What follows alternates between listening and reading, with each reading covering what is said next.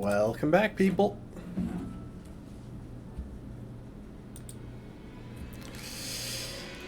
Today, we're trying something that I'm probably going to regret.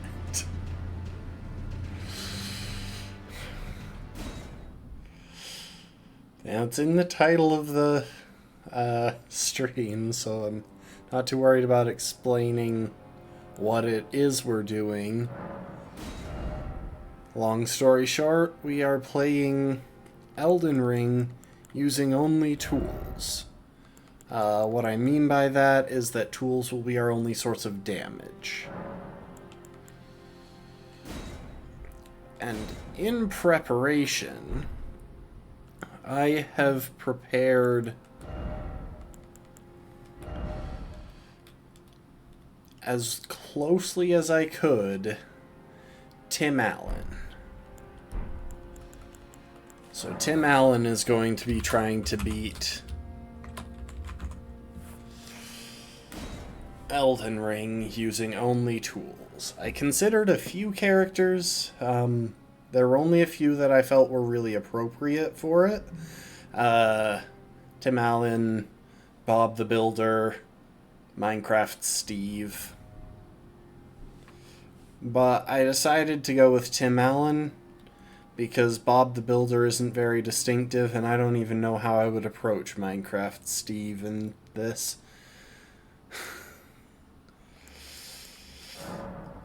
Oh, let's see. Welcome to the stream, Rafkin. As far as items go, I think we'll be going with the golden seed for our keepsake. And we're going with the astrologer class. I looked at the different classes and felt that this one was the best fit. It has good mind and intelligence starting off, at the cost of only a little vigor and faith. The other stats really don't affect us at all in this run. So yeah, it is time to start the game as Tim Allen. So kicking it off here, we're going to be doing a pretty standard startup, except that we don't really have to worry about smithing stones, because those aren't really relevant to our build. The fallen leaves tell a story.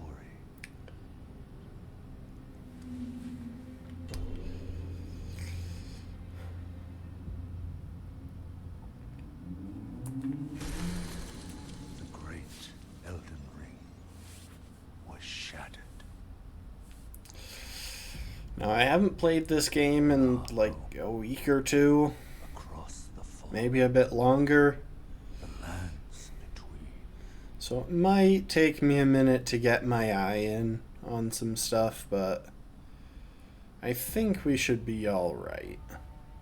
Now, Queen Marika the Eternal. Hi, Marika. Is nowhere to be found. And in the night of the Black Knives, Godwyn the Golden was first to perish. Lots of lore going on here, but we are going to sit through it because Marika's offspring, it's demigods, important, and claimed the shard. I'm guessing there are people here who won't have seen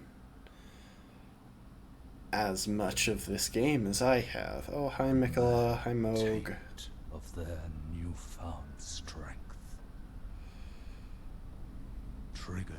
Reichard, how's it going?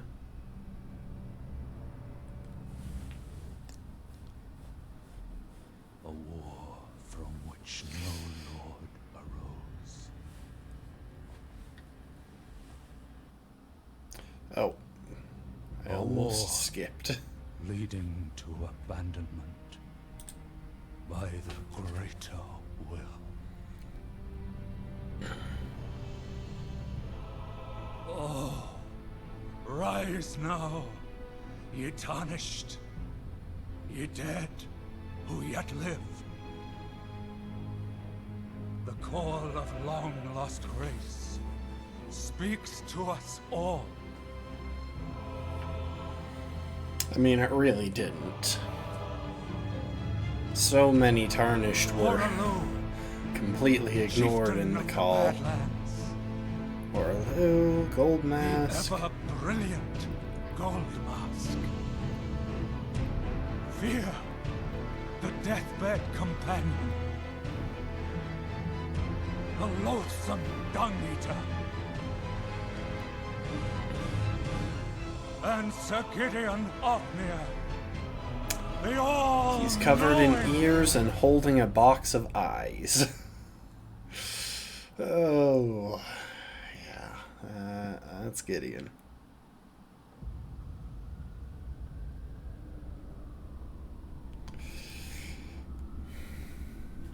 And one other, whom grace would again bless.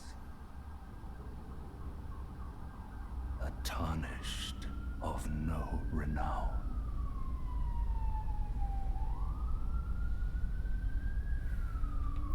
That's us. Across the Tim Allen, the Tarnished of no renown. lands between. To stand before the Elden Ring. And become the Elden Lord.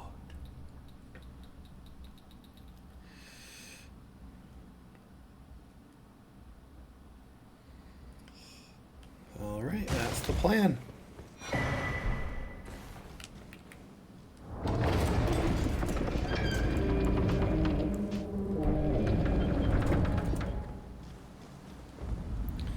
We don't really need much of this equipment at the moment.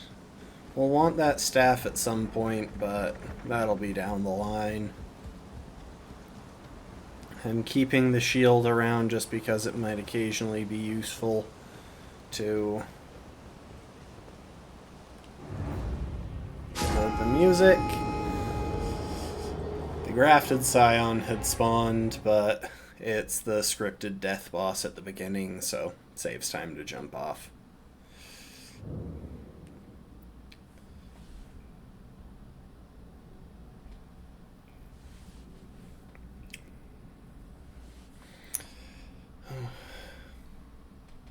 Yeah, it might occasionally be useful for us to guard. I have a little paper next to me that routes out our early game path. Because there's some stuff. The start of this game, for the most part, follows a popular startup guide by Thingfishy. You can find him on YouTube. Don't worry, Torrent. The startup guide covers just generally getting a bunch of runes, upgrade materials, stuff to boost your flasks, those things. Hi, Torrent. How's it going? You're such a good dog. Hi, Melina. One of his kind is sure to seek the Elden Ring. You're not a dog. But you are good. Even if it does violate the Golden Order.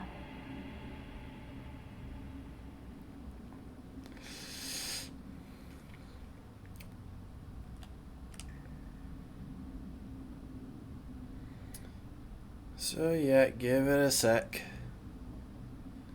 We will respawn.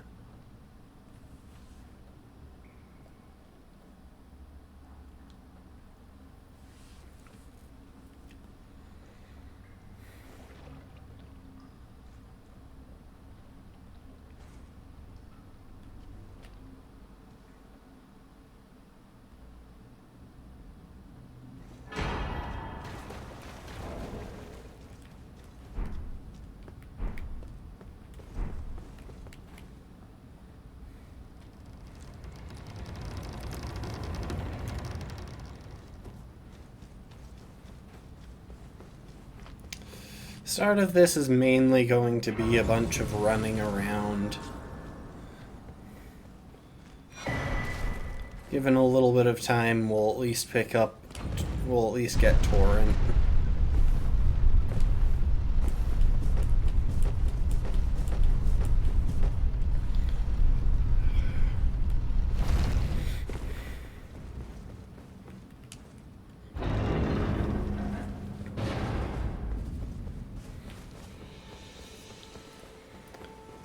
Sup, Vare? We're not actually going to talk to you. You don't really have anything to offer us this playthrough. Well, that's not even entirely true. While I'm mainly focused on tools in this run that let us do damage, I will try to get all the tools. Just because I think that's a fun plan for this.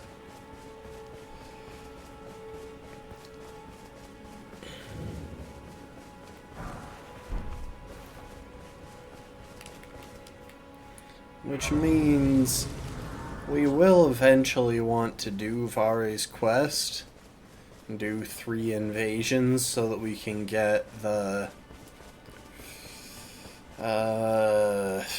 medallion that he gives you.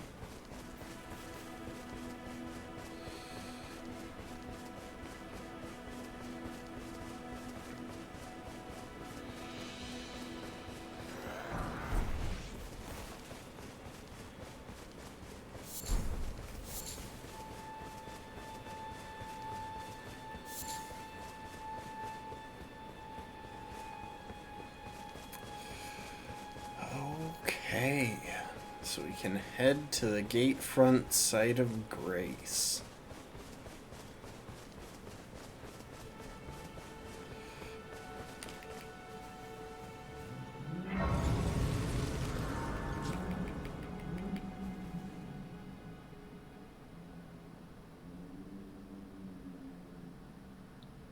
How's it going, Melina?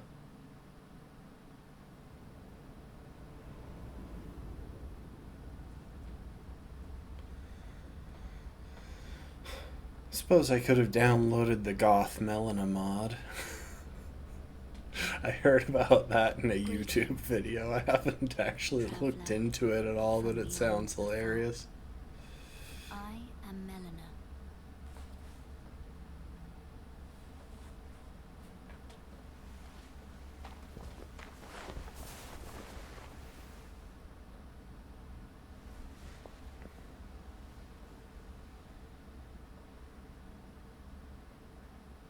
I offer you an accord.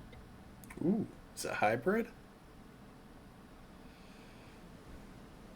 Have you heard of the Finger Maidens? They serve the Two Fingers, offering guidance and aid to the tarnished. But you, I am afraid, are maidenless. Yes, I am aware. I can play the role of maiden, turning runes into strength to aid you in your search for the Elden Ring. You need only take me with you to the foot of the Erd Tree. Then it's settled. Summon me by grace to turn runes into strength. Ah, another matter. I bequeath to you this ring. Use it to traverse great distances. It will summon a spectral steed named Torrent. Torrent has chosen you. Treat him with respect.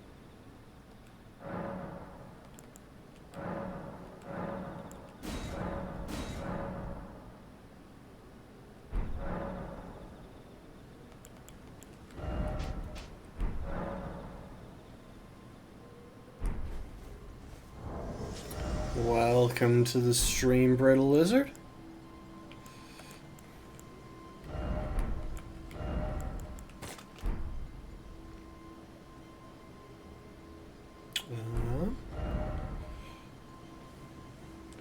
Okay, while we're here, we are going to warp back to the Church of LA real quick. This way, Tarnished. May I have a word? A Hi, pleasure Ronnie. to meet thee, Tarnished. I am the witch Renna. I'd heard tell of a Tarnished hurtling about atop a spectral steed. Well, I and haven't upon ridden looking him into yet, the so I matter, don't know how you the heard talk tell. I surmise is of thee. Thou art possessed of the power, no? To call forth a spectral steed named Torrent. Ah, as I had hoped, I was entrusted this for thee, by Torrent's. 'Tis a bell for calling forth spirits. Summon them with it. from ash and return to the Erdtree, the spirits will obey thine command but briefly. As they recall battles past, now it is thine, to do with as thou wishest. Forgive, I doubt we shall again meet. But all the same, learn well the lands between. How long will it be, I wonder, before the tarnished tire of obeisance to the two fingers? Okay. Now we are good to go. Let's start getting the stuff together that we will want for the run.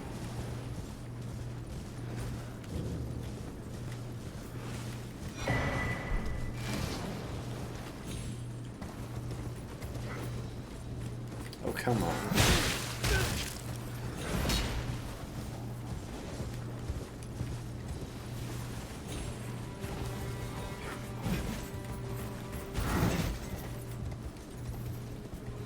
Okay, well, they're probably going to follow me down this time. Maybe not. Maybe they just never come down here.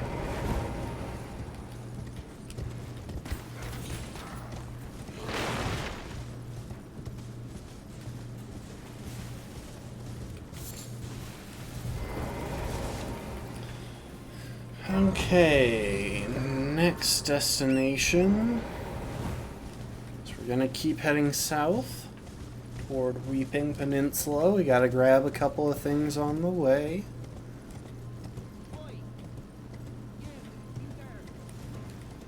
Bach, I will rescue you, but at a later time.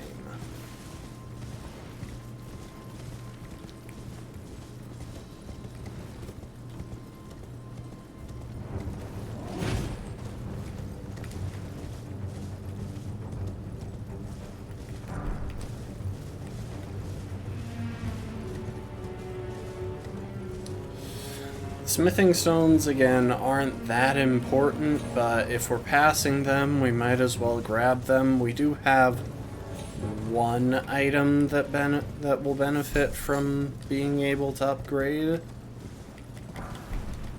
Okay, we got the foul foot.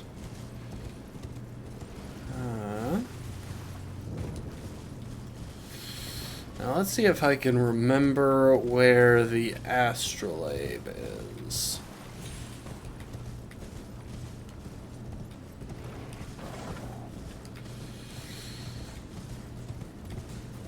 If I recall correctly, it's up this hill.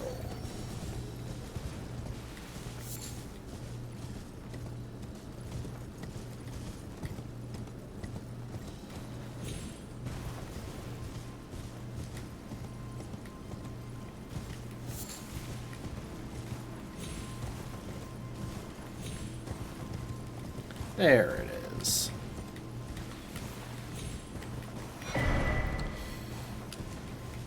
That's one unique aspect of this run. Part of what we're collecting in our preparation are some starlight shards.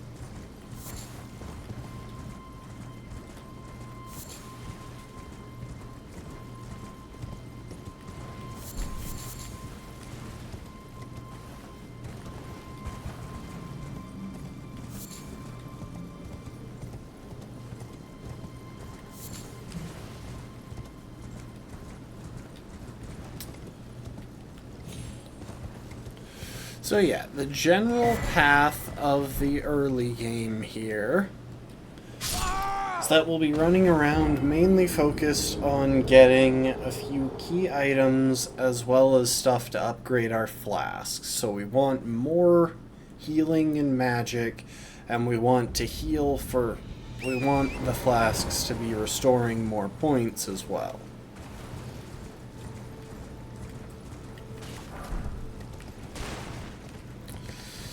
The other big thing that we want as we run around here are runes, because those will be able to get us various useful things.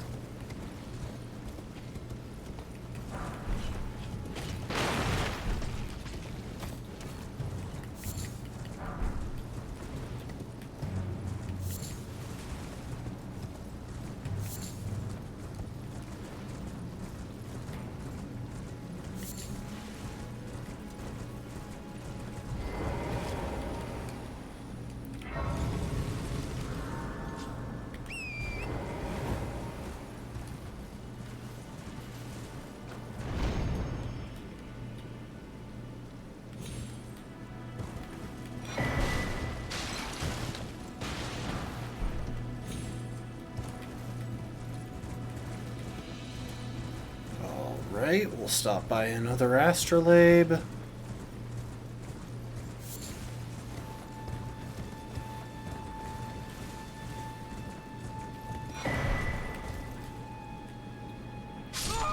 And I'm just yeeting myself off cliffs rather than warping back to Sites of Grace because it is slightly faster.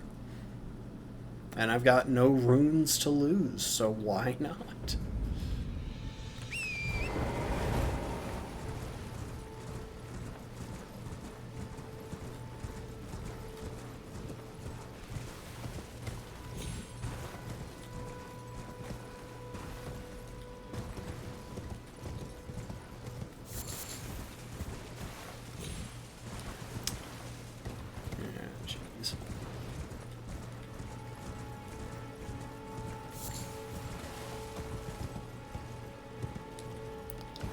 Okay, we can go ahead, grab the golden seed here, if I can get the angle on it.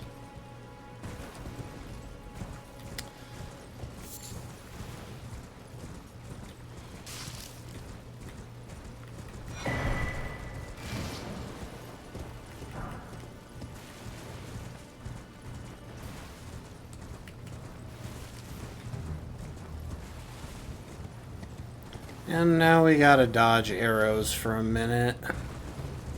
Again, getting smithing stones isn't strictly necessary for this run, but we do have a couple of extremely minor benefits that come from getting them. Specifically, we will be using incantations and spells for buffs, and that includes potentially using healing spells, which are pretty much the only thing that will be affected by any sort of weapon scaling in this run.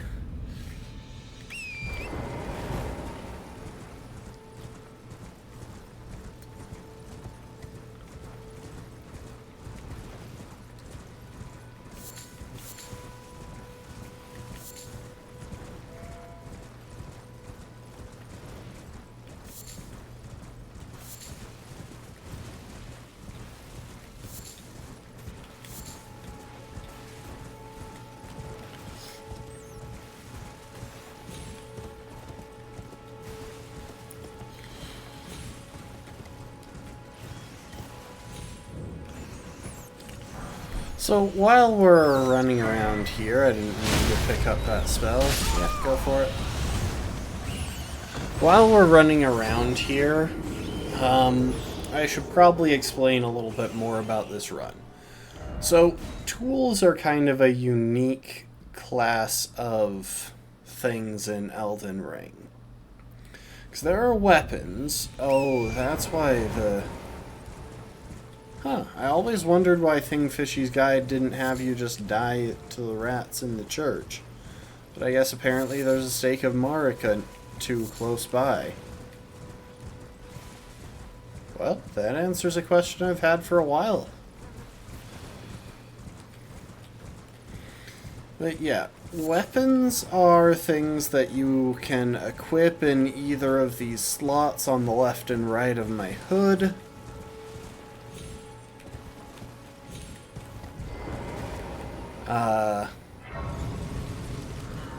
Oh, speaking of hoods, I never noticed this outfit's hood, if you remove it, is just lowered. That's a neat little detail.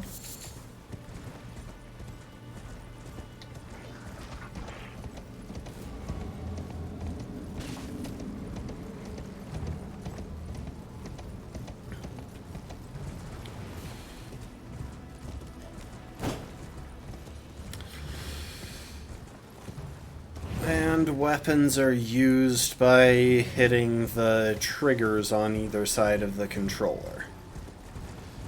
Then there are consumables, which are items that you carry several of in your inventory, and you can use them a number of times that you have them. Typically, these will be items that you throw, with a couple of exceptions.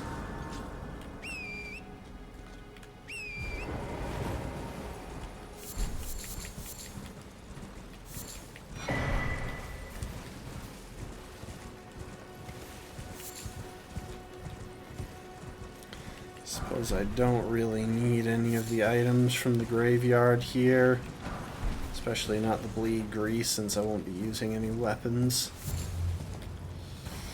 Anyway. Consumables are generally equipped to the same button that you equip your healing flasks to. See, if we look in equipment here, these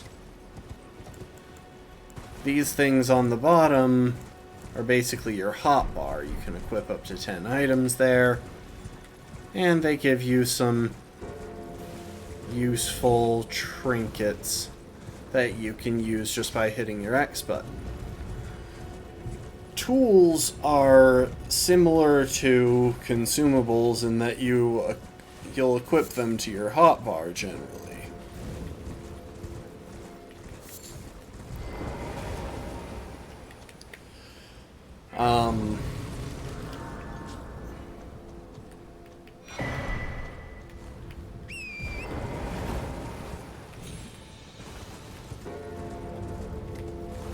Oh wait, why am I going anywhere?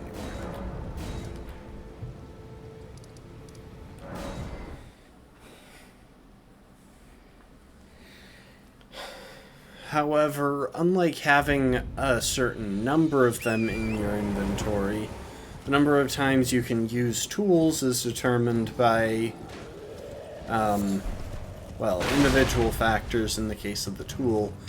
If it's a tool that deals damage, then it's going to be determined by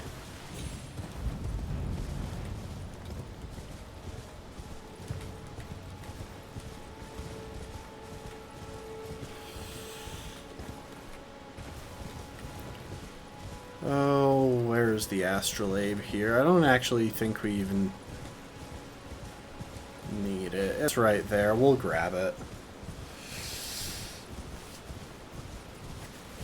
The number of times you can use tools are determined individually. With the damaging ones, they use your magic points to activate. And that is why I chose the character with the highest mind, because mind is our ammo, and tools aren't necessarily the most efficient damage for shots in the world.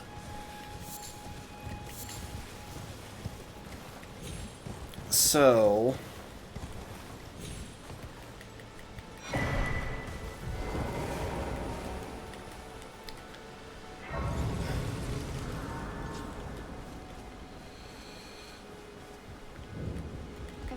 kills everyone who only to have that. Did you know? It's quite a... You're all on heading to entice. Well, that, but I don't have. It's scary. I want on nothing. Oh, can you take? And it'll be glad. It was a pleasure. Oh, tell them I love them fine again. Okay, bye, Roderica. I don't actually know how to pronounce her name. That.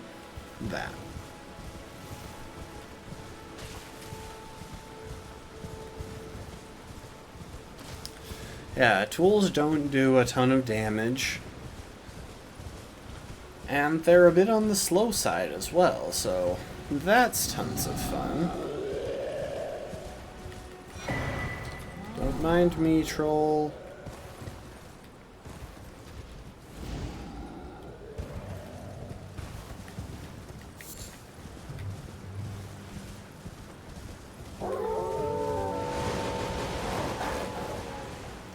Now generally this is the point in the startup where we would go to the knight up there at the top of the hill, you can just see him in the distance, to get the Ash of War Golden Vow. But we're not actually going to be using that Ash of War.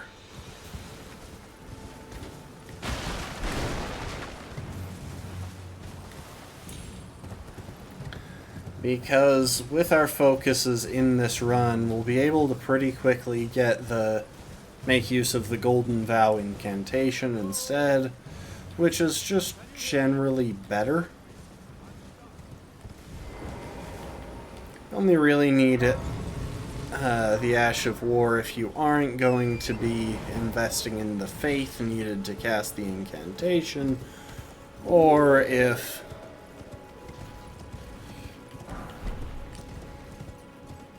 you want to play with a region locked rule set. Say hi to the dogs. Let's go, dogs.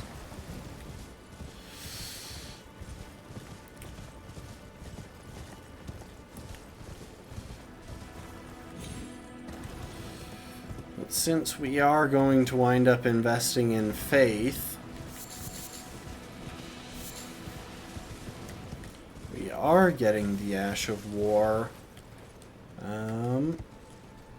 almost exclusively, as far as the early game is concerned, to cast Golden Vow.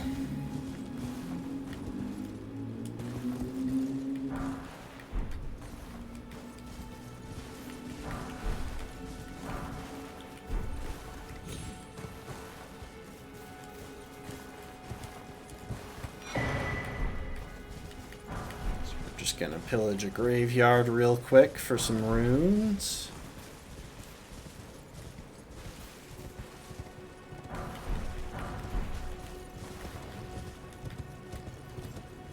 Oh, wait.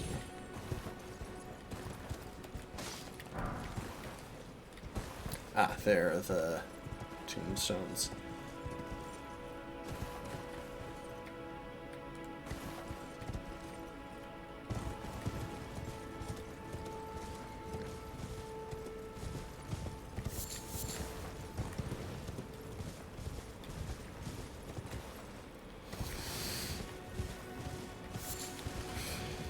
So yeah, as far as stats go, obviously we want Vitality, which determines our health. We want Mind, which determines how often we can use our tools. And then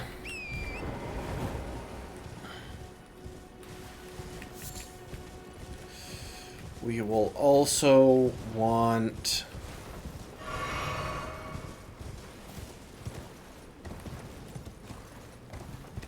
Intelligence and Faith, which are the stats that our tools are going to scale off of. In the early game, we're going to try and focus primarily on Intelligence, because that is what our tools scale off of. That's what our early game tools are going to scale off of. See, as weird as it is, there is only one tool in the entire game that is not locked behind at least one boss. So that's our plan. That's what we'll be starting off with. And then a lot of our early game route will be centered around getting through the bosses that block our path to other tools.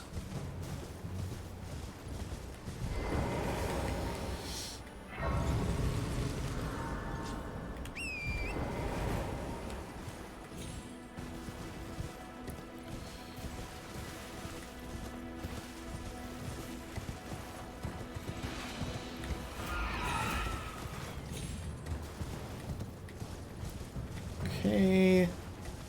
Grab the seed from Fort Height.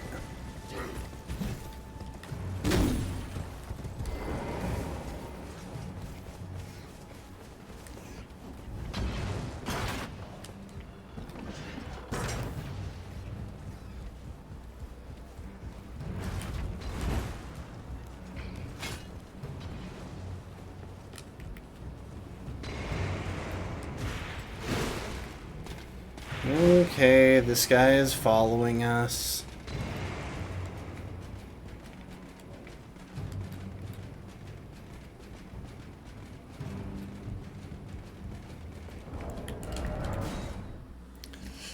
Yeah, I'm just gonna clear the enemies that are chasing us.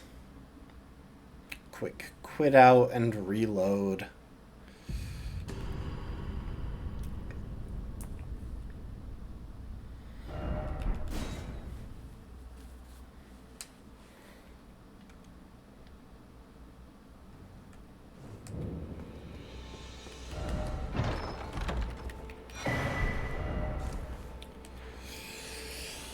Okay, back to the Third Church of America.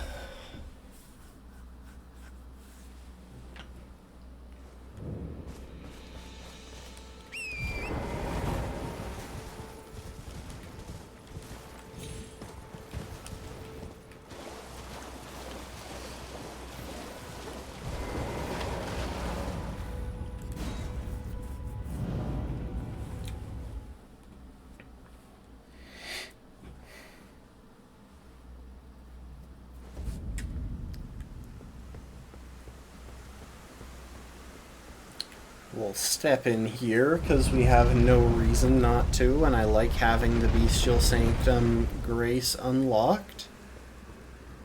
It's useful to have a path here to the far end of Caelid if we want it.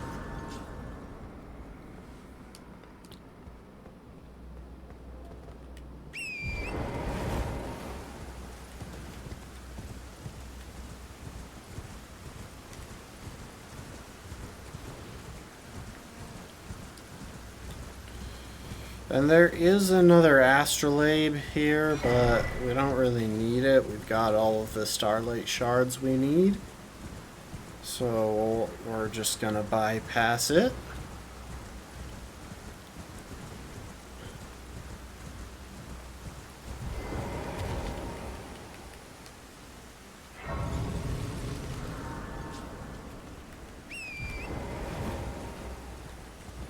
If you saw that shade that was standing in front of us and the hat it was wearing, we will be making good use of that hat later on, hopefully.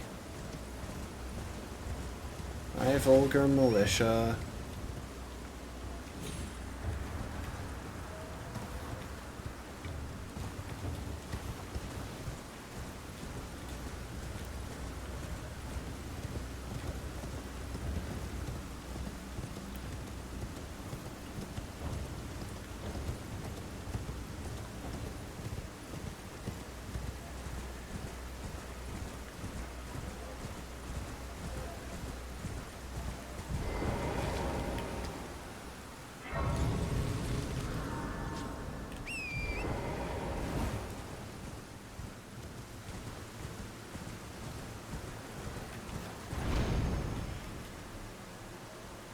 Got another graveyard to pillage.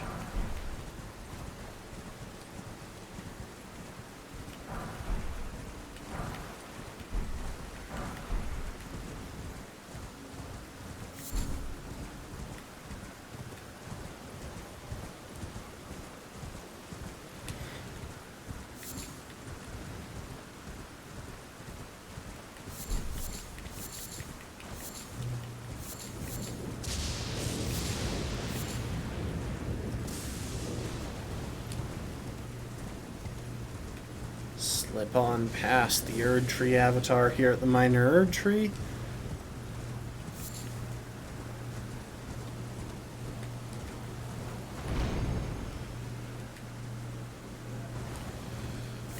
Interestingly, so there are two things that we'll want to grab up in this fort. One of them is necessary. The other one really isn't for this run, but it's just a nice thing to have in the grand scheme of things.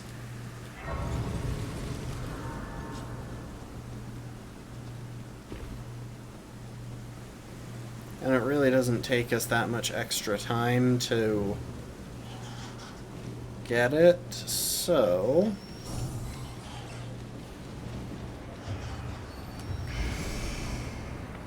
we'll probably get poisoned here. Maybe not. Hey, what do you know? I think we got through without getting poisoned. Thankfully, nothing on that level can climb a ladder. Okay, so the important thing is right here. In Fort Ferrith, we pick up the other half of the Dectus Medallion. And then we run like a lunatic.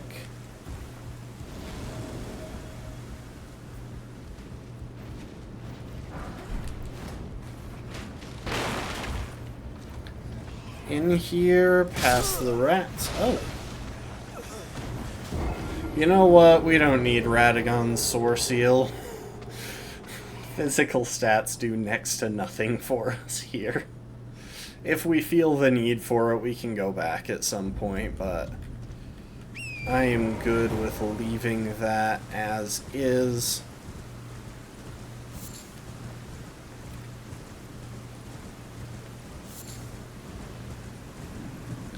Now, we'll sneak past Grail here. And by that I mean Grail will wake up and scream, but we will already be running away.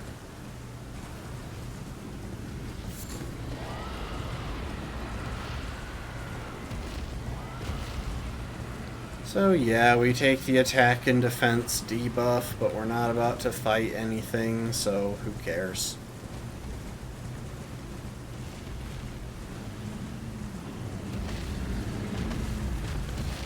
Sneak past many of Grail's children.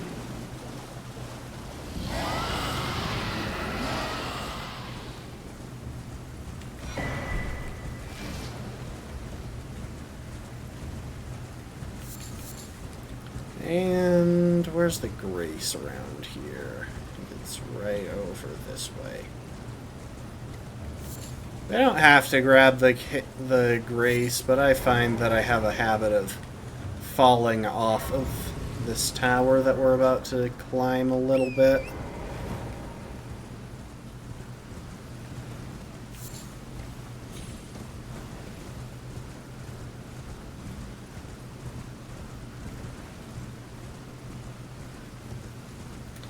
Now the question is, can I remember where the rune that we're here to grab is?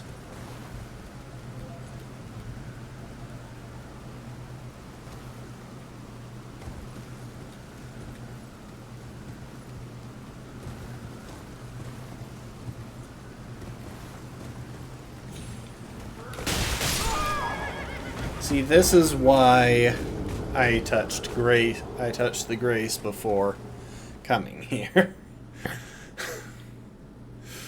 Because we are in an area that is very above our level.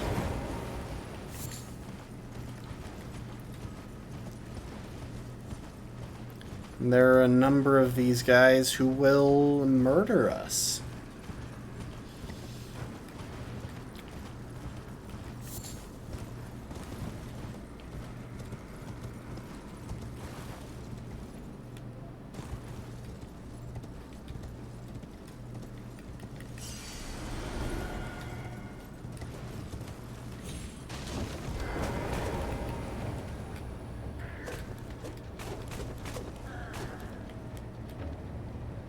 I think he stays down there.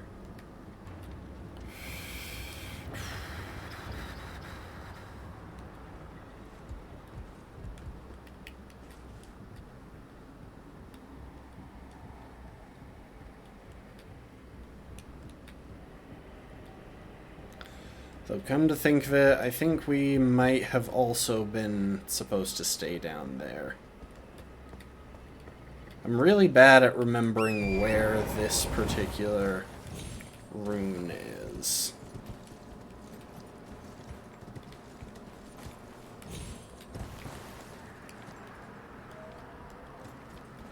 Yeah, I think we were supposed to go across, not up. Hang on, we're going back down. I wouldn't bother, but this thing is worth like 10,000 runes.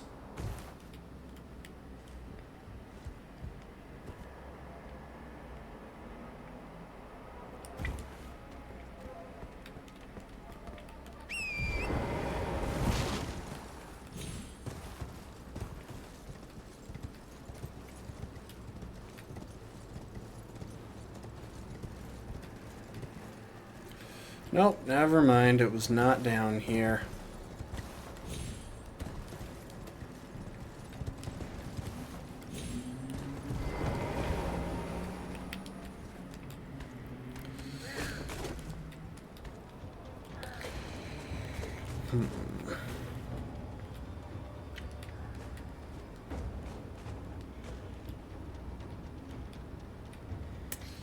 Okay, so where is it? We need to make it up to the top.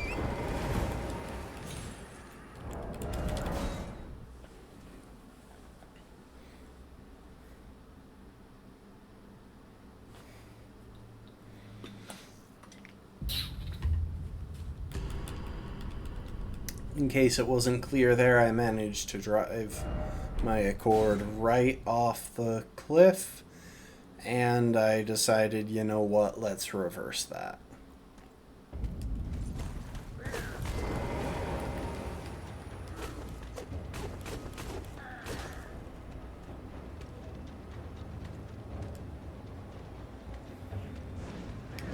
Yeah, for some weird reason, he doesn't know how to climb ladders, which is bizarre because every other soldier in the game seems to.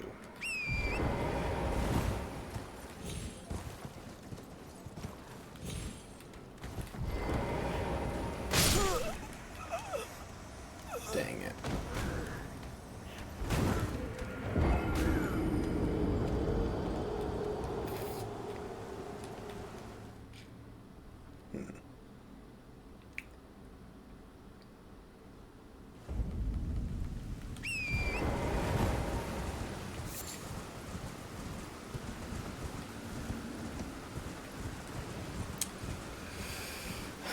Can I get off of that upper branch high enough to not have to deal with that guy? I don't think so. Well, maybe.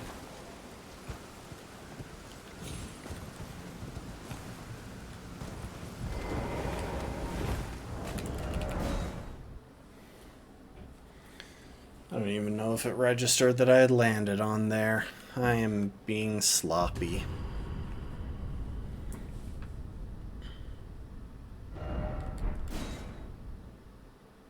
If it did register that, then I might have a decent chance of getting onto the ladder.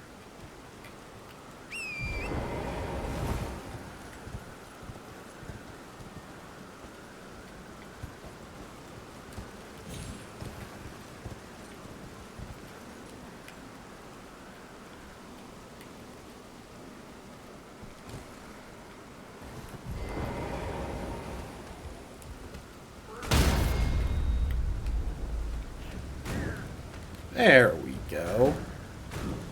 I'd like to say that I'm quite proud of that parry, because I'm not especially good at that parries.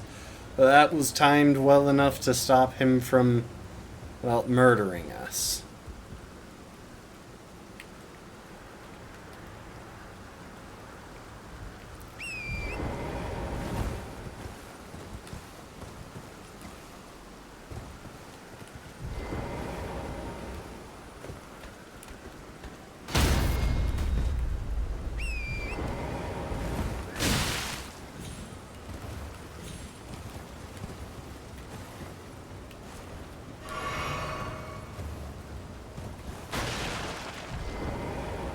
There we go.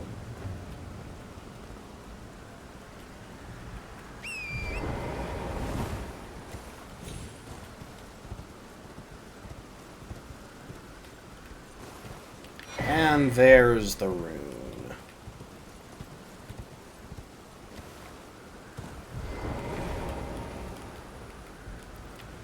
And just because we're here, we'll also grab the grace that's up at the top of this ladder.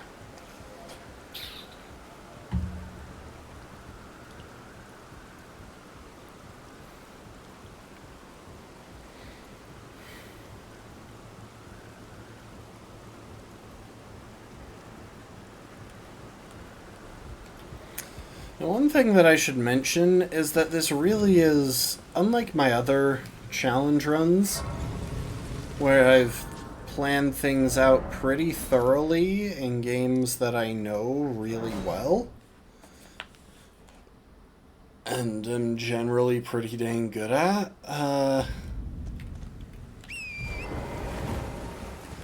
my planning for this run has been pretty minimal. Because Elden Ring is a pretty big game, and if I wanted to plan this out in detail, I would need to look up and do a bunch of math on various bosses to determine if this is even possible.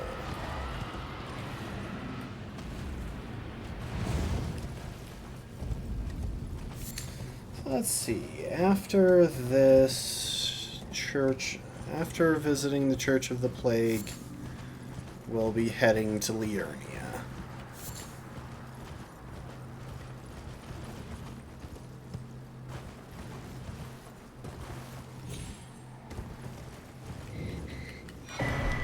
Hi, Millicent.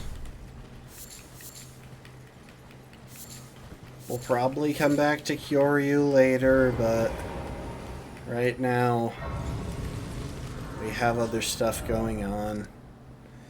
Anyway, yeah.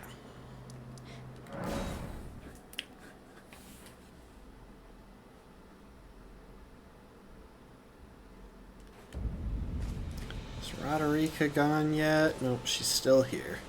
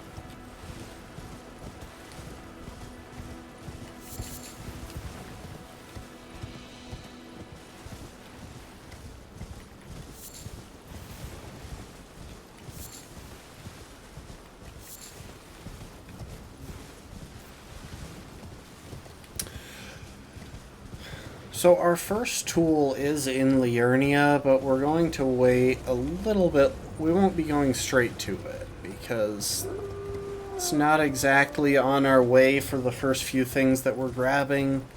So might as well just wait to pick it up until it's convenient. We don't have to fight anything yet anyway.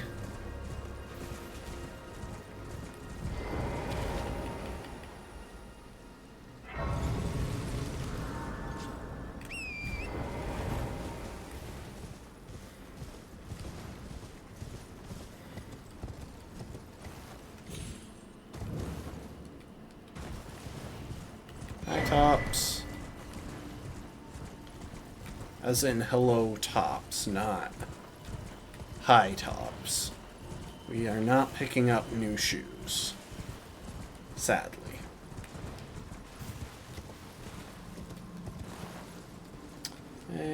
There you are.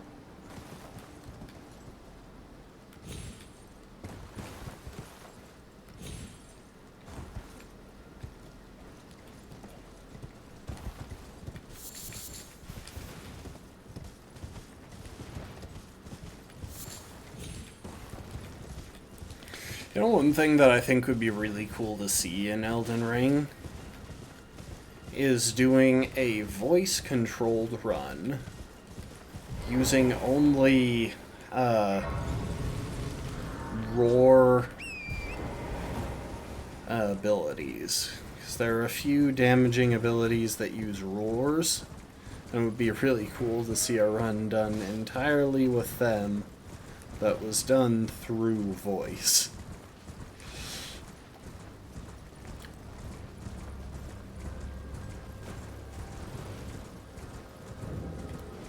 So, we're in the Purified Ruins.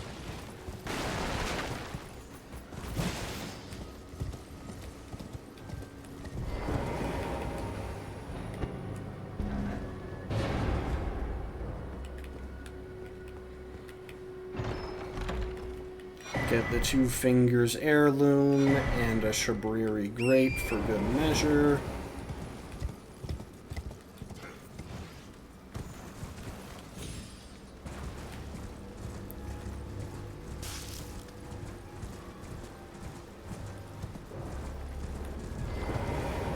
And then we visit this handy-dandy little waygate.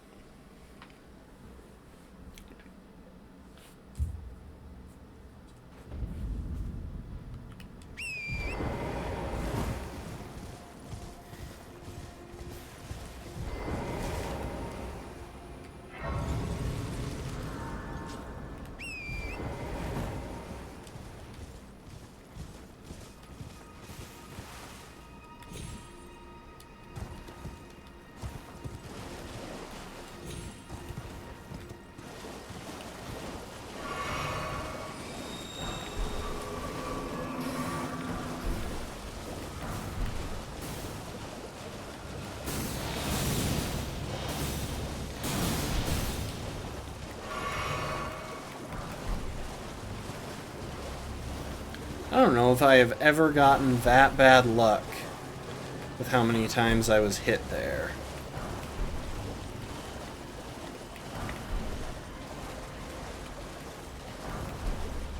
And all I want is to steal the runes that you're not even using.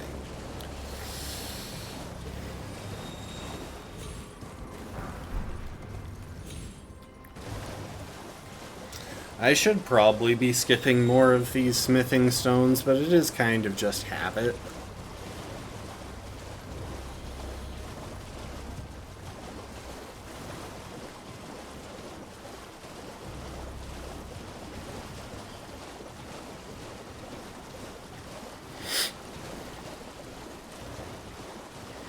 Alright, fun little trick here that I learned from Thing Fishy's guide. If we head up this rock to get the key, we don't wake the dragon. So we can teleport out without having to quit or anything. It's nice.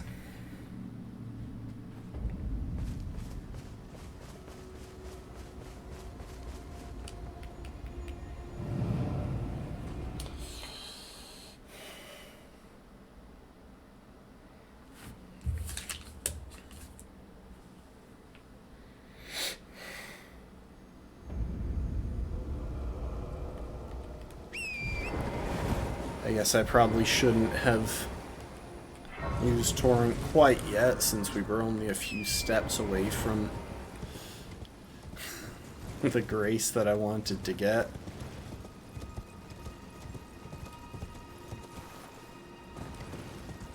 Well, funnily enough, this particular seed isn't included in Thing Fishy's guide. Do I know why? Not really. I kinda do, though. I think in a comment he said that he just forgot about it.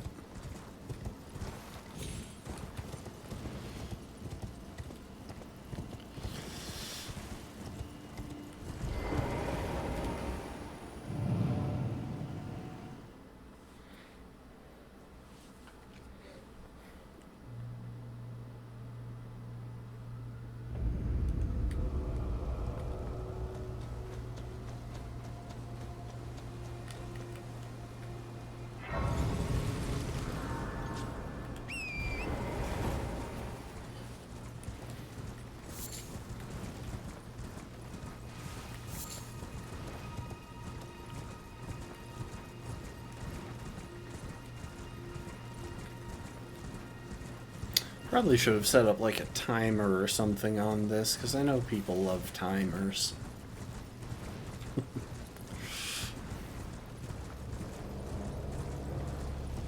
Nah. We don't really need a timer.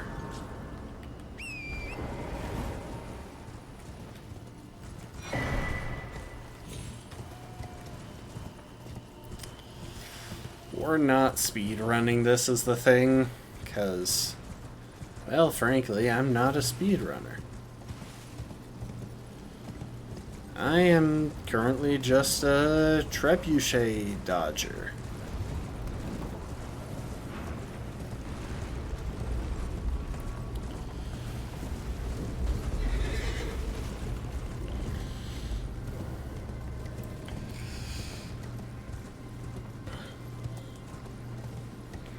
I have gotten mauled by those trebuchets while trying to make this approach before. Though to be fair, it was my own fault for going somewhere that they would be able to successfully hit me.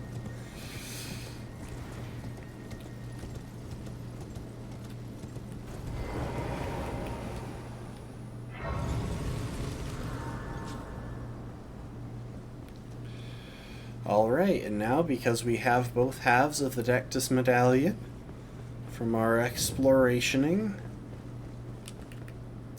we can head up the Grand Lift to the Altus Plateau. All without facing a single boss. I honestly think that that is a deliberate, like, a design choice. I think that FromSoft, leaning into the fact that they made this an open world game, wanted you to be able to make it pretty far without having to face any bosses if you knew what you were doing. Because it does open up a lot of extra variety in runs in this game. You can play through this entire game focusing pretty much exclusively on almost anything that you can get from Limgrave, Liurnia, Caelid, or Altus. And given there are only a few places beyond that you have to get past Altus to get to, or parts of those areas to get to, it opens up a lot of unique builds, which is one of the coolest aspects of this game. It's one of the things that makes this game so replayable. Elden Ring has pretty impressive replay value.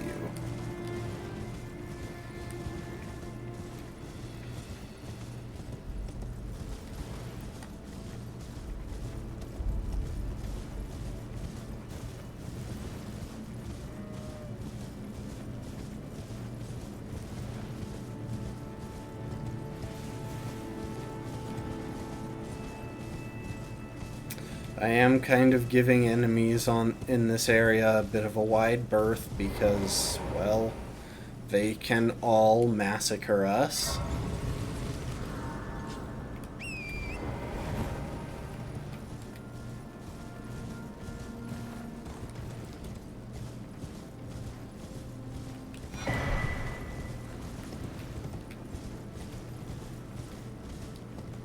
Oh, you know what? I want the map. It's not necessary, but I like having it.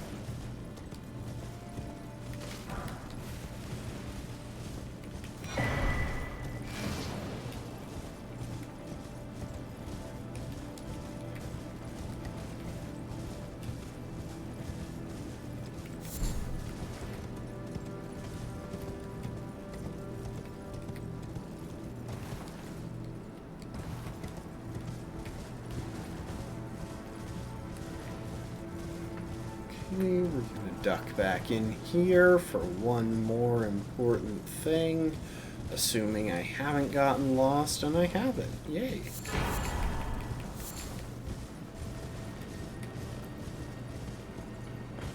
So that was the Amber Starlight, which will go into part of the same quest that the Starlight Shards we collected were for.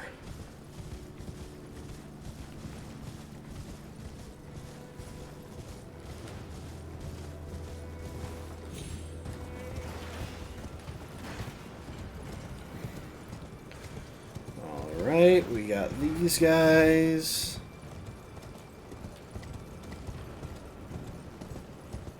Then we got knights.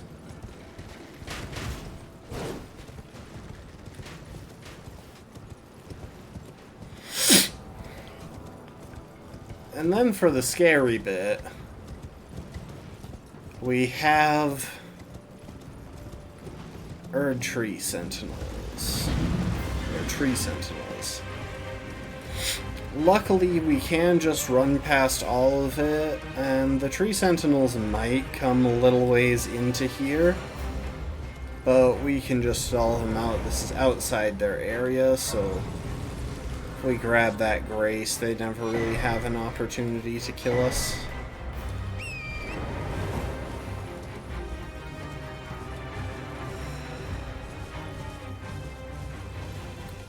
Alright.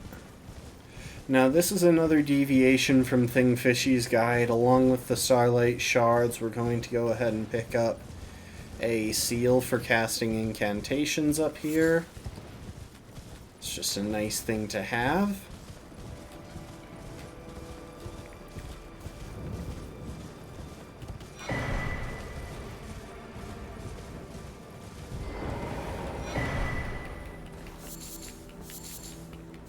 Grab some golden centipedes too, because why not?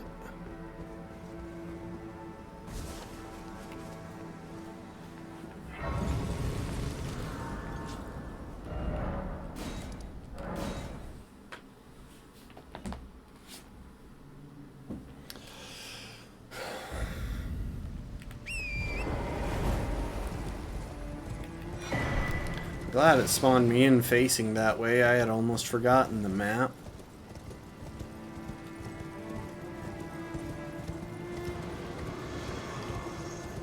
Hi, Mr. Gargoyle. We're not gonna bother him. He's doing his thing, we will do our thing.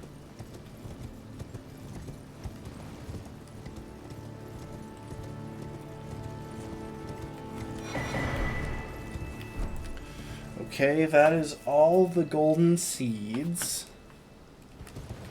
that we're getting.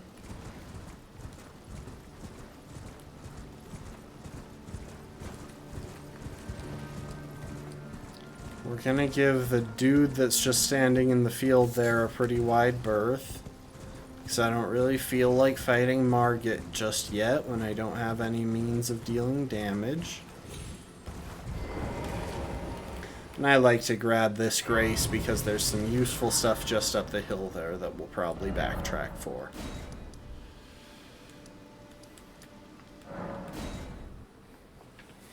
Alright, and back to here.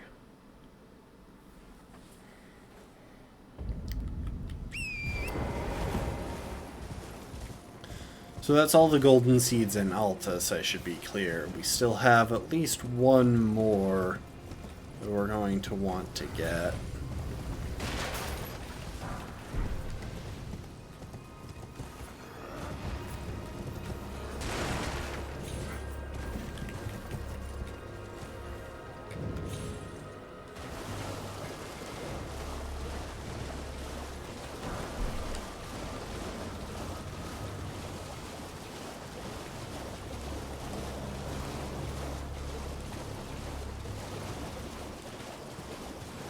Well, welcome to the stream, Be Marching. We are currently doing setup for the run.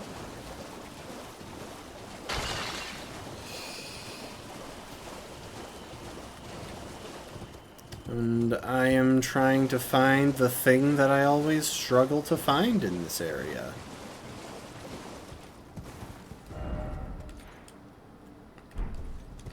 Okay. It's just a little ways up ahead here. Grab the Grace. Grab the map.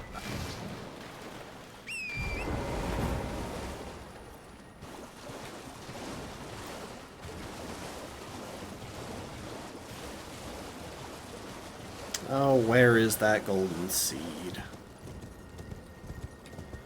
I can never find anything in this place. You'd think that the Academy would have a more intelligent system for labeling their streets.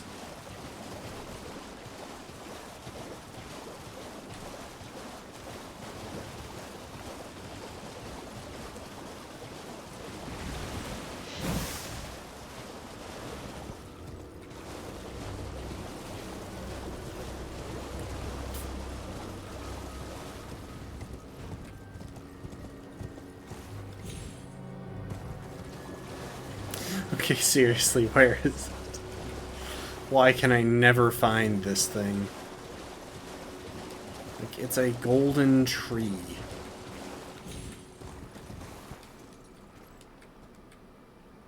It should stick out by a mile, and yet I can never spot it.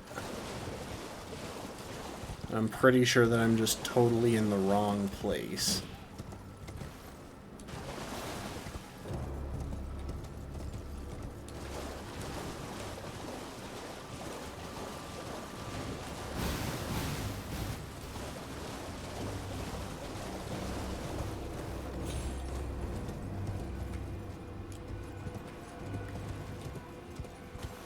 I think it's farther. I think it's closer to the Academy itself.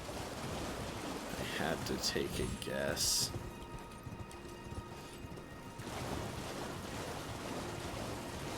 There it is.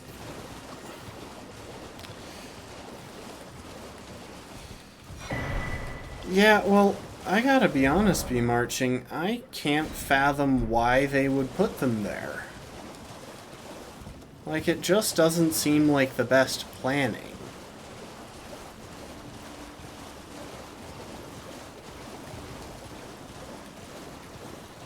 Okay, so we're gonna do some slight course correction just so I know where we are.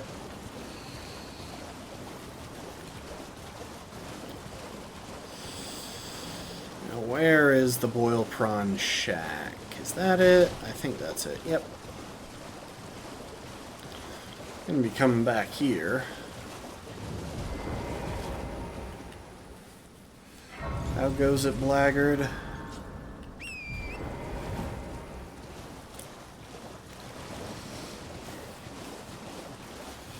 I don't even know if we really need the Dex Physic, but it's nice to have.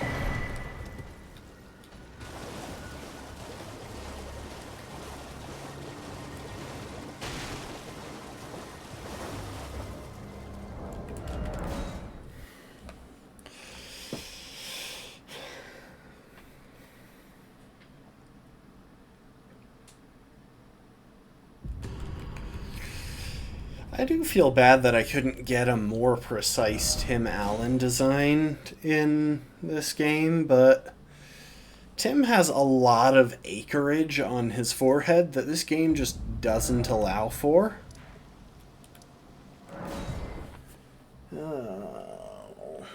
Roughly north.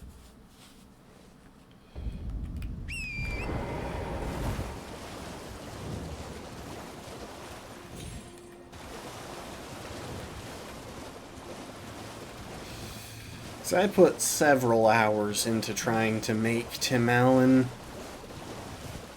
and I got as close as I could. It also doesn't help that that there's no option to just have your character be smiling, because the vast majority of Tim Allen pictures have him smiling. Like, he's an actor, that's kind of part of the deal. They tend to be smiley people.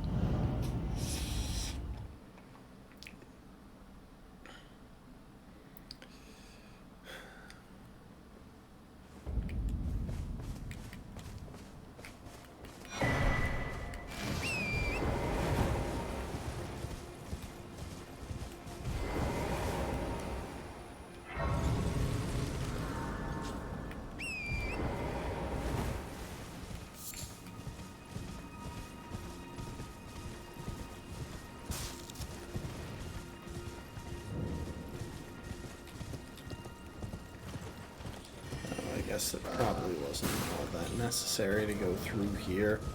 There's a breakable wall that you can get through to get over here to EG, but what happened to my double jump?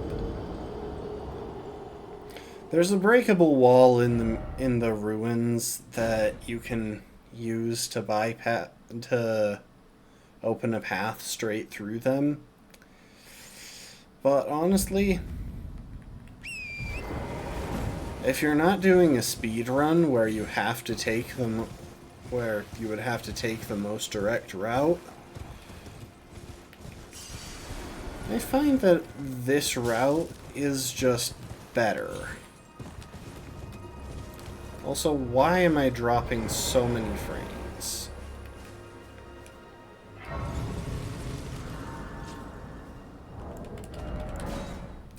I'm going to quit out and load back in real quick.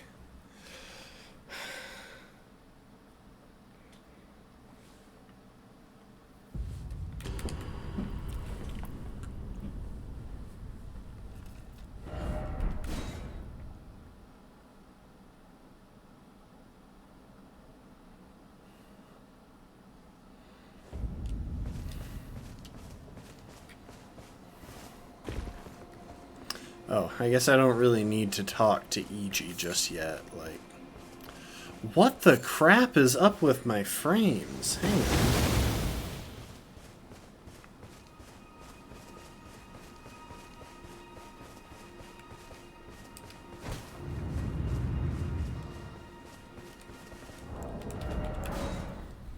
Sorry, I'm going to close out of the game completely real quick.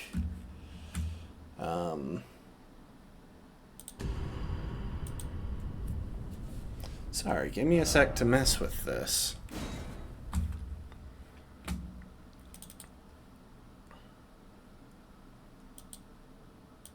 Oh, I think maybe that's what caused it. I just got about 1,000 notifications from Epic Games.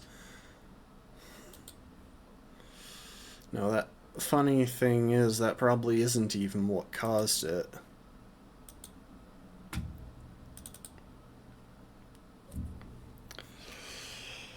Alright, give it a sec.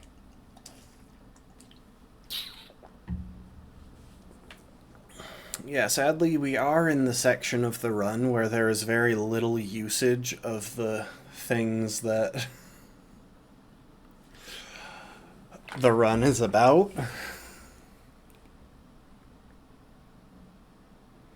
It's okay, we only got a couple more items that we need to get a hold of.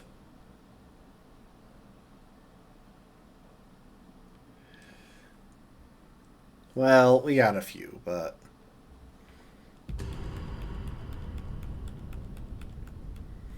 setup for Elden Ring runs tends to be pretty long. Unless you region lock, that cuts down the time, but that makes the rest of the run longer.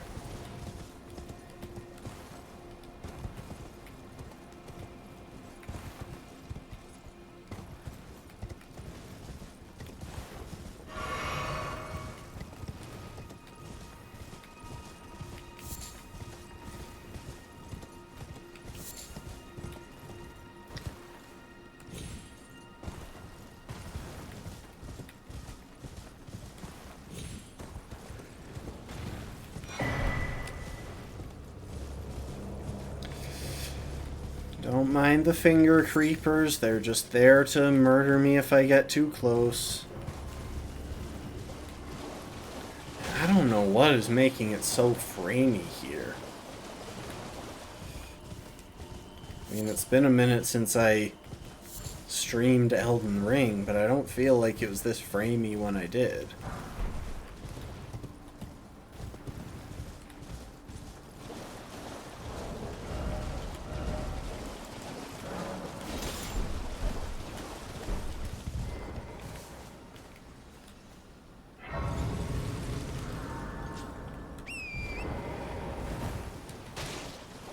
And yes, I'm aware that we don't have the stats to use that seal just yet.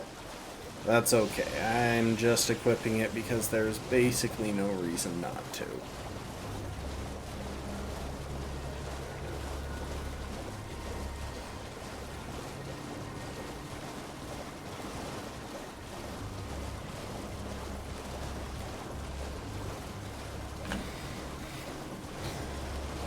So my goal for today's stream... Oh, crap. I just realized I forgot to load... Or I forgot to switch views. You didn't miss much. I picked up the ingredient for making our wondrous physic boost our intelligence. And we rode into a canyon.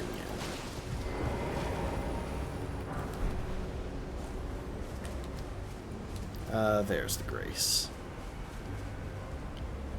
Hi, Grace.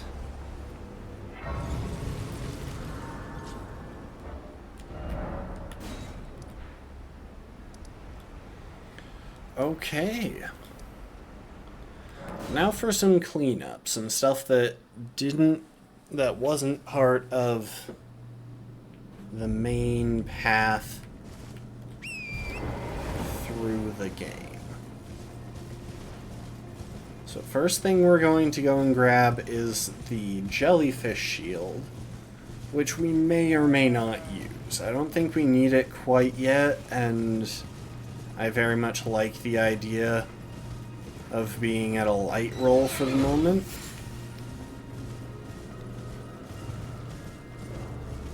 Which, equipping a great shield will almost certainly change.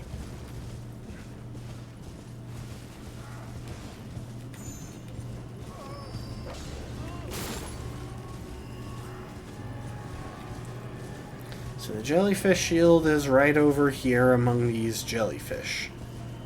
I know, wild.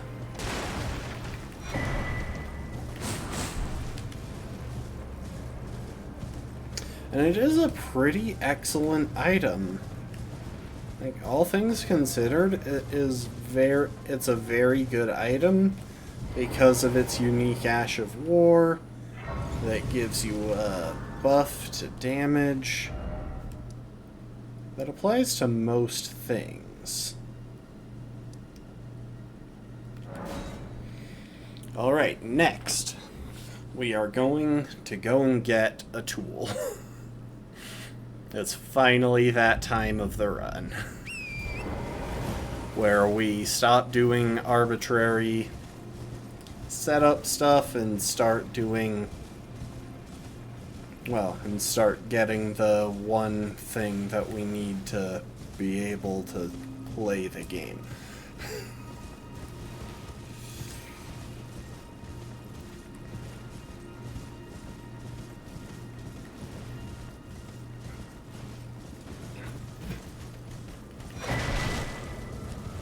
I don't know why I always grab that. I'm pretty sure I can't even use the Glintstone Craftsman cookbook.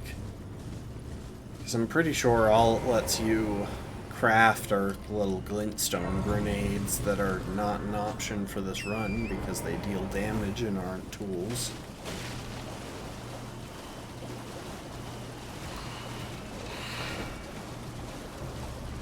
Okay, now we do want to take a second and get these guys to move away from the map. And then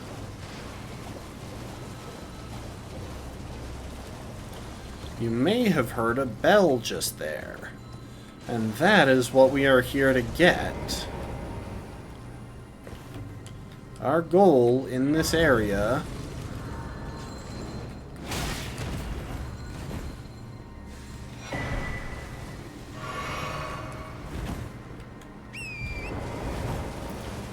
is to get the Wraith Calling Bell, which is our first tool.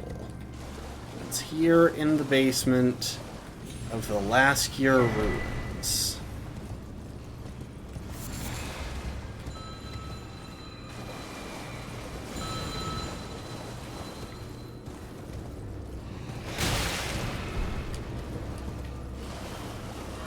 if I can remember where the basement is. Ah, there you are.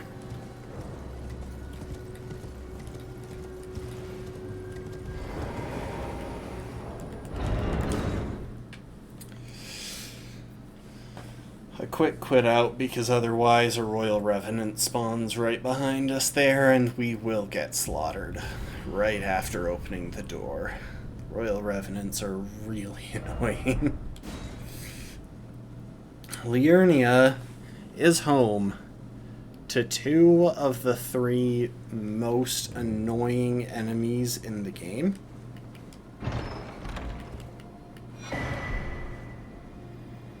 Okay, we got the Wraith Calling Bell. And let's do a quick little warp to the Third Church of Marika.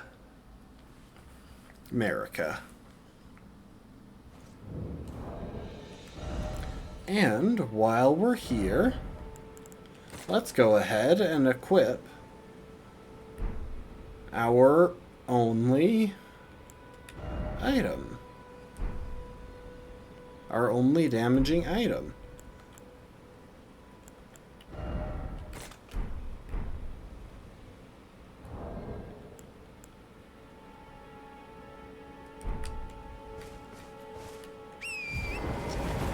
So yeah, now we have a bell.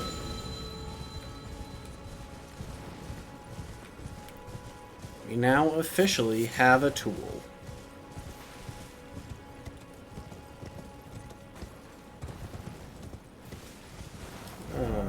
While we're here, let's go ahead and grab the map from this area. I like just having the map.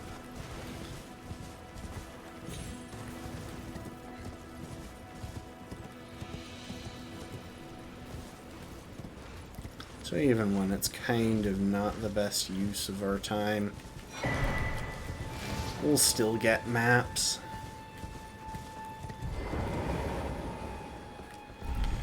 And now we get to spend like 2 minutes riding an elevator.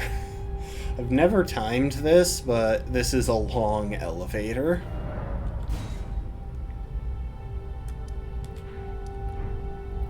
What we're coming down here for is a specific talisman that's going to be useful in a good chunk of the game.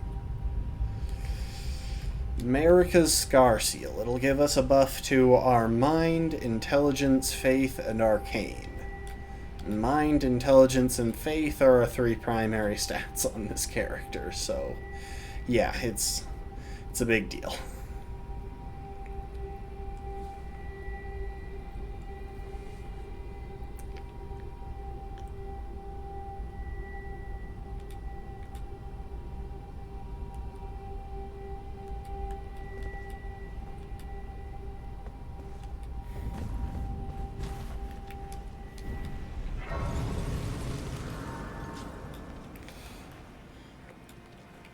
Oh, right. I have to get like 3 steps farther this way before I can use Torrent in this area.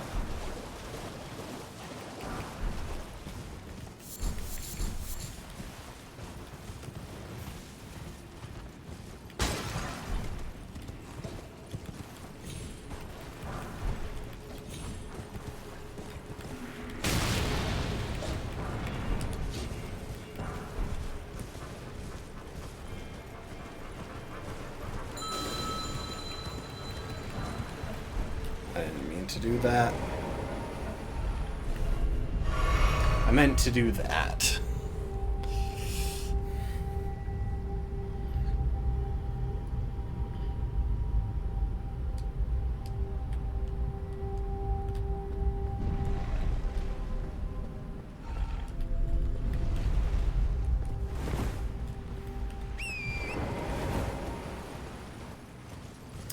There's a big crab over there that we're going to leave alone because I always die to it when I try and mess with it.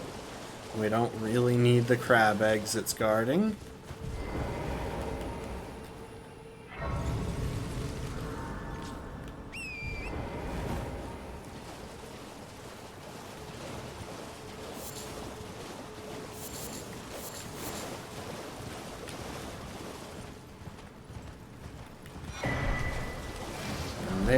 have a map.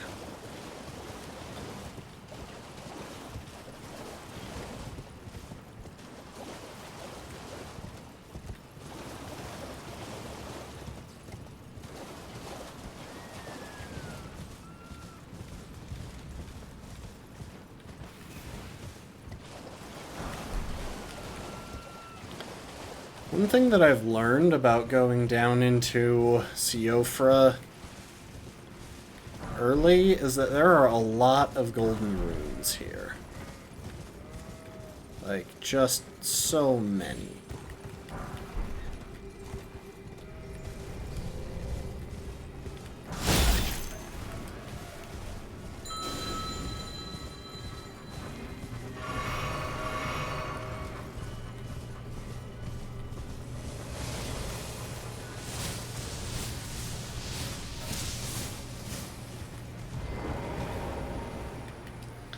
Don't mind that.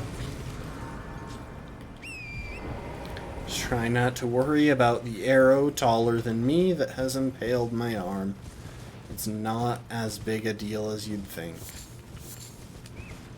I just took a couple of sips of juice and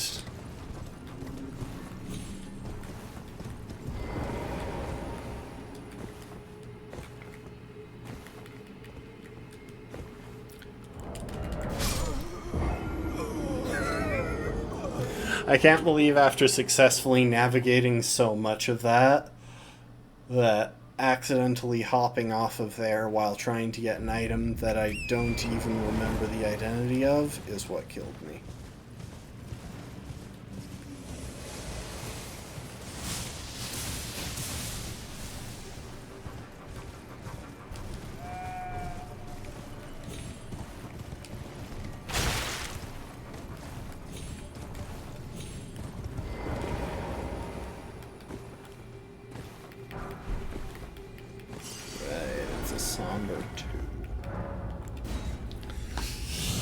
Anyway, now we're going to get to what we came down here for. And all it requires is that we go around a boss that would very much like to absolutely massacre us.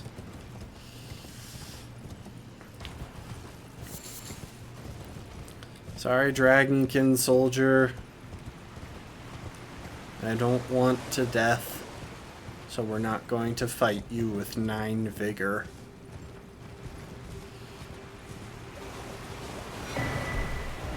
Okay, we got Marika's Scar Seal. What else do we need? Did I ever pick up Roderika's Seed? I don't think I did.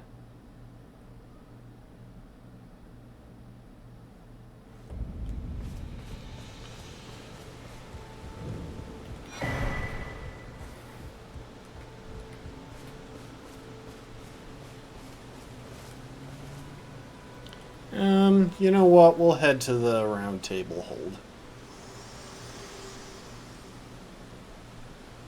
Forgive me. I've been testing you to determine... No. Why does your hair look so white in this light? Have you, if you had the mettle to endure this long and arduous path. I just spent like an hour and a half getting supplies together, so... Had your measure from the very start. Whereas I merely pretended.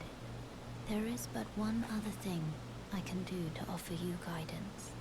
I can take you to the Round Table Hall, gathering place of tarnished champions, guided by grace.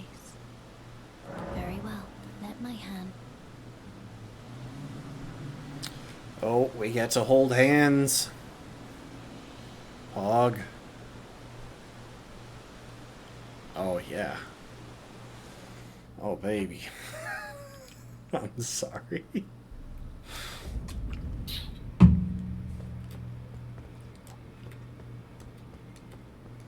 Alright, let's say hi to some people. I can't remember very well. It is said.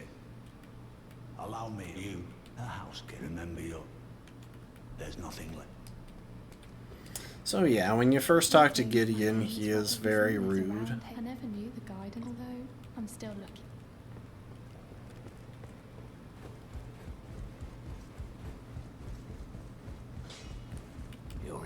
No matter, lay out your own. Look at her, she's crazy. She has a sore out her eye.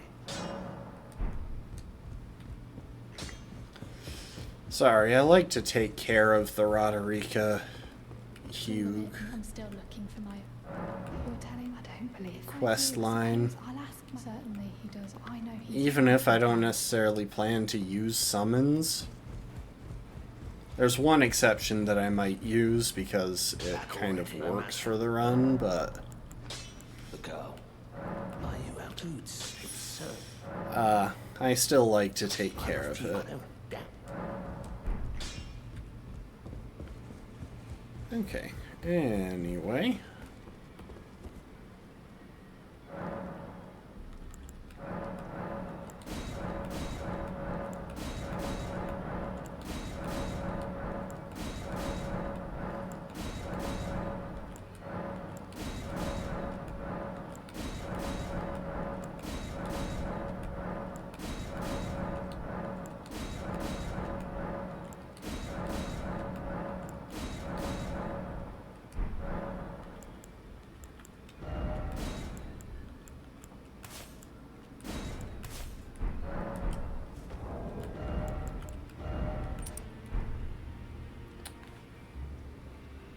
Oh, and I should reallocate my flask charges.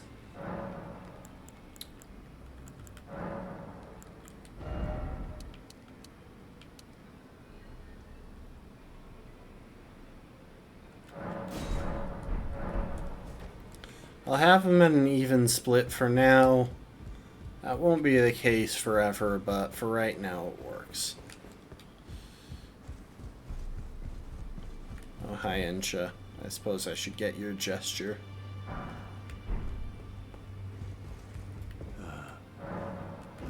Then you would do stand a bit if those words help. Follow the guide, do so, and you.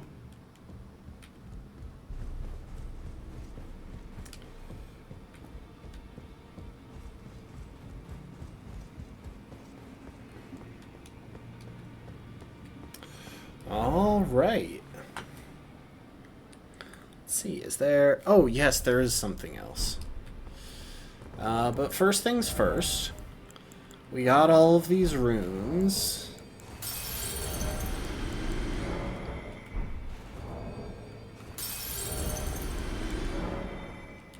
So we are kind of just going to churn up as many of these runes as we can really get away with.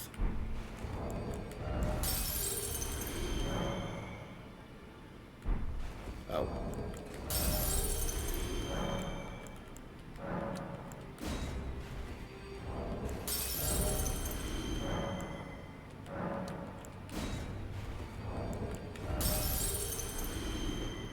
I'll save the rest of them for a bit later.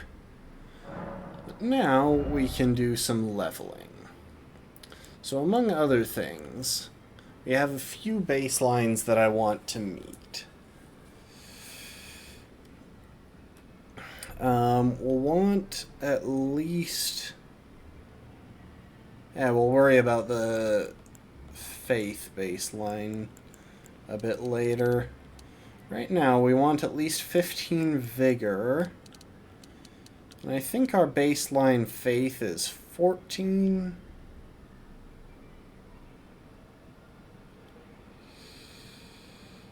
Or no, it's 12.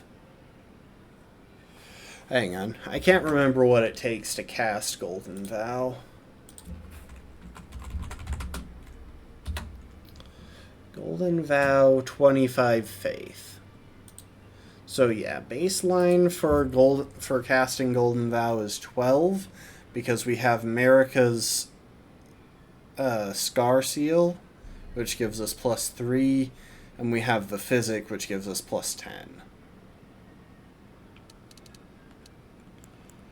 We'll bump Intelligence up to 20. And put Vigor up as high as we can.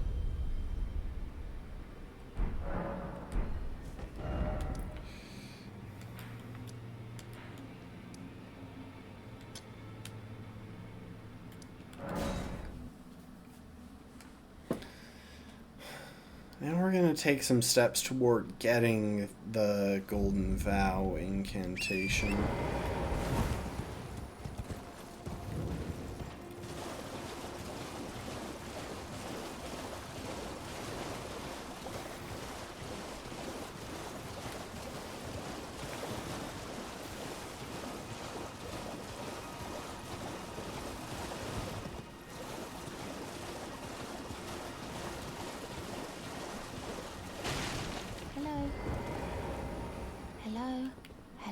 It's rather chilly here, isn't it?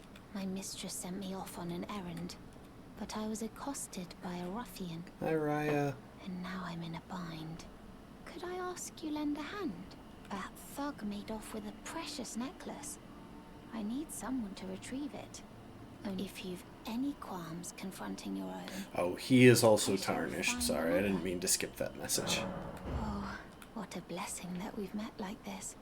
The thug should be resting at an abandoned home down the way.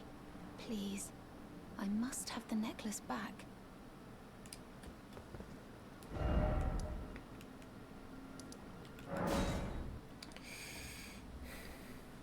wonder if how light their hair keeps coming in is a quirk of my settings. Show me, and I'll consider I'm not in love with him. You're a shrew first. Alright, things no damn use. No bloody idea.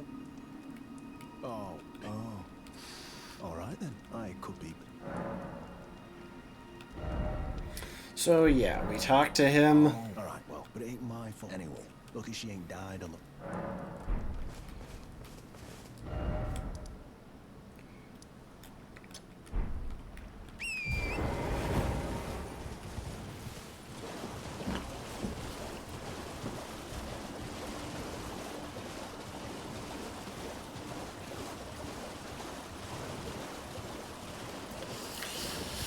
So yeah, he's a useful character. If we progress his quest, we get access to boiled prawn and boiled crab meat, both of which are very nice things to have.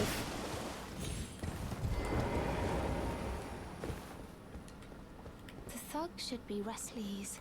Oh yes, thank you kindly. I am in your debt. Did I forget? I am Raya, in the service of Lady Tanith of the Volcano Manor. I seek stalwart Tarnished, who might join our house. You are very brave yourself. Not only a steady hand, but a steady heart. Merciless, even to your own kind. Such strength is precisely what my mistress seeks. Please, take this. Brave Tarnished. Seek the Altus Plateau, the realm of the Erd Tree. Most Tarnished are doomed to wander the outskirts of the lands between, peering wistfully at the towering Erd Tree. But you are no ordinary Tarnished. Nope, he's Tim Allen. And once that is proven, the Volcano Manor will fully extend its invitation to fight amongst a family of champions. All right. Now that we've got that, we'll warp back up to Altus.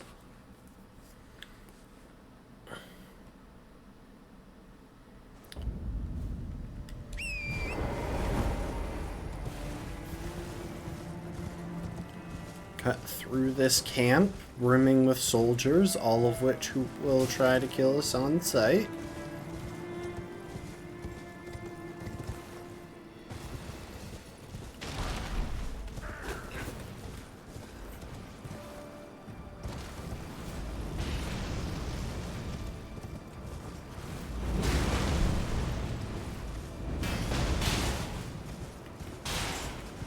Some of which have ballistas.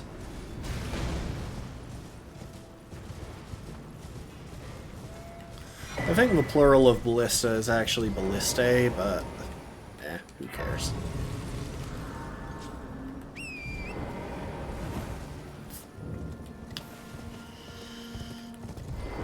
And we get back to Raya. I knew you had. I hereby take my hand. Give me your hand. I will pray. We hold hands again. That's twice in one stream.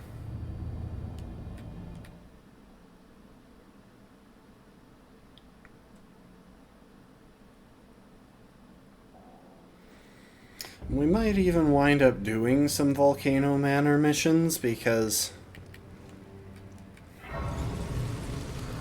there are a couple of useful items available through them.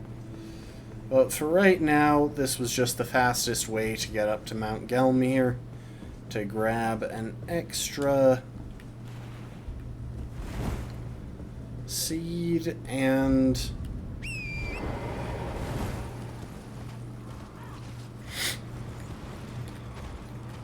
snag the incantation for Golden Vow.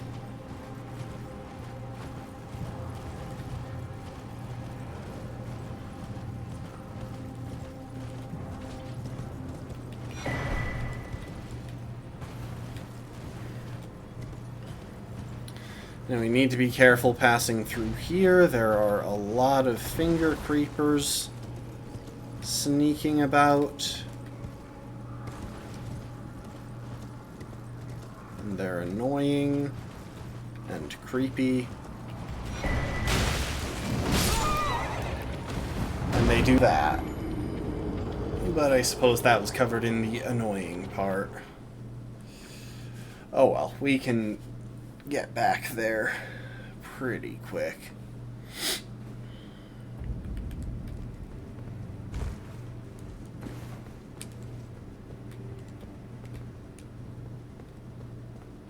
Wonder if the number of chairs updates if you get far enough into Volcano Manor.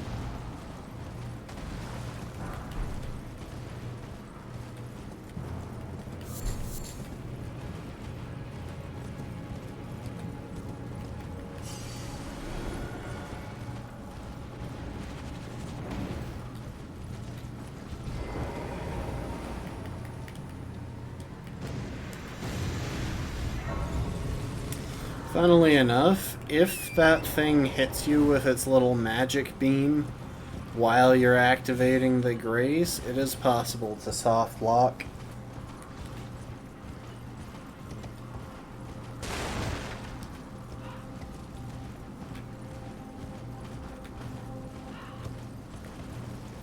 We will have to run past that and Erdtree Avatar.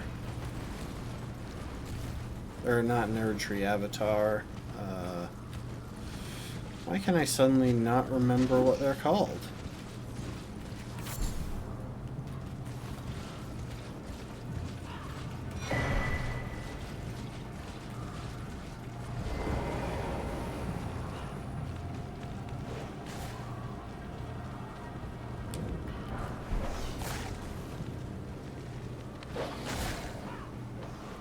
Okay, we are getting invaded by Anastasia.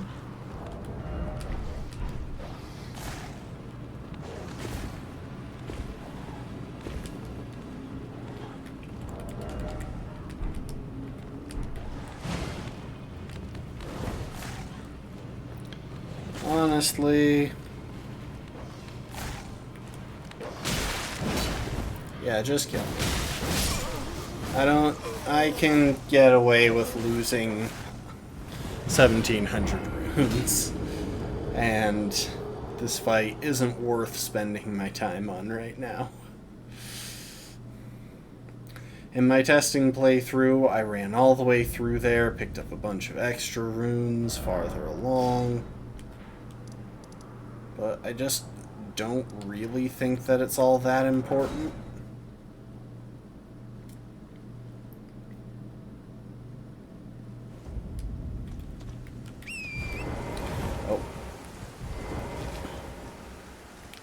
almost forgot the other part of this.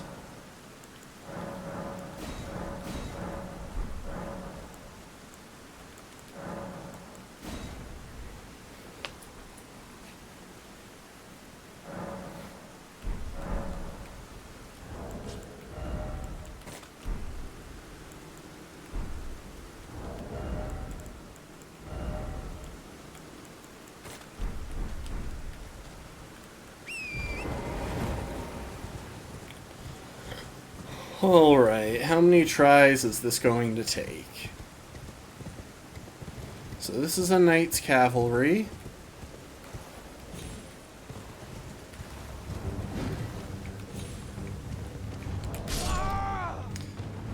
And there's a way to cheese it so that it jumps to its death. That was not the way, though.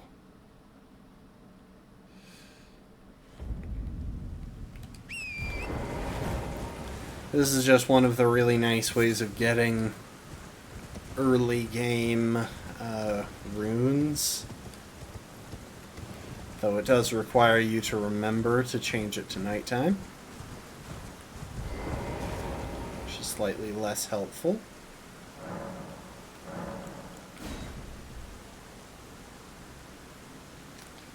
It only took me a couple of tries last time I attempted it, but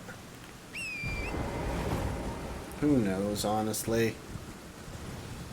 I feel like I don't really have my eye in on the game just yet.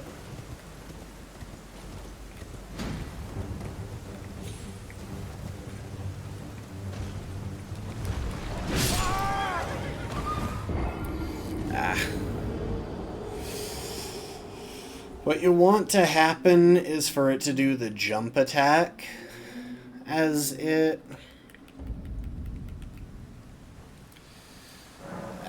you're over there, because then it'll jump right off.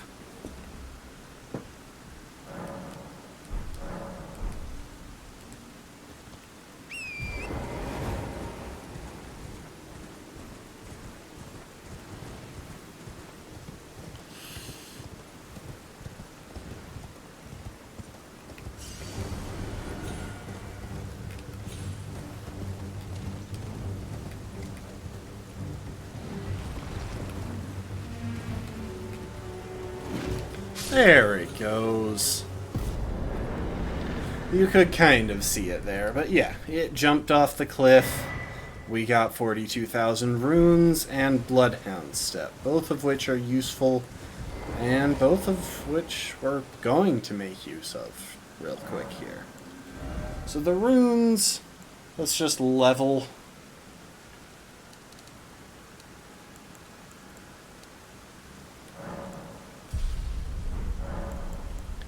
And then we'll go ahead and put Bloodhound Step on our short sword in case we find ourselves needing Bloodhound Step.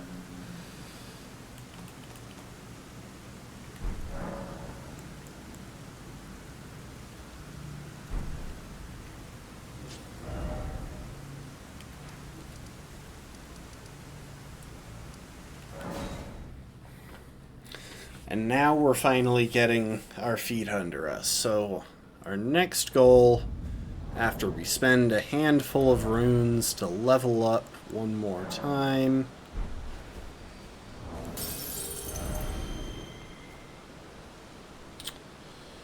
$630.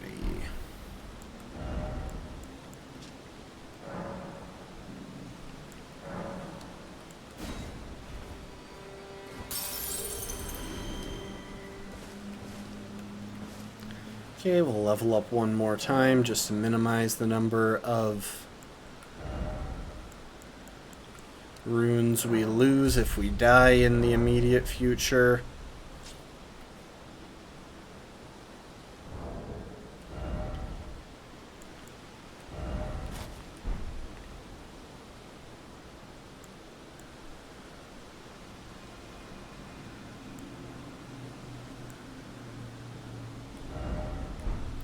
But yeah, pay attention to his head. Hood on.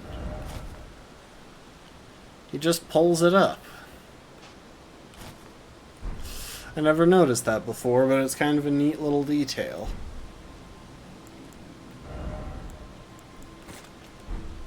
I think I'm going to shake up which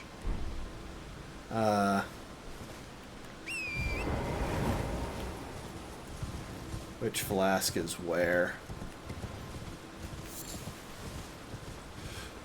Oh, and we need to remember to learn to memorize Golden Vow.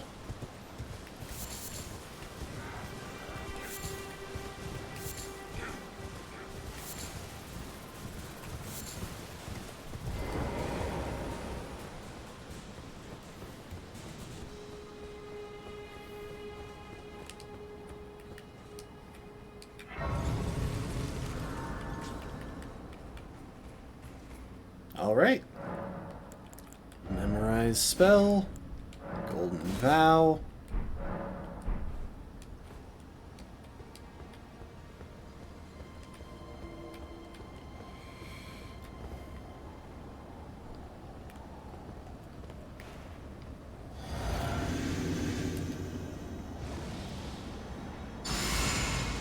Let's go. Hello, Margit. Vow tarnished. In search of the Elden Ring. Emboldened by the flame of ambition.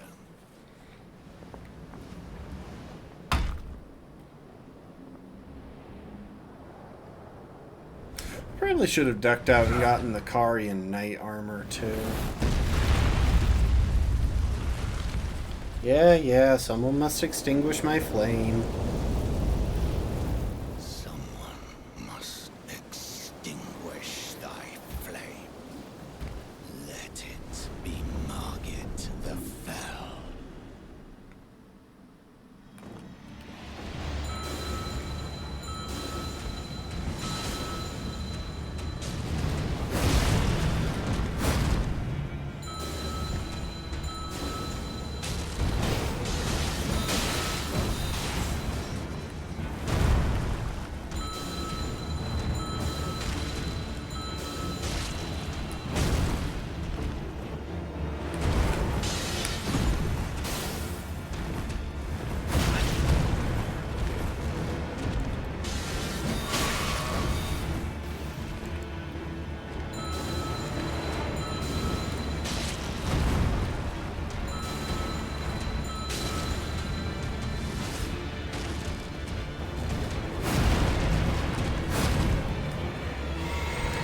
So yeah.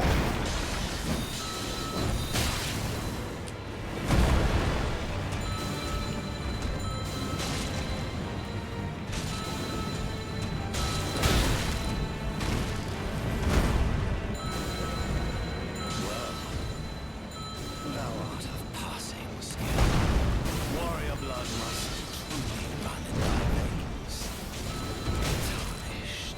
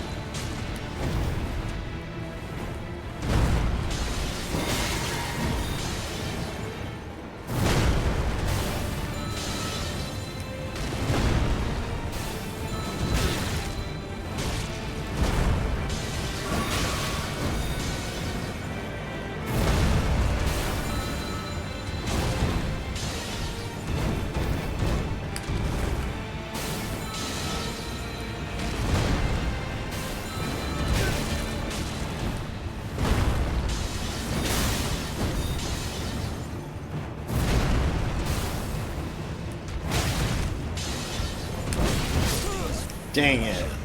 I was trying to get off a golden vow, I got greedy. Alright, let's do that again. This time I won't mess around as much. I apologize if I don't talk too much during the fight.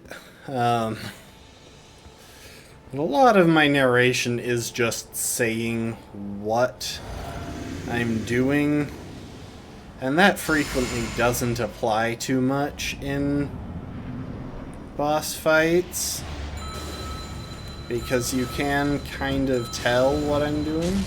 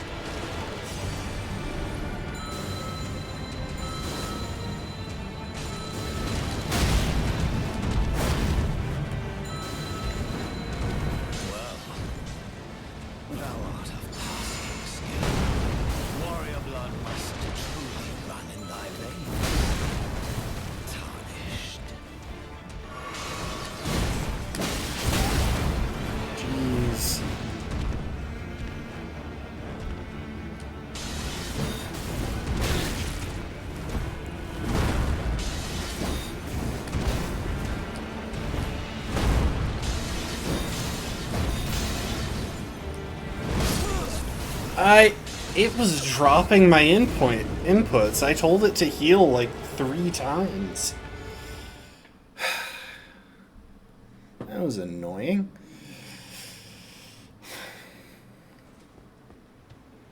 Fair is fair. Margit is a genuinely difficult boss. If you aren't doing like the speedrun route where you know exactly what he's going to do.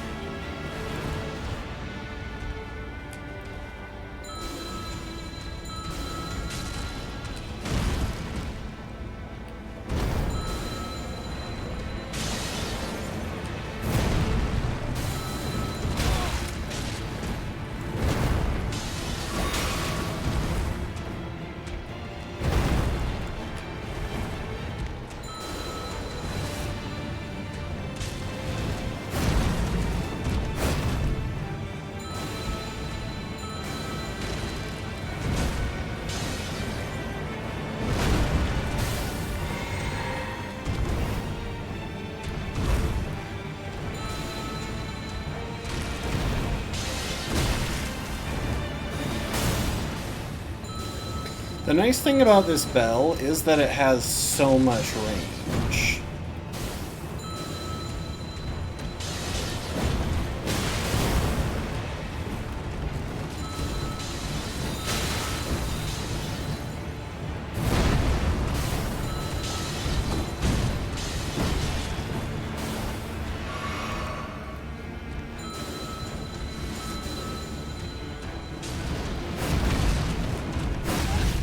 What? Don't fall off. Dang it! How did I miss that dodge?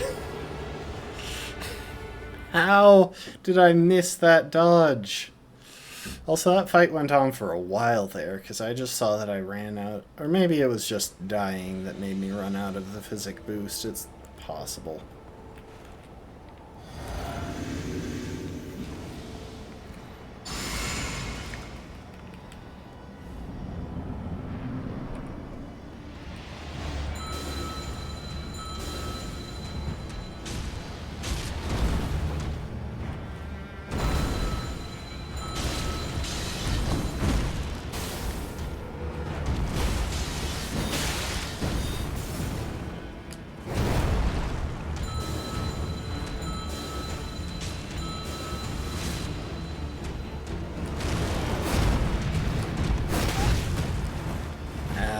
Camera.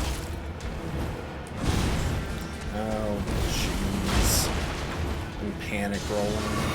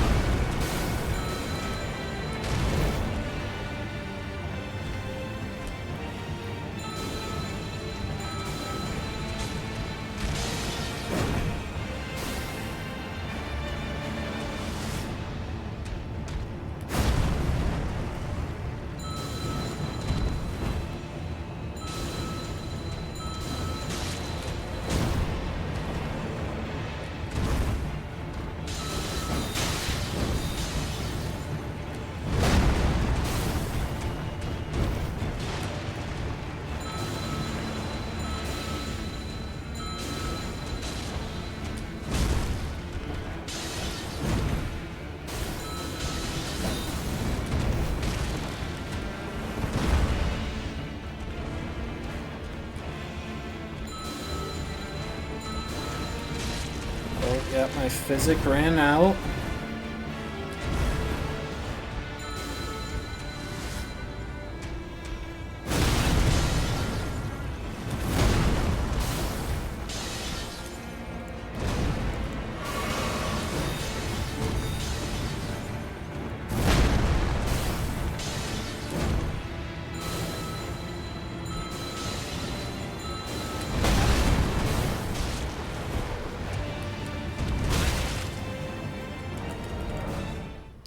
I don't know why I even bothered quitting out there. Because quitting out will just put me outside the boss fight and back at the beginning because he knocked me off. I did this in 2 tries on my test run.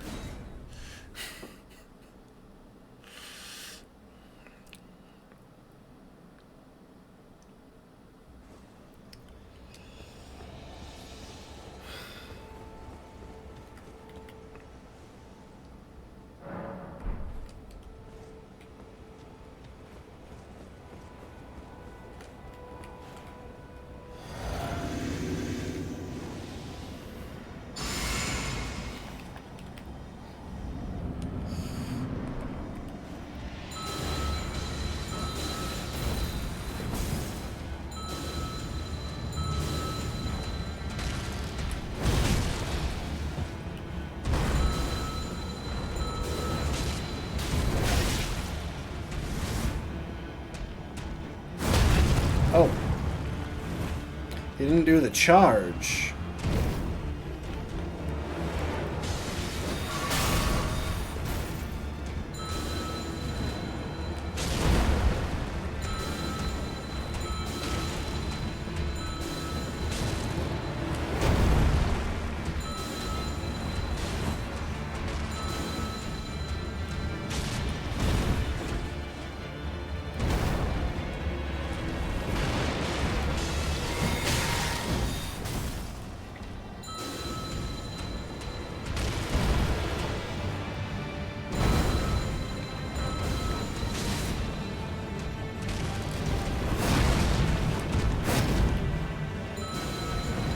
I wish that it was possible to get his stick in game. Warrior blood must truly run in thy veins. Tarnished.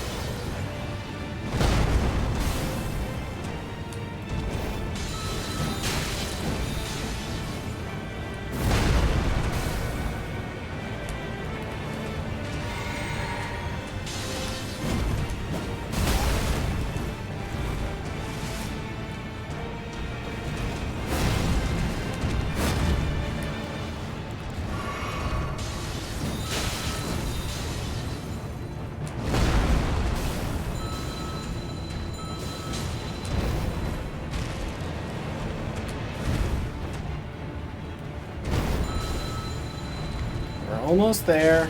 I just need to not be dumb.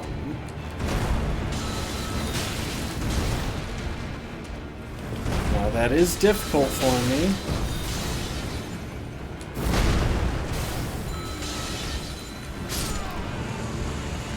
But it's possible. Awesome. We got the talisman pouch and 12,000 runes. Smoldering in fear of the night. The hands of the fell shall leave no quarter. Okay, Margit, with recognition that you are completely correct there, except for the fact that you broke me no quarter, because honestly, you broke me a lot of quarters in this game. I don't see you for quite a while here. But with that aside, our fight is over for now, so go to bed, okay? Go to bed, Margit.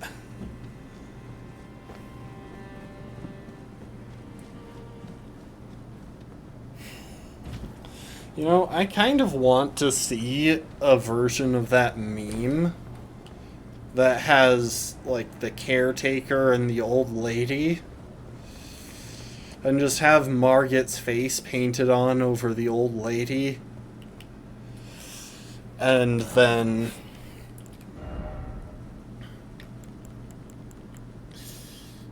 okay, let's see.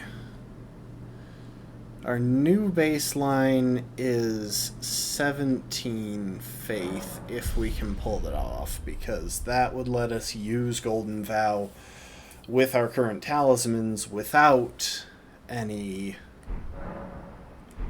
physic.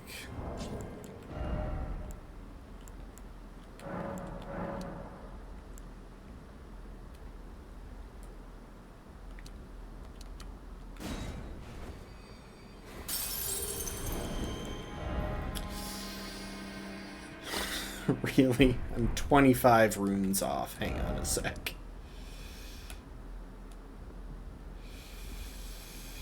Oh, where do I want to go to get 25 runes?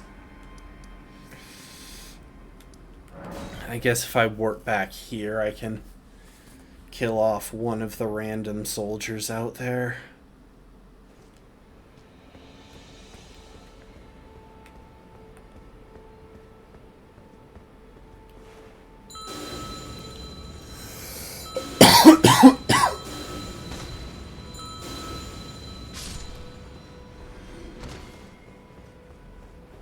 There we go.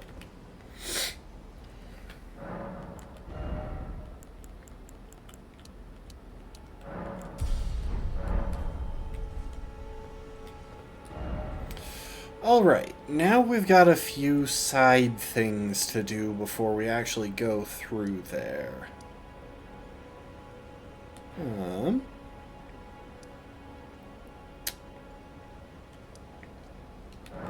So luckily we finally have Margit taken care of.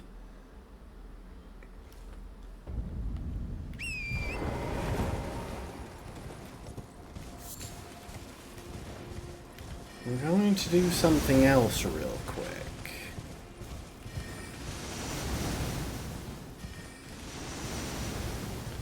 Make our way up here to Karia Manor. And we're kind of just going to sprint like a drunk man through the manor. Because there are just a handful of things that we want.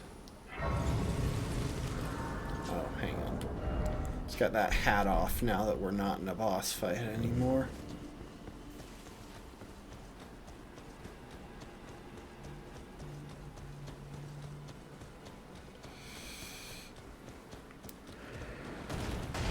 Oh.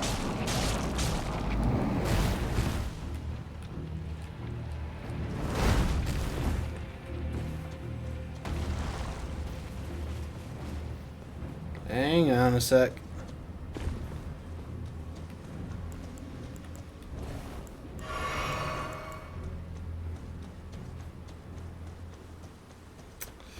I do hate finger creepers. I'm not arachnophobic. I don't really struggle with spiders, but those things are still pretty gross.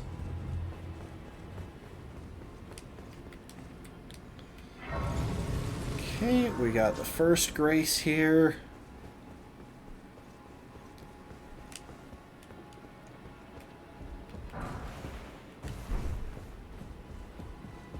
We'll take a rest at it, because we spent a flask.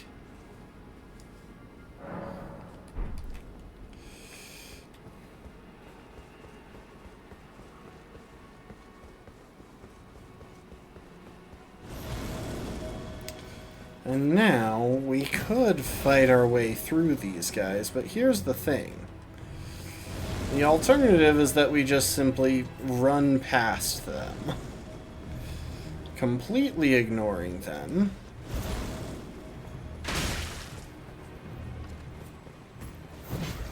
And any harm they decide to do to us. We're just being forgiving, you know?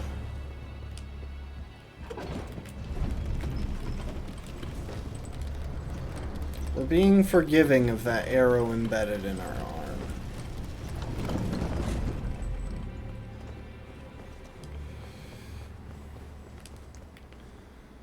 Once again, we'll rest.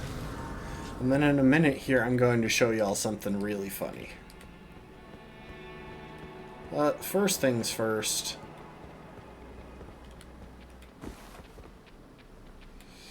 Yeah, let's let that wolf go ahead and do its thing.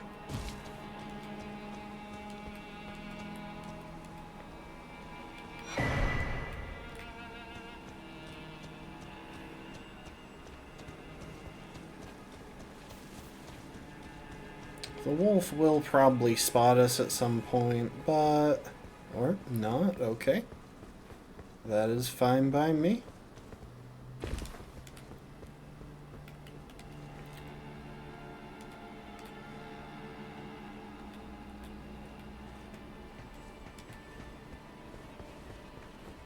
Hi, sorcerer dude. Hi, not sorcerer dude.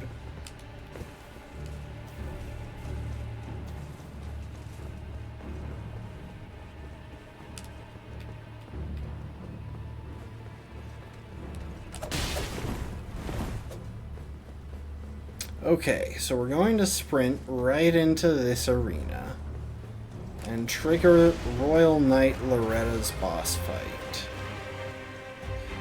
Now, Royal Knight Loretta has a lot of magic resist, so we don't really want to fight her right now. But if we head to this specific corner and quit out, something really interesting happens.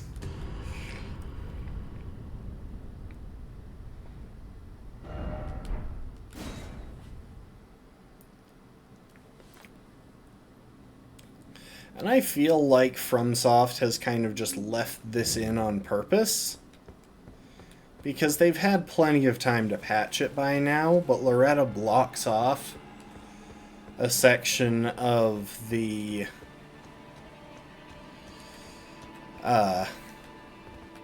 Loretta blocks off an entire...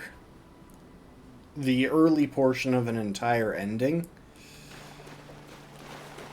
And honestly, it's kind of nice to have a way to bypass her. So you notice how she's not killing me. This is what we accomplished here.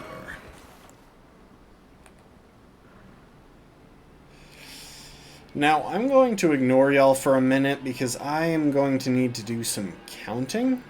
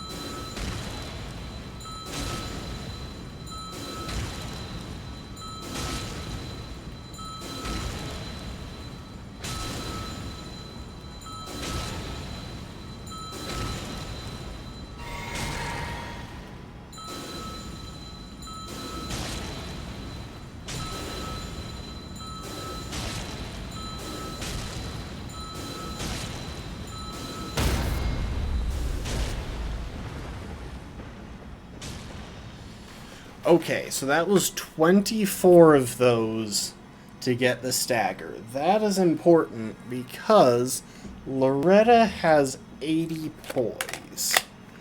Which means with that we can get a rough estimate of how much poise damage we're dealing.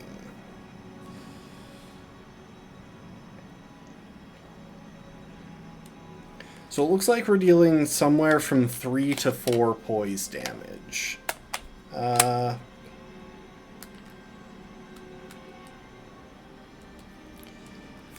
I'm going to hazard a guess and say that it is 3 poise damage.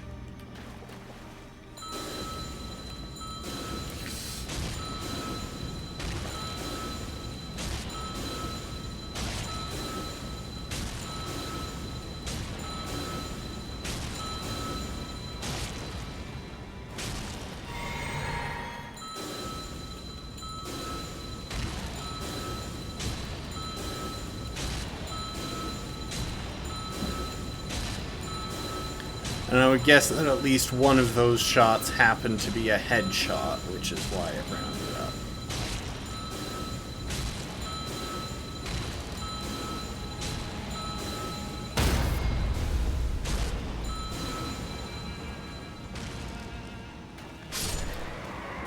So yeah, that's Loretta.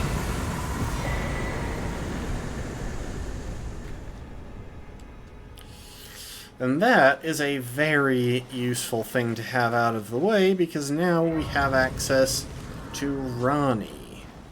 And we can start working towards progress in her quest line, because I'm planning to get Ranni's ending in this run.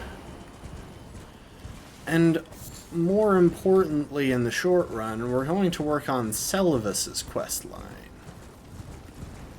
Seluvis is a scumbag who happens to be carrying a charm that would be very nice to have right about now. So we're just going to take care of something real quick.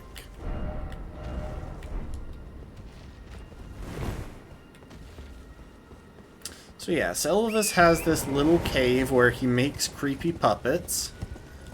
There are various lore reasons for this, but we don't really care about what Seluvis is up to. We care about 2 specific items he has that we want. First of all, he has the Magic Scorpion Charm, which we have to progress through a good chunk of his quest just to get.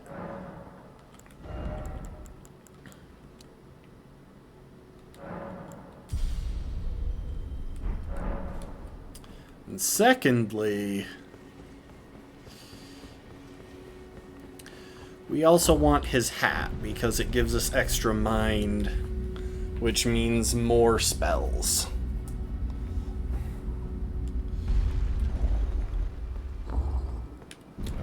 Probably shouldn't have done that. Oh well.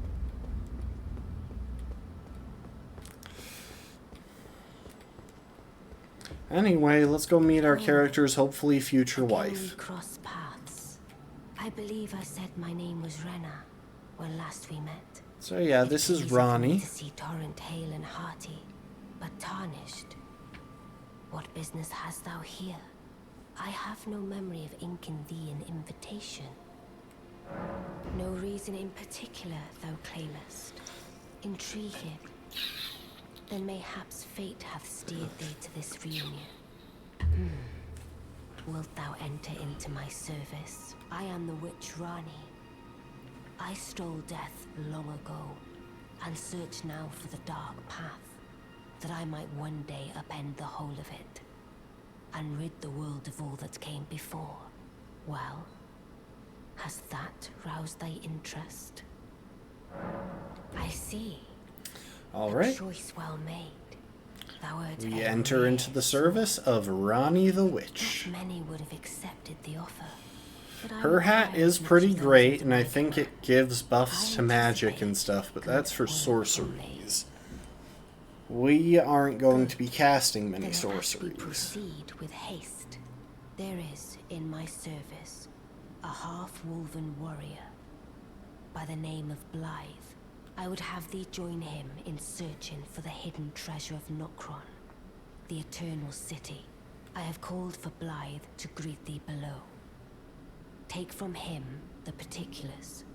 Heed not their peculiarities. Feel secure in gaining from them what advantage thou canst. I am sure the others will be doing just the same. Speak with the three. Thou needst not indulge. It hath been a Speak. Thou needst not indulge. Alright. Oh, and that's a Dula. We could technically fight him right now. He's not that hard at the moment, but we do only have magic damage. So even with all headshots, it would take a while to get him down to the halfway point where he flees.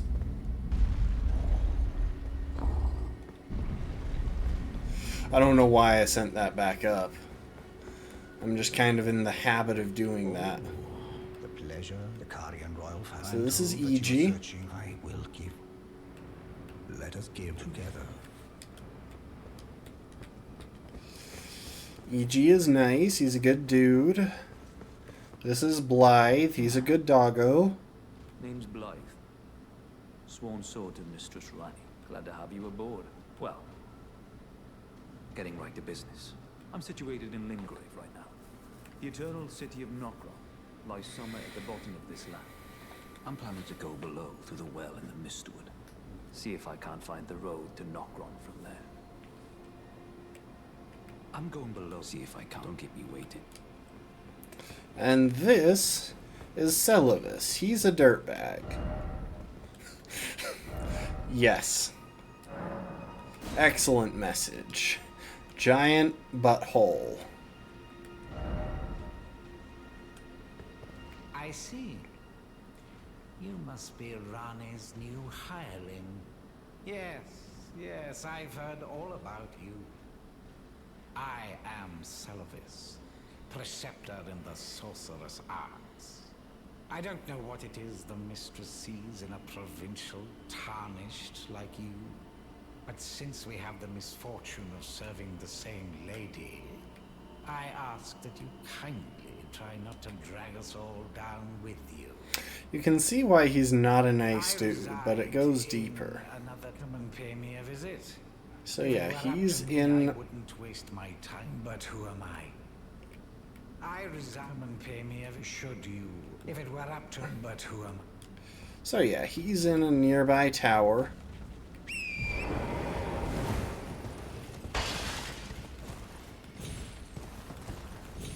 Why is there a massive invisible wall there?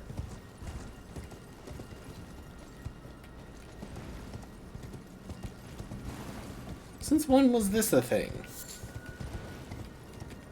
I guess it's just to force you to... Hang on. I'm going to go and pull the lever to get this back down. I guess it's just to force you to rest before you leave, so Celavis can't have a shade here and be over there. I imagine that that is Celavis in reality, and that trying to load him in twice in this area would mess with stuff. Like, they probably just moved Celavis's character model over this way.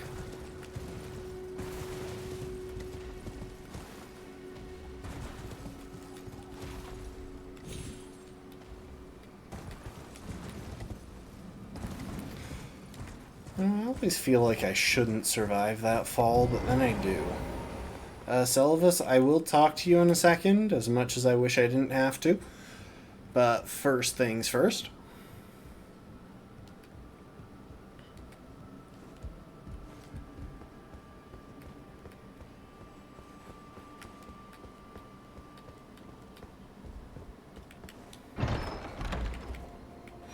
Memory stone is just a nice thing to have.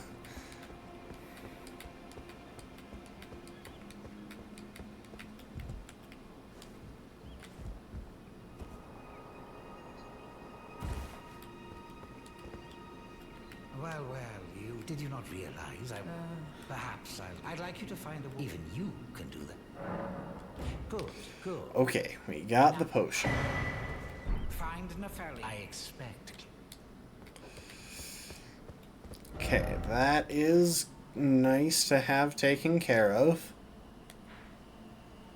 Might as well do a couple other things. We have 2,000 runes, and we're about to do something that will most likely lead to our death at least once. Welcome to the... I teach ink and explore this so that one day, ensuring all... By the way, you do. Most Tana you are... Well? Yeah, so let's learn to heal. And I guess that's all we have the runes for. I wouldn't mind Cure Poison or one of the fortification spells, but no big deal. Golden Order shine through you. And since we're here, we'll go to Hugh rather than E.G. Well, I took you've no man to lay out your own. I spoke with her. She hasn't, so I told her we're indebted. It was all I could do. Sorry, I don't. Alright, let's buff our Golden Order seal. We don't have a smithing a somber 3. So I guess we will be going to EG because he sells somber 3s.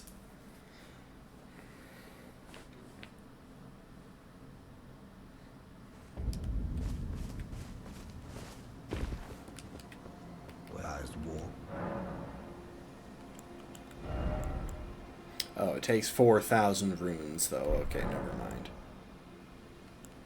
Lies? Rani's mother would always have. When Lady Rani lies, and but none of us promised to look after man. I take it you well. After years of I going underground, only lies me, to be honest. Alright, well, we've only got 600 runes right now. Might as well take the next couple of steps in Castle Stormvale. And our path through the castle is going to be pretty simple here. You there? Come over here. It's tightly booked. The guards, you'll breach the... Well, but of course.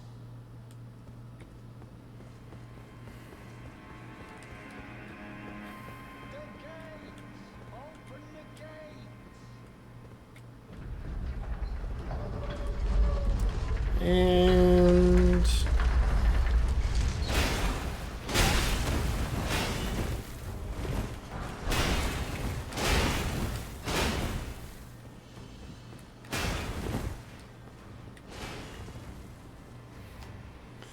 we didn't really need to grab those, but I like picking up the runes.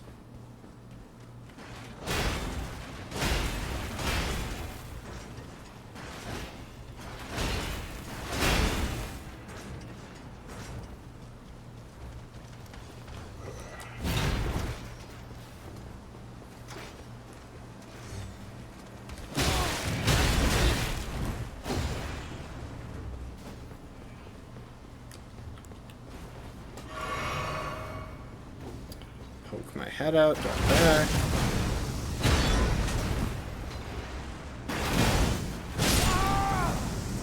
Like I said, we're likely to die at least once.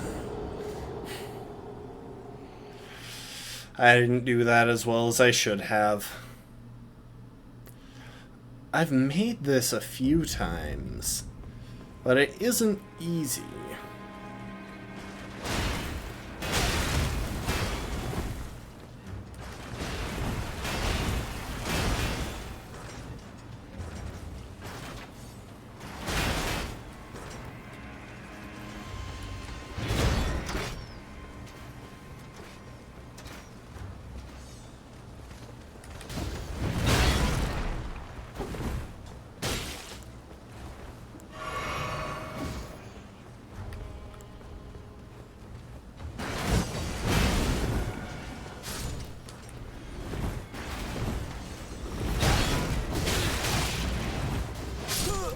Dang it.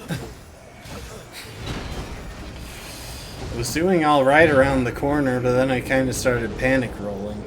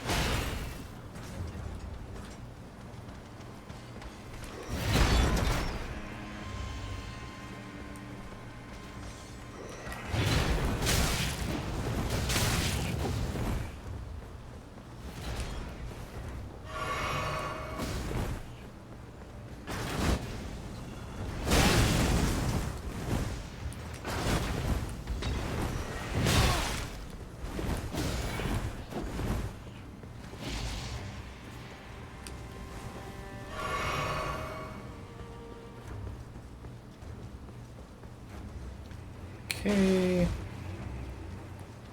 And now we just kind of run on in. A couple of them are likely to follow us, but that's not really an issue because there is a grace right here.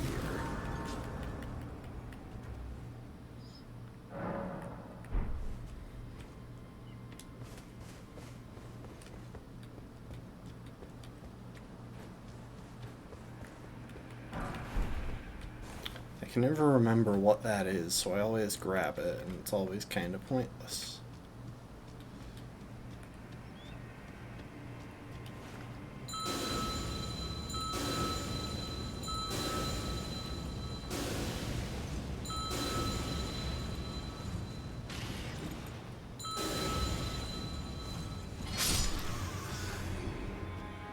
Honestly, those birds are really annoying, so that went astonishingly well.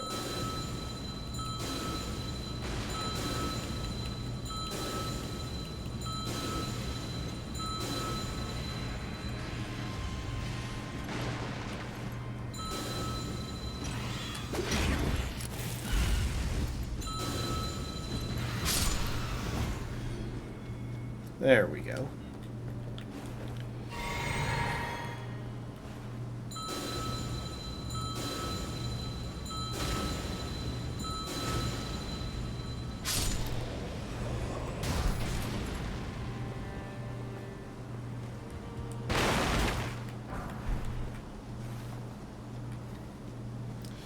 And now we can say hi. Oh. What the heck? Thought Nepheli would still be here. Oh well.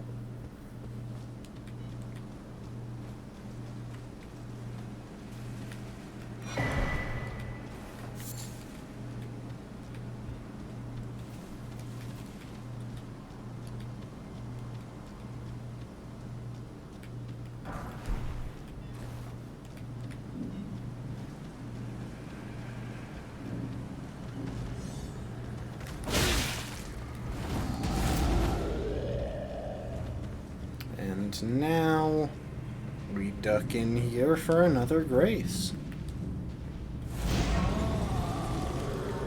See, by just naturally knowing where everything is, you can avoid a lot of trouble.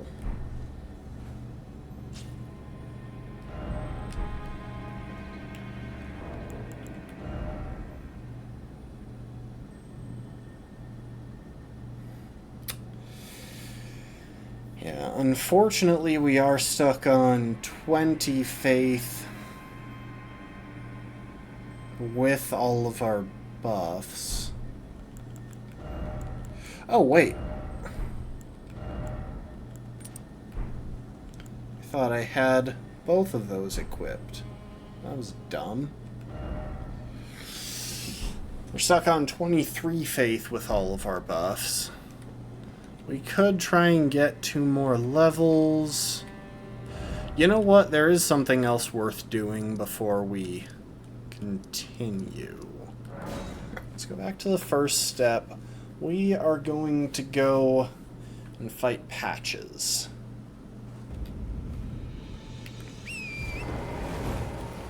Because Patches is a very useful character to have access to. Even if he is going to instantly depart for Liurnia.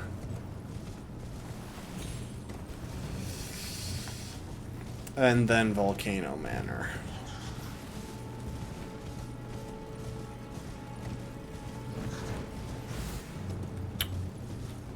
I knew there was a grace over here.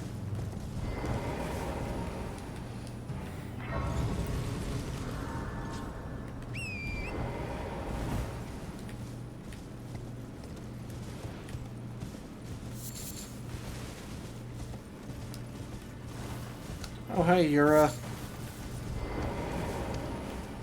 You do well to steer clear. It's just fear, so stay clear. Don't.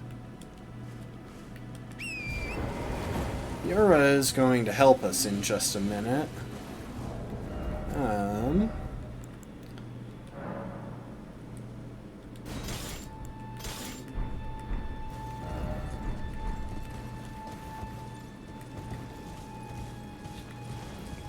Because we have to fight a bloody finger right now. And it's going to be a bit annoying. Yeah, one of the most powerful early game weapons is right here in this little area.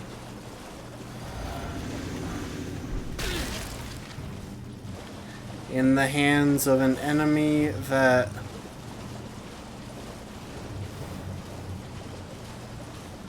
is incredibly annoying, but not that difficult, especially since we get help with it.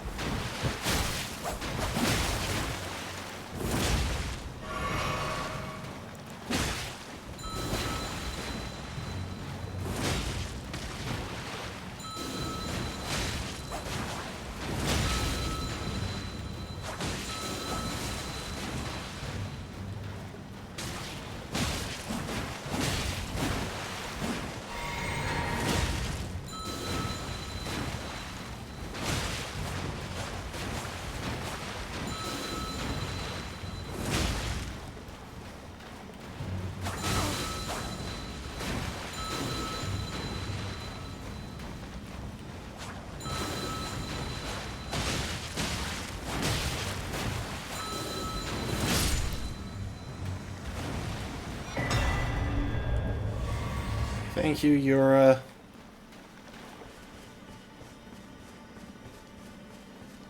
Yeah, I kinda hate Nereus, especially because you have to beat Nereus in order to get into this cave. And this cave gives access to Patches, and Patches is a really useful person to find early on.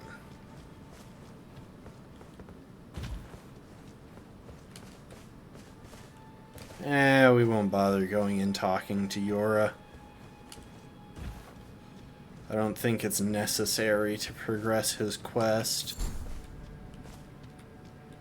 Truthfully, I don't know if there's anything that is necessary to progress Yura's quest.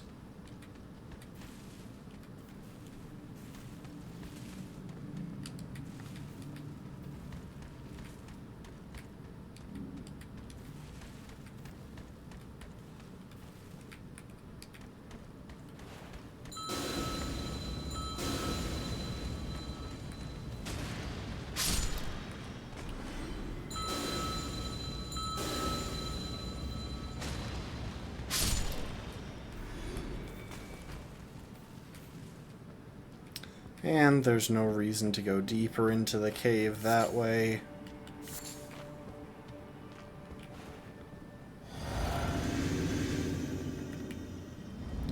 Traverse the mist.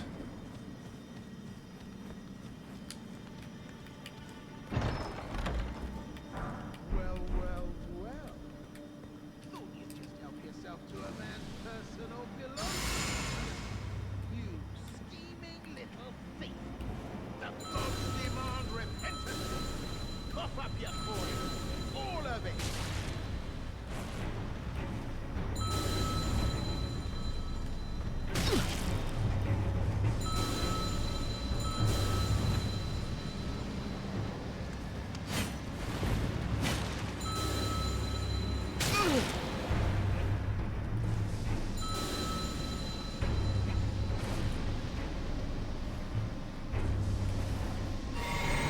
Patches isn't an especially difficult opponent, really, ever.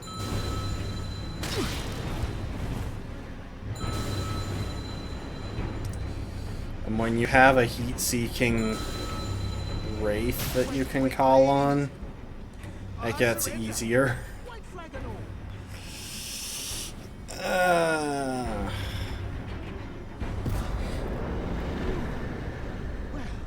Finally come round, have you? I knew you would. You're a man of reason. True and true.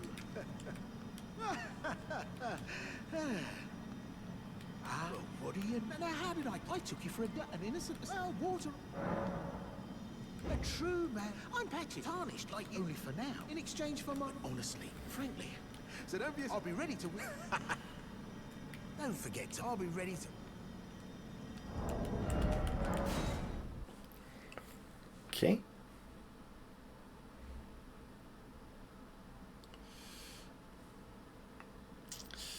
And this time around, he's going to tell us that he's planning to move. We'll be able to find him in Liurnia later.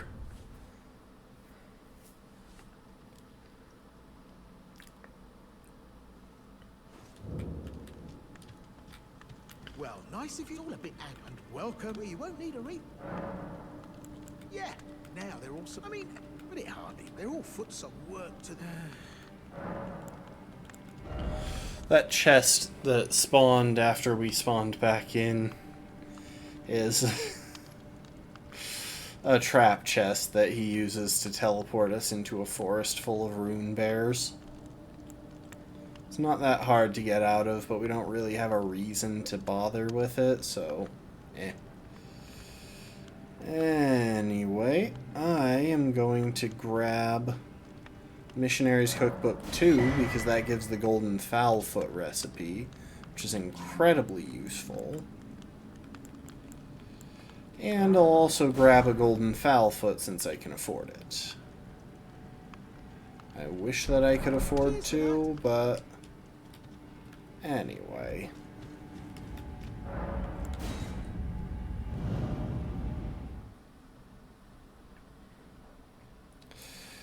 Golden fowl feet, for those who don't know, let us snack on them to boost our rune gain for a little while. Which usually means you eat one right as a boss is in its death throes, in order to get 30% more runes from that boss. Fought Nereus and lived. I am your tarnished. You stay the path, just remember. Don't let your emotion. Be on your way. Perhaps we will meet. Alright. Honestly, I can think of one more location that I'd like to visit while we're out and about here. Because it'll be relevant to Celovus's quest line. And again, we have time.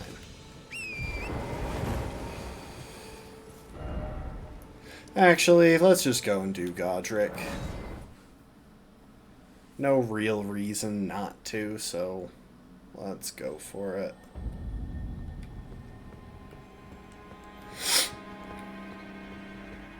As much as I would like to get to the point where I don't have to use my flask. Oh, wait. There are a couple of other things that we should do. How long has this been going? Yeah, we got time. I just realized there's another boss that I want to fight, that we can fight at this level, for sure. And that gives us...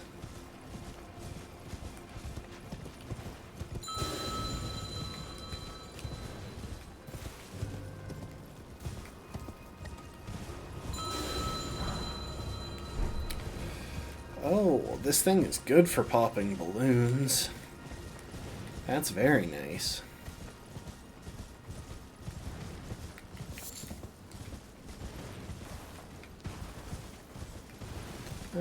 There's the grace that's around here.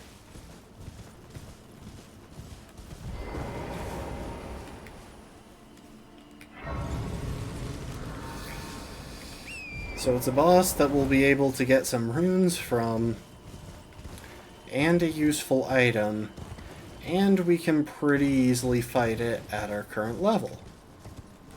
So all things considered, it's a pretty good choice. We are going to go and fight an Erdtree avatar that's up here a ways. We're just kind of swinging wide here because there's a Tibia Mariner in this area, and I don't really feel like fighting that. It doesn't give me anything that I particularly need. Starlight Shards. We don't need more of those, but they don't hurt. Ah, that's where the Tibia Mariner is. Oh look, you can just see him, the purple dude right there.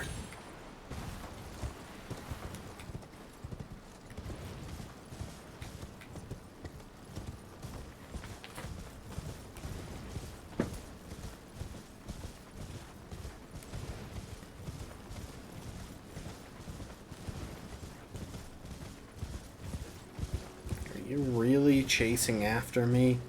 Just riding past, bro. I get it. I'm a tarnished. You're not.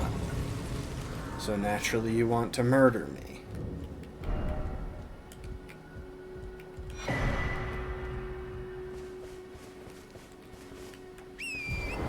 What's this again? Anything good? Nah, just smithing. We can also sell all of our smithing stones because, again, we have no reason to ever upgrade a smithing weapon. At least as far as I know from my planning.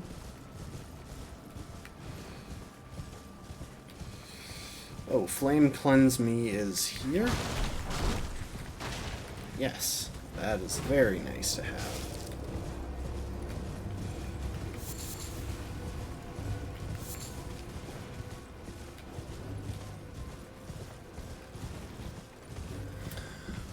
We can also go and say hi to Turtle Pope while we're up this way. Not really a great reason to, but...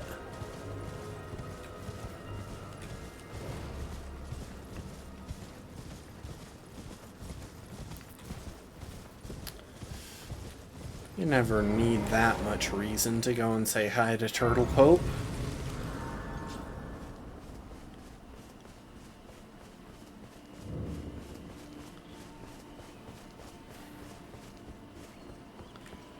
Also, we will need to come here because we are going to make Ronnie angry soon-ish. Your time. I welcome. I am. My apologies. Do you know how it came to?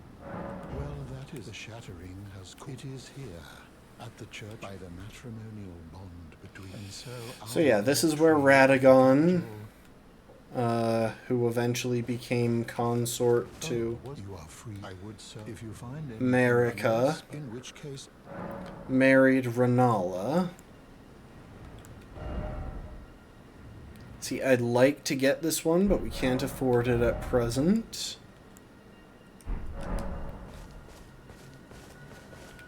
Anyway.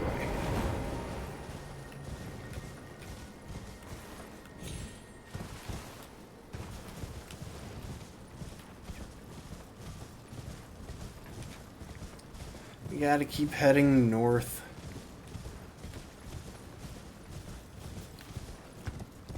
And we'll also probably get a few arrows lodged in us.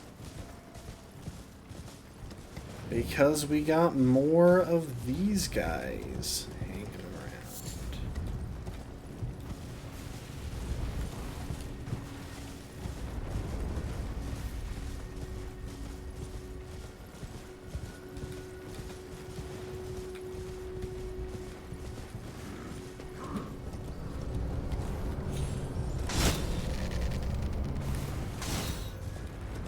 Oh wow, we dodged them.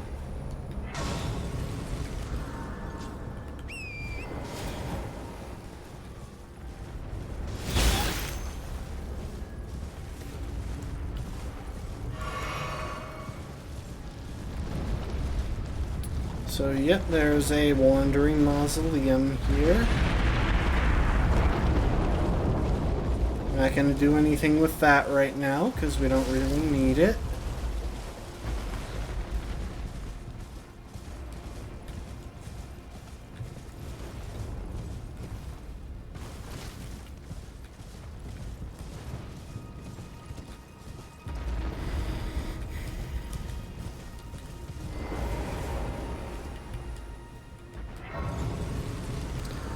Okay, now for the fun part.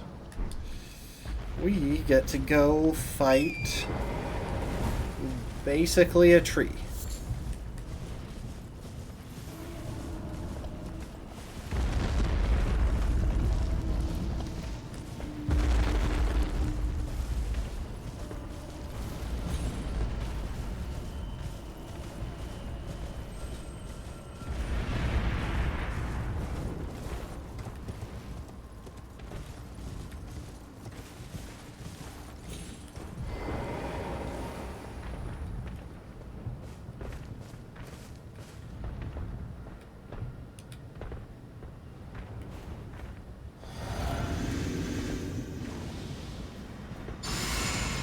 And now prepare for like 2 solid minutes of incredibly riveting gameplay.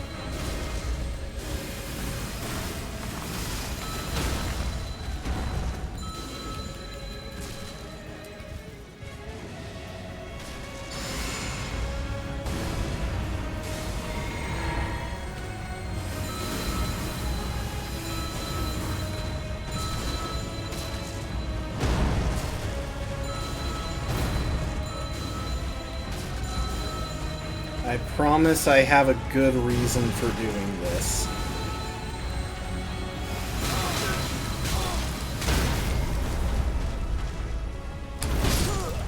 I got stun locked hard there. That is so annoying.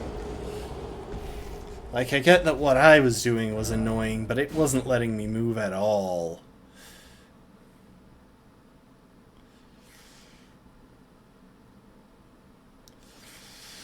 Oh, fine.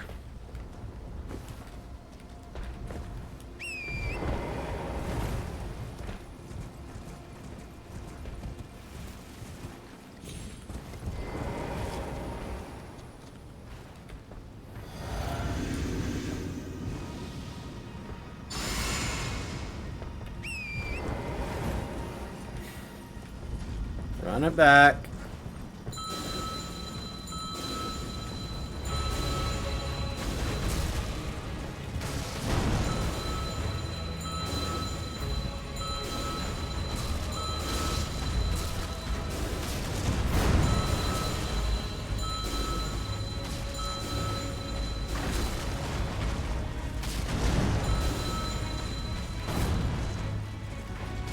Where are my runes? I don't know, they're only like 300. That's why I'm not throwing any.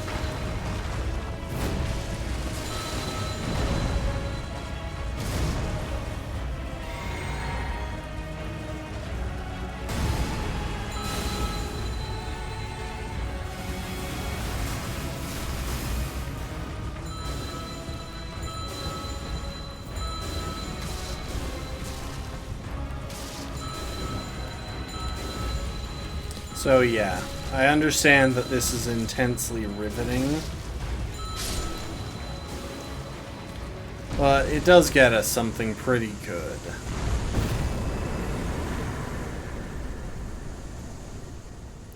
Runes aside, and it did give us a decent number of those, we got the Magic and Holy Shrouding Cracked Tears, both of which give a buff to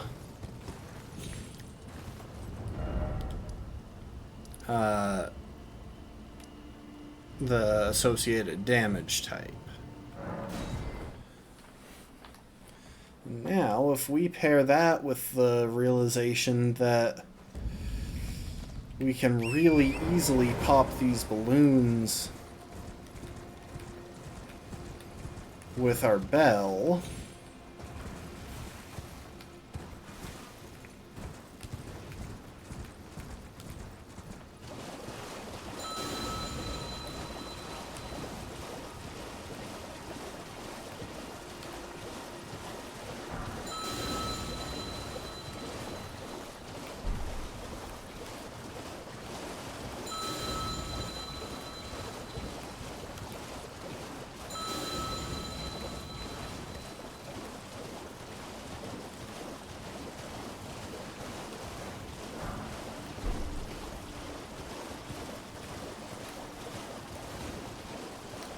I think I missed this one. Hang on.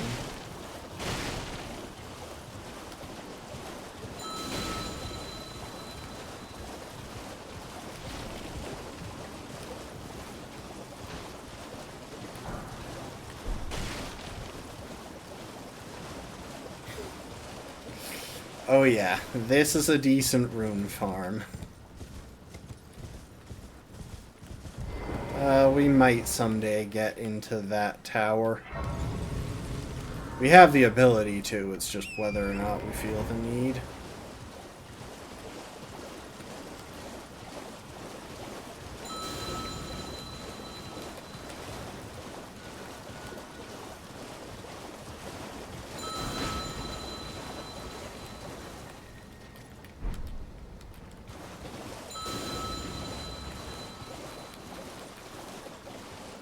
Keep untargeting prematurely.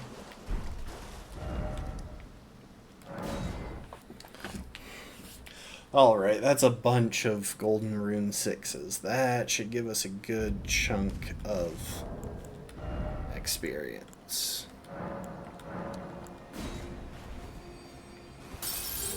12,000. Yeah, that's enough for what we needed it for. Okay, Faith to 17. So now we can cast Golden Vow without using our physic.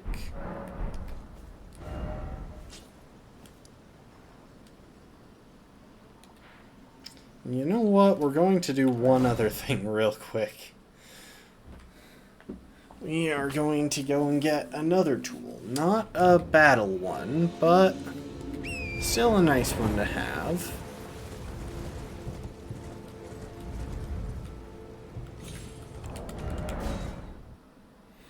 Yeah, that cliff was higher than I thought.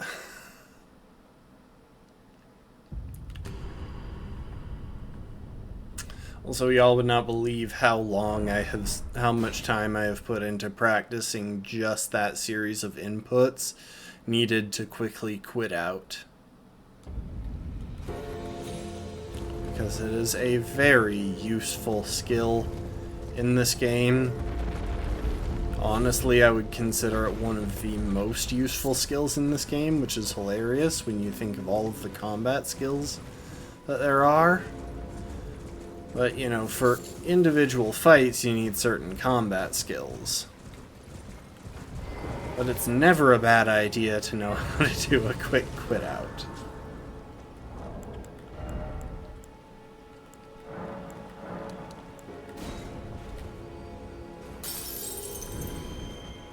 Well, it's been a... how can I? Give me that lantern.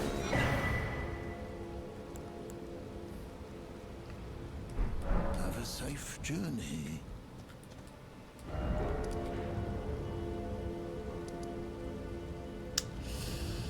Okay, we got all that taken care of. Let's go kill Godric.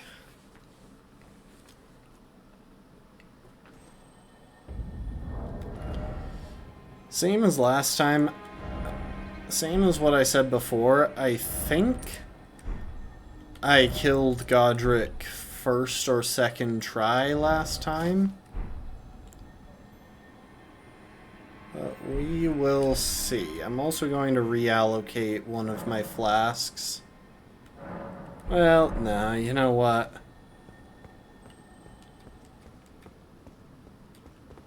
Oh, there is one thing that we want to do.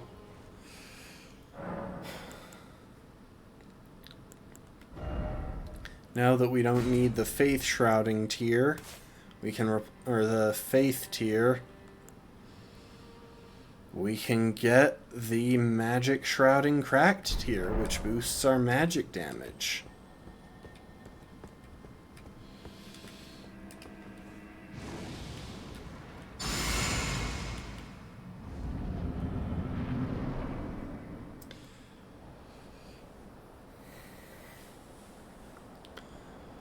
And in this fight, the cutscene at the phase transition here is one of the coolest cutscenes in this entire game. Thy strength, O kindred. So yeah, this is Godric the Grafted. Greater heights. Well.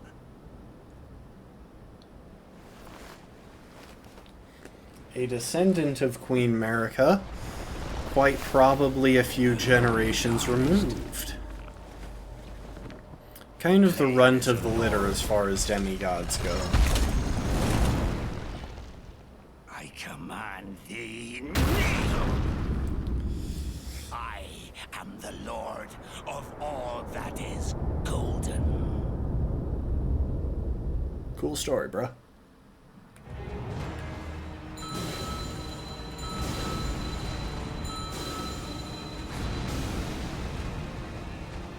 Really? You're gonna park yourself behind a tree?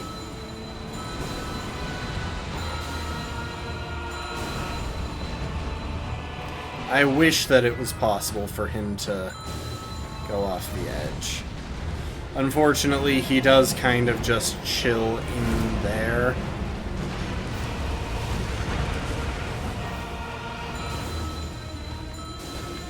For a little while, if you let him, so...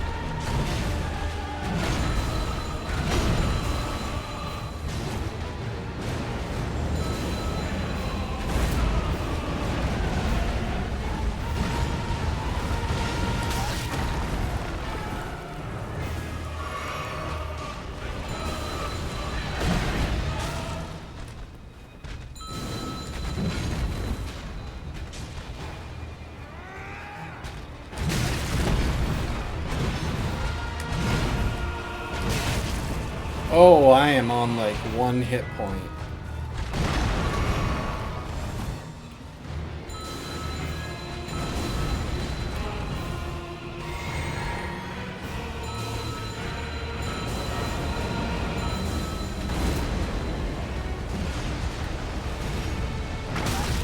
Ah, dang it.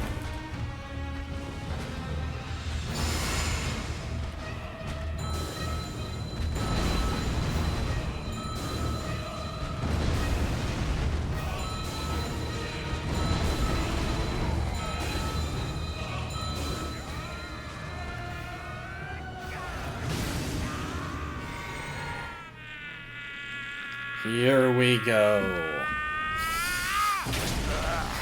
At half health, he chops off his own arm so that he can do this. Well, it's not really his own arm. He grafted it from a troll, but anyway.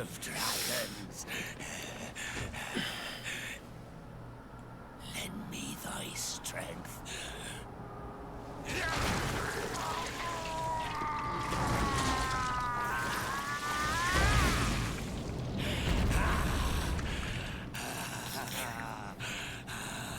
And it gives a little burp.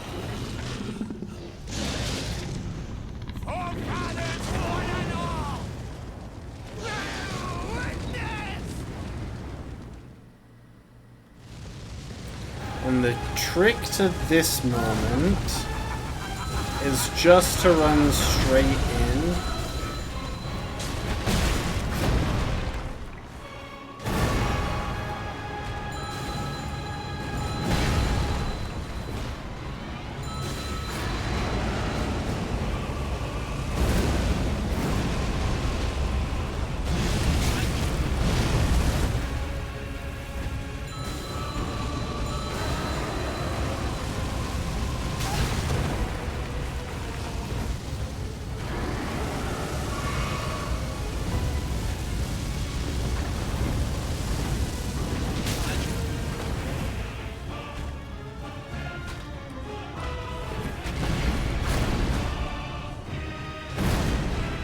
There we go.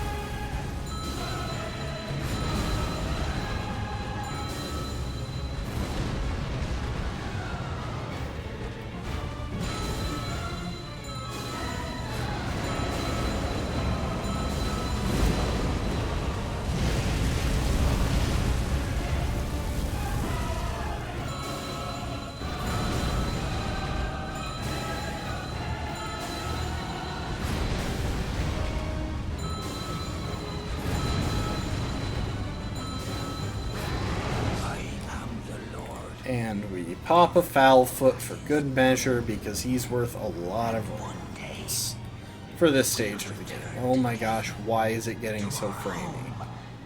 Bathed in rays of gold. Oh, would you look at that? I had one crimson flask left and no cerulean flasks. Yeah, I'd say I gauged that pretty well.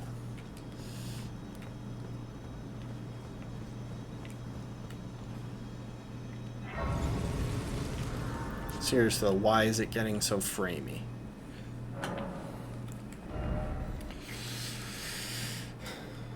Alright.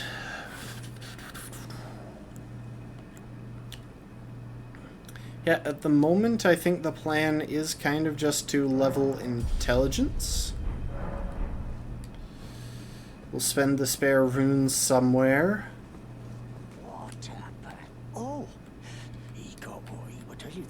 Hi, Gostock. There is some possibility that Gostock there is Godric's son. Like, it's a non-zero chance. It's very possible. I wouldn't mind the buckler, but I don't think we need it quite yet, and if we ever do, he's going to be right here.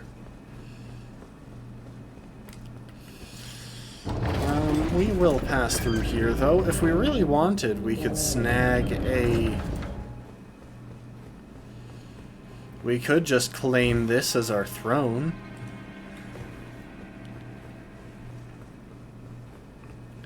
Now, we're going for Elden Lord, not Lord of Stormvale.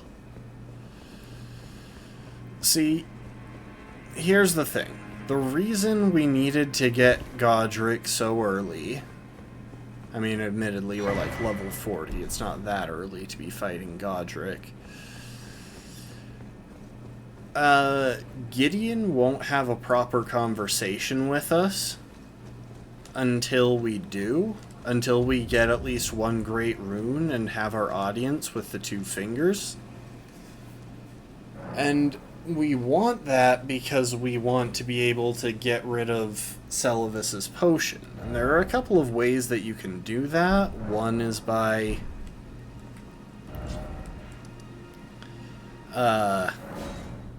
So there are three ways you can get rid of Celavis's potion.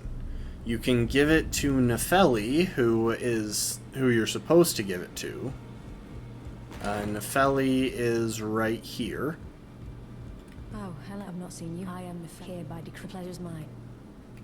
Ah, yes. I wonder if he's in his study. If you haven't already, Father is, I'm sure, talking. It's about time. I'll see you again.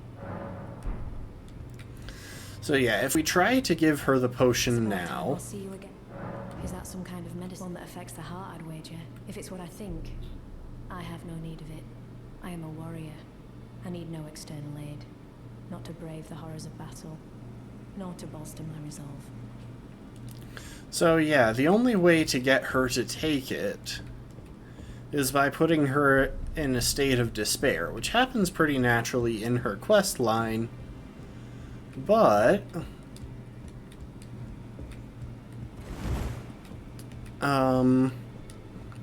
that still requires us talking to Gideon. And again, Gideon won't give us a proper conversation until we've obtained one great rune. Let's great anchor of all lands until it was the tragic corruption of the order across the realm foul, but the greater will. So it is the brave tarnished seek to become written. Okay, is and I hold the finger. So yeah, we could trade in the Remembrance of the Grafted to get one of these things, but neither of those are useful in this run. What we can do, however, is use the Remembrance of the Grafted to get like 20,000 extra runes. Anyway. Apart from giving the potion to Nefeli, we can also just give it to Gideon, tell him someone gave it to us, and he'll get rid of it. Which means that no one drinks the potion, but we still progress Selvis's quest line.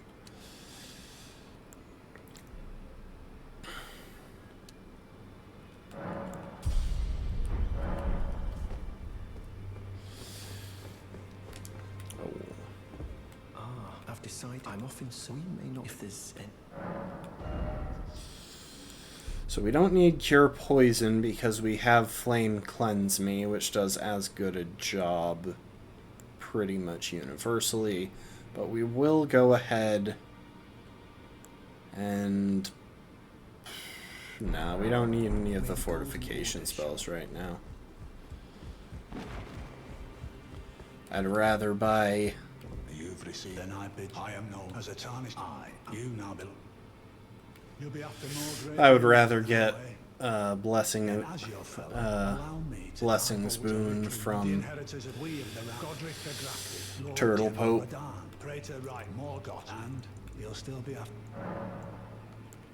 Anyway. I understand. She's my daughter. I took her in low on here, so I put it to do not hesitate despite her. Is that potion what I think it is? Bloody Selvis. I suppose he's up to something again. Oh, I won't interfere. You go ahead and do what you must. The Round Table has no code to speak of. But I ask you this. Are you really going to do the bidding of that twisted dolly botherer? Or would you rather hand that potion to me and see if we can't get one over on the bastard? Good. I'll dispose of the potion myself. You go and see Selvis, but don't give anything away. Just tell him that you tricked your mark into drinking the potion, as planned. Despite knowing next to bloody nothing, he's so far up his own arse he won't suspect a thing. His inevitable display of arrogance will certainly be a sight to behold. Alright, so we've gotten rid of the potion. The third option is to give it to this guy over here. Dung Eater.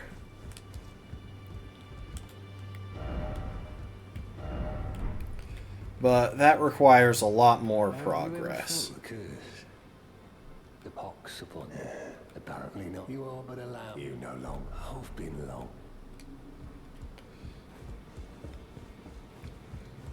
That requires a lot of progression because he's not actually there. He's in the capital city, or should I say under the capital city. We won't bother talking to Roger. He's not really offering anything that we need. Good to see. I have you to thank. I can have I'm as yet. But and if there's I search Roderica. I need to warn you a little while ago, and I can hear the howling and a plethora. I can't even imagine. Not even the ground. You should keep your. I know you're. So yeah, she warns you about the Dung Eater, who is a pretty bad guy, all things considered. Greetings. I am circumstanced. Great champ. Perhaps you might doing so. And you? Do you think it where I come from? Ah. Yeah, let's go ahead and let her hold me. I'll probably use the Baldekin's Blessing right away because I don't really want to take a penalty to my hit points, but...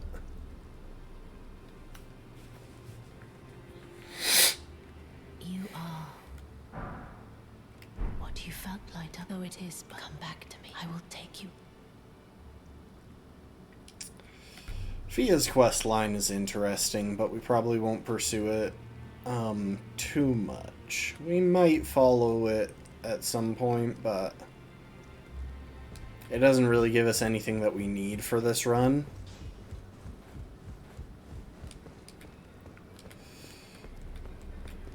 Now, on the other hand, well, okay.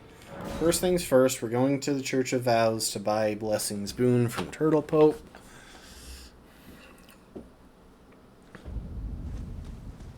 Funny thing about calling him Turtle Pope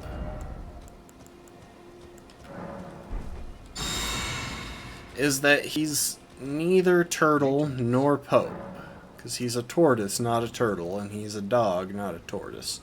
Obviously.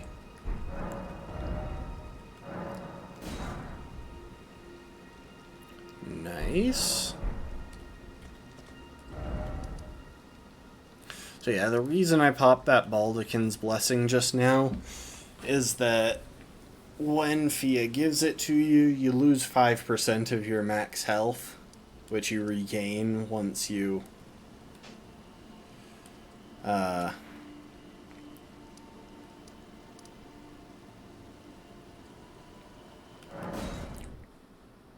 you regain that health once... I went to the wrong place, but oh well. We'll do something. We'll warp again when we get there. You regain that bit of max health when you use it. So it's a temporary loss, but you gotta do it. And I can also let you know then why I am calling. Anyway, give me that crafting kit.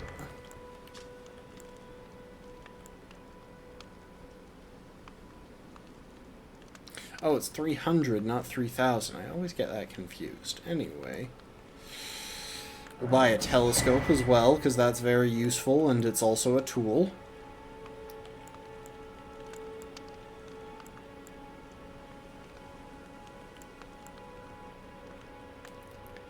And we might at some point use cracked pots. They technically do... Goodbye. A couple of the non-damaging recipes technically do 1 hit point of damage when they hit, but I'm not too worried about that. Ooh, you know what else we should do?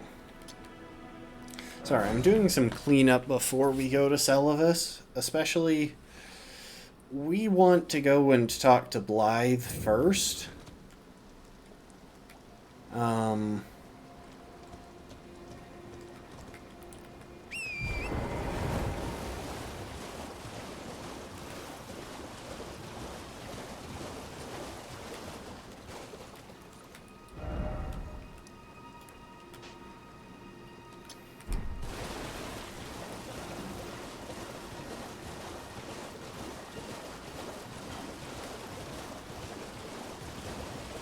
Because we want to be able to progress Ronnie's questline. Oh, welcome to the stream, Lastborn. We're all sneaky getting in here. I almost didn't notice you. Anyway, we'll visit Patch's new shop before he moves to Volcano Manor. Oh, well, it's me. I'm still in bed. Now I might patch his in.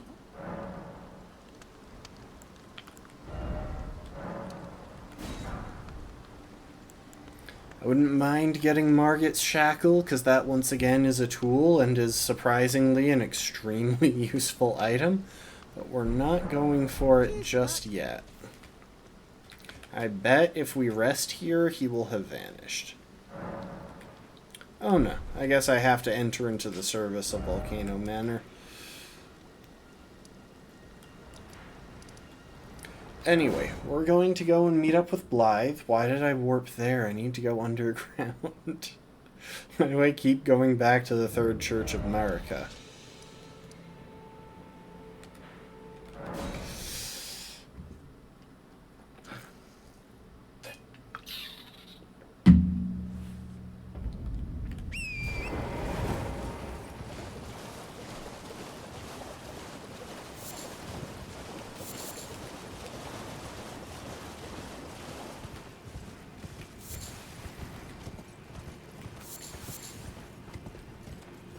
You know what? There's actually something that I want over here while we're at it. Very occasionally it's useful to have a bow, even one that you don't plan on fighting with. And we should have the stats to make use of this one.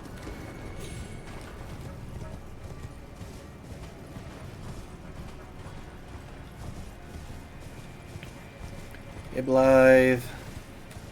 I'll be back in just a second, okay? I like to come and grab stuff that's up here when I come this way because those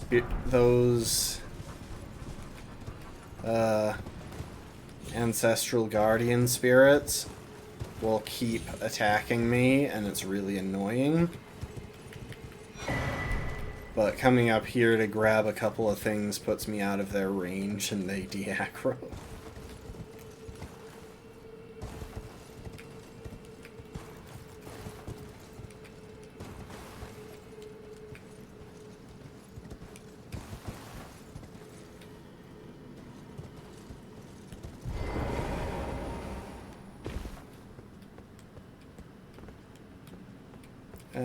How do I get in there? It's that one.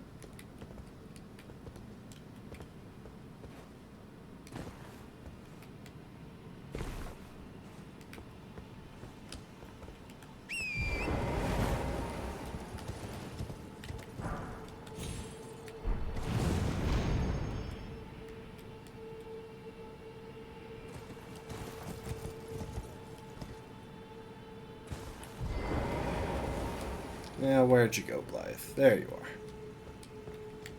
Apologies, I can see left out all the... Perhaps it's the recall that. Let's give him a... I jest. Besides, leave this place to... If either of us...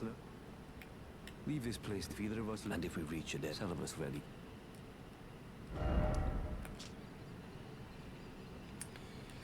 Okay, so we took care of that. Now we're going back to Celovus.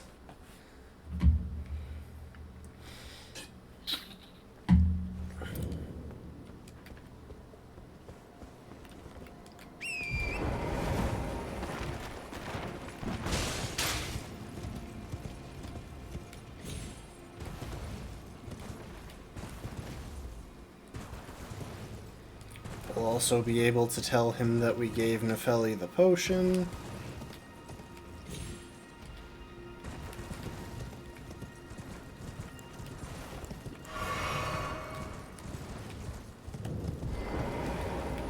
So well done. Very well. Knowledge of the soul. I doubt much of it. If you put your... You wish to be... Well?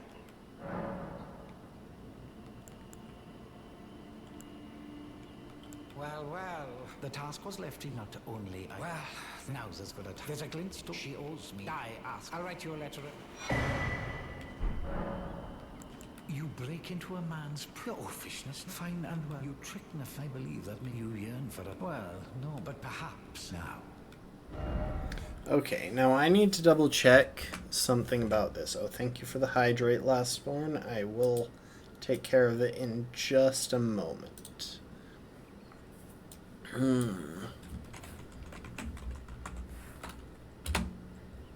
Celovus, shop. Okay, Jar White costs 3, Finger Maiden Theralina costs 2.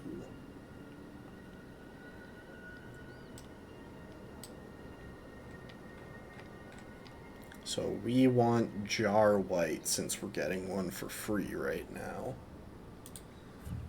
Now for the hydrate.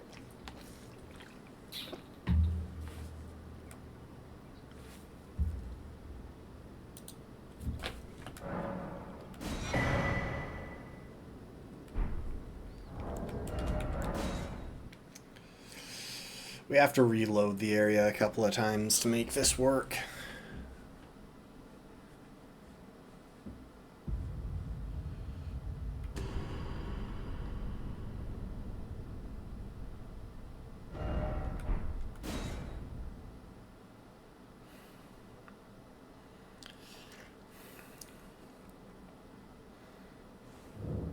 Begging for another...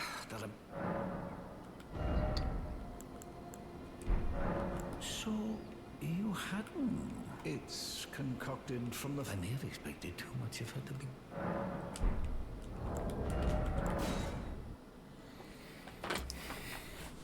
It's so weird. This is like the only time in the game where you have to reload an area more than once in order to get him... in order to get the new dialogue.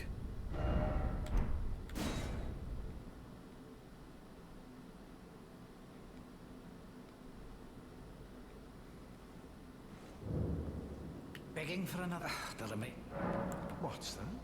quite the key. But I'm afraid I can. How, dear? Why don't you? If you can, the soul of every. And once. Oh yes.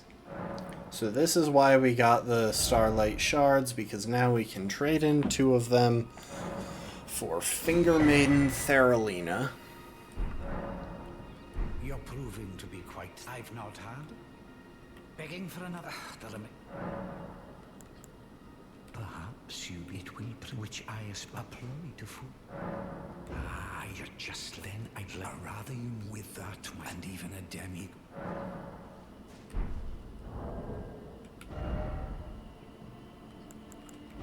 Okay, yeah. He gives it to me when I give him the Amber Starlight. Well. You managed to lay your hands on it. The blessed day is finally upon us. Goodness gracious, the way it glistens. Utterly enchanting. To think this was once a demigod's very fate. My, oh my, oh my.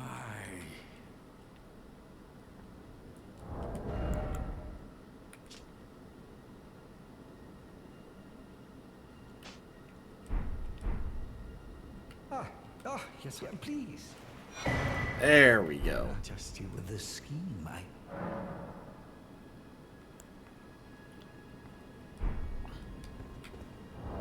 So there is one downside to this, which is if we want to equip it, we're going to need to pick up a few extra points in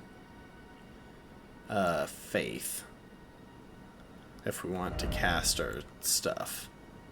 But I am perfectly willing to accept that hindrance if it means extra magic damage.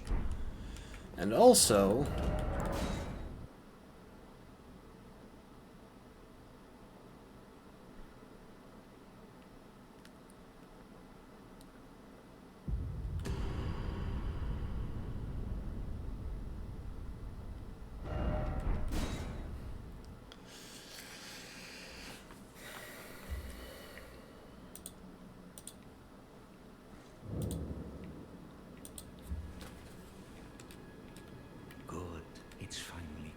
give it to we got the Amber Draft. doll lets down her guard in your presence, so she might dip her hands in the dirt and feign that icy persona. She's a frail, gentle girl at heart. You understand, don't you?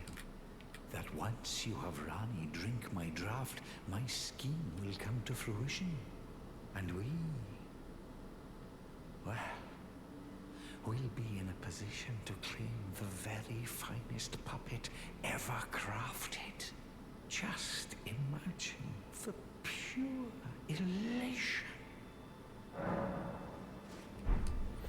So yeah, we now have... it's in key items. We now have the Amber Draft. The Amber Draft.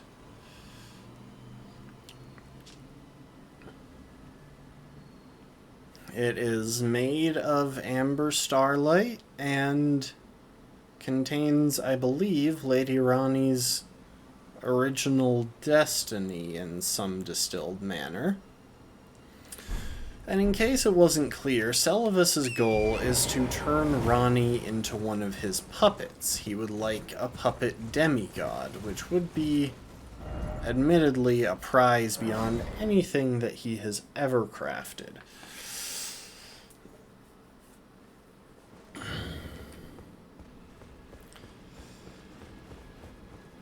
And we're probably not going to give it to her right away, because I want to progress things with Blythe first.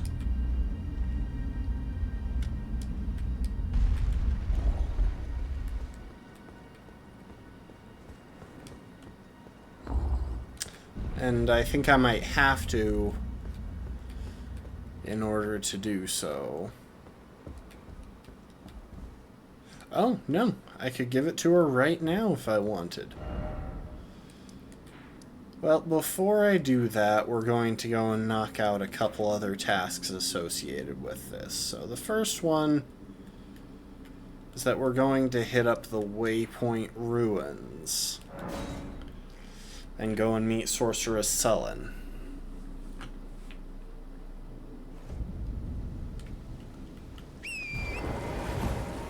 We'll also be making a stop on the way to get a grace that we hadn't previously. Yep, that's right. You guys do your thing.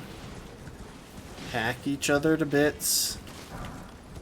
And let the runes drift over to me if anyone dies. Ah, there it is.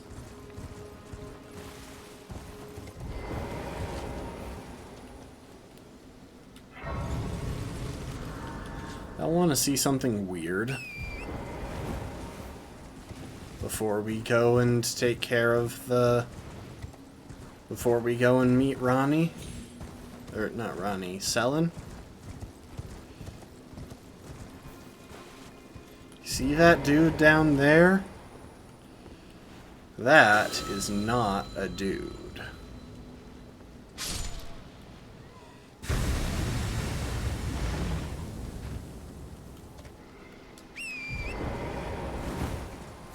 That's a rune bear. For some reason, that rune bear is disguised as a random dude. Don't ask me to explain it. I don't know why the rune bear is disguised as a random dude. Frankly, that's something that one of these Elden Ring lore YouTube channels needs to address more than, I don't know, the story of Mikola for the 1000th time. Like, I get it. We're excited for the...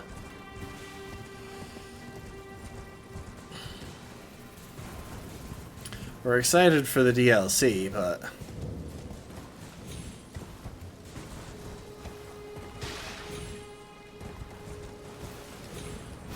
There you are. Honestly. Okay, so I can't currently cast Golden Vow. It really shouldn't be an issue.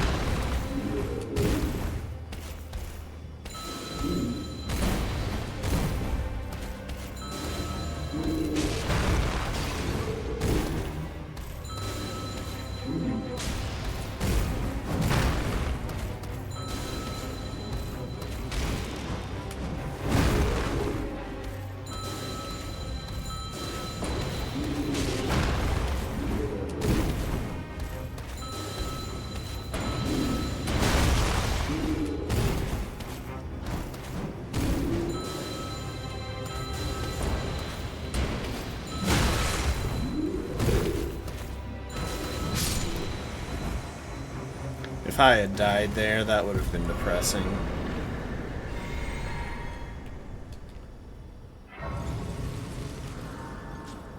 Unfortunately, shots tend to trend toward that thing's head when you're using auto-aim, and that's annoying. Because those guys have resistance to headshots as opposed to vulnerability like everything else in the game. Wisely. I was as a revive you still. Very well, but I refuse to anticipate.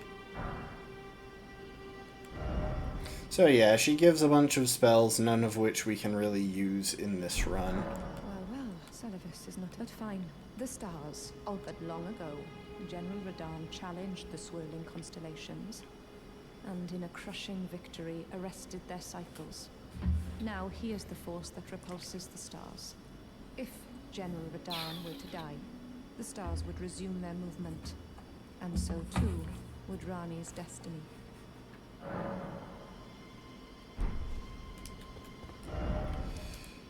Okay. And with that taken care of, I think we'll go ahead and go give the potion to Ronnie.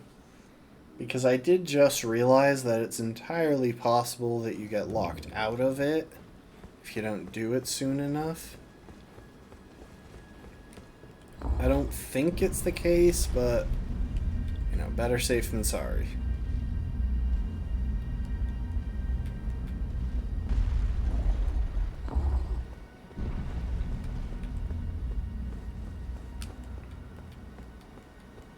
So yeah, she gets mad at this.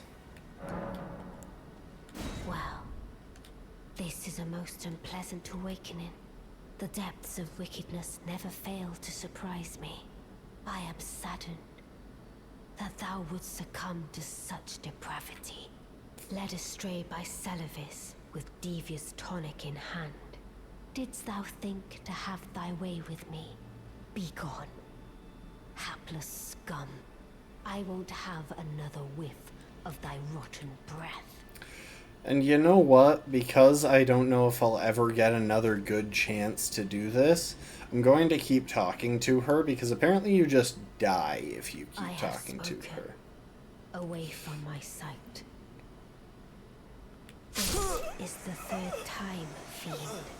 Enough of thy unbearable breath. So yeah, she's really mad. And this does cut us off from pursuing her quest line further. Luckily, there's stuff that we can do to deal with that. So all we need to do is go and pick up a Celestial Dew somewhere to perform absolution at the Church of Vows. I'm just going to go and retrieve my runes.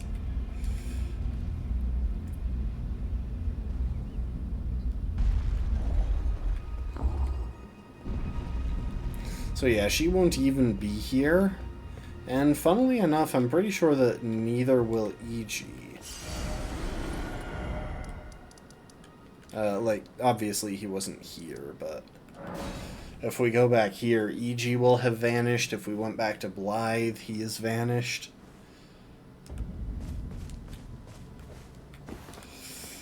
So yeah, we just straight up can't interact with them for now, but let's see, do I already have Celestial Dew for absolution? I can't remember if it's a key item or what.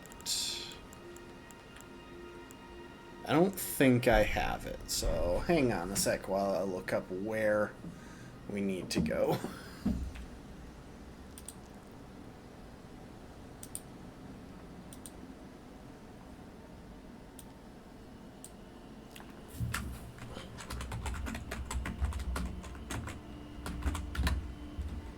Celestial Dew.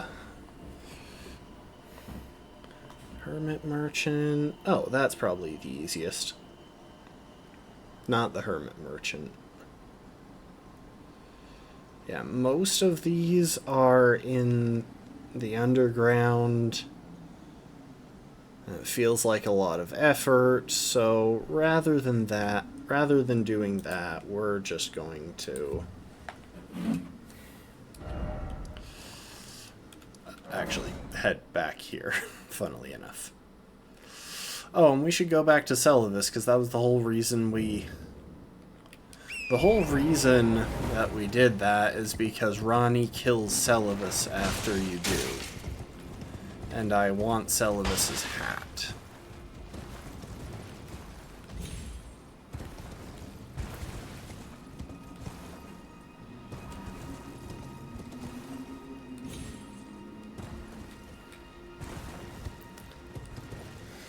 What do you know? For once I made that jump. Hi there. So we get his bell bearing, his hat, all his clothes, really. And we can still technically buy puppets from him, but we don't need to. I have no real use for any of his puppets. None of those are the puppets that I wanted to grab. Oh, that's right.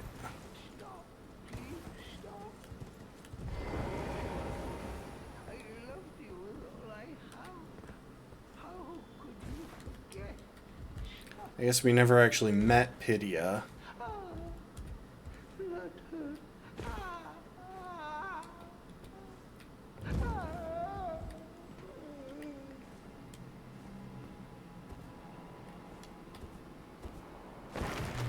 This isn't Pydia, to be clear. That's just a place with an item.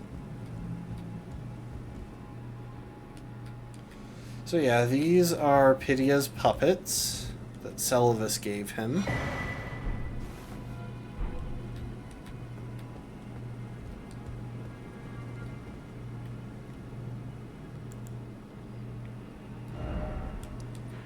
And now that we have Pydia's bell bearing, we can go back to the round table hold. Oh, and I should put on my new hat. Look at it. I wish it didn't have a mask. But yeah, it gives extra mind. So notice right now I've got 26, down to 23 if I take it off. And that means that we get an extra little bit of spellcasting ability. Or, in our case, tool using ability.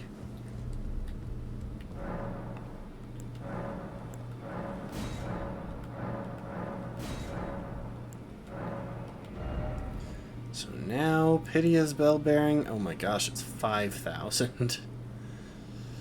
Oh, we should go and...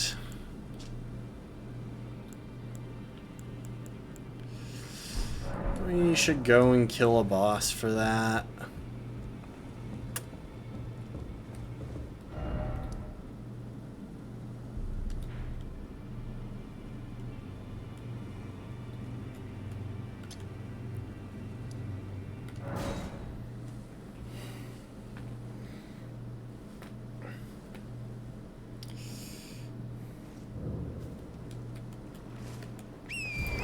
There's a tree sentinel up ahead. Hang on. I almost forgot something. Rather than the intelligence not tier, we'll equip the faith not tier, so at the very least, if we want to cast Golden Vow, we can drink our flask and do it. But yeah, check us out. We got a hat now.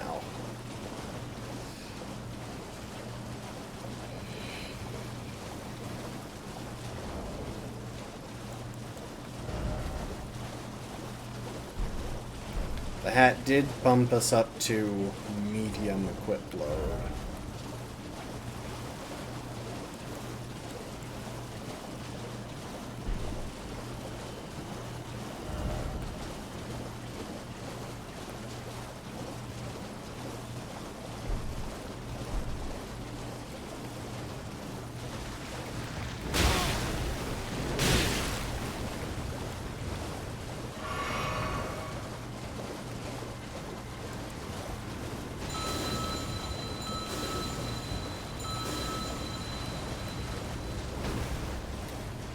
I don't even know why I'm bothering to grab this, but I want it.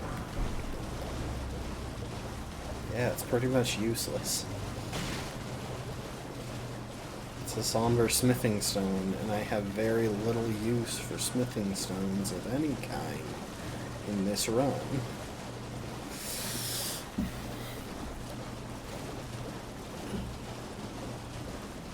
So yeah, for the moment, this is the best hat that we can get for this particular run. There will be better hats.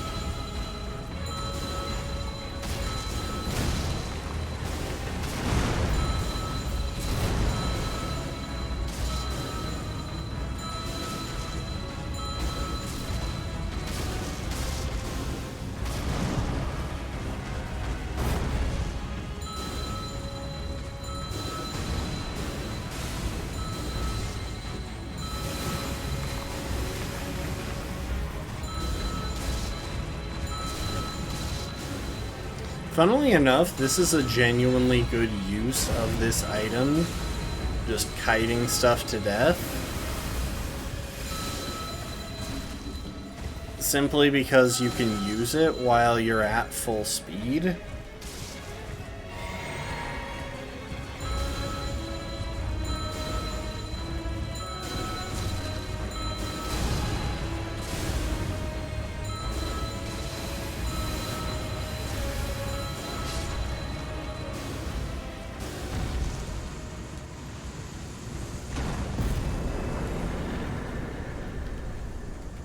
Alright.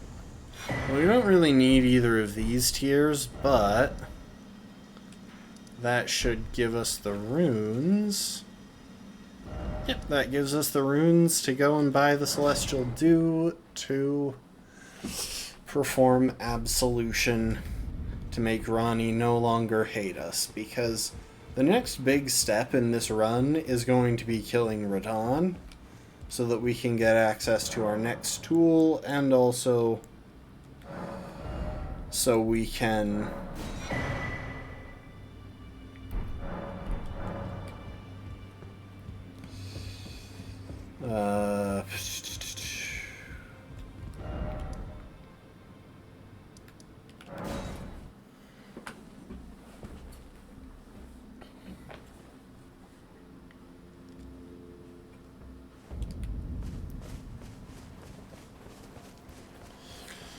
oh, why is my brain completely deactivated right now?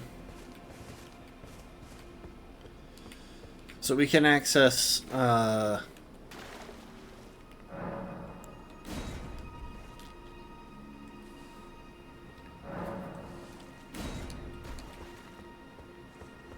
wonder if he has unique dialogue after performing Absolution. I see you have undergone Absolution. The miracle that blossoms from these grounds. Good.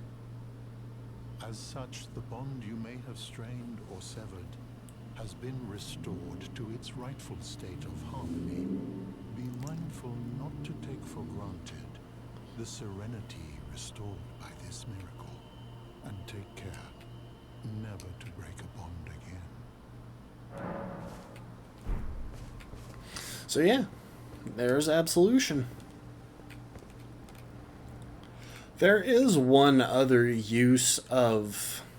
There's one other very important thing that you can do here. Turtle Pope, as sad as it is the best character in the game to test damage on. You may wonder why. Well, it's pretty simple. He sits there. He never gets angry or aggressive. And you can just go and rest at a site of grace to get him all of his health back.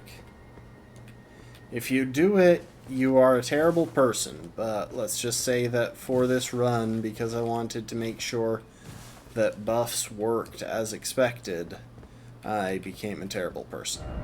Anyway, now that we've done that, we can go back and see Ronnie again. And, you know, since we got all of Seluvis's equipment...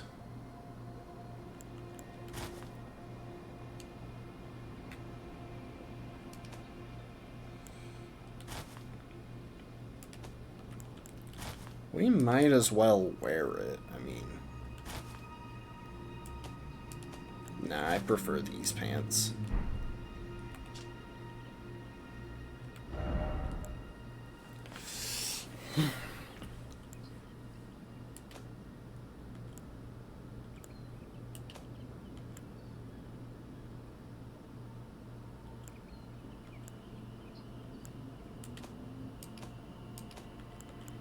You know what, we'll throw on these gloves.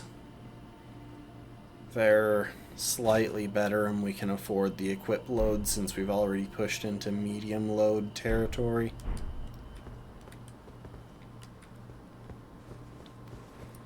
And now, if we go up the stairs here, up the elevator, we will be able to see that Ronnie is back to snoozing.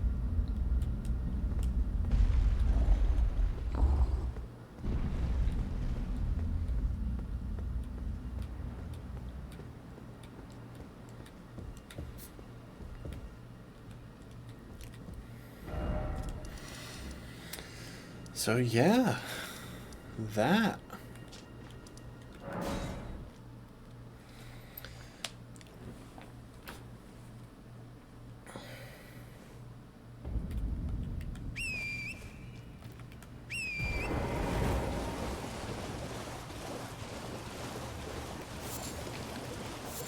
Now, the downside to having the 2 talismans that we do is that we take a lot of damage from pretty much anything. Because both of our talismans cause us to take increased damage.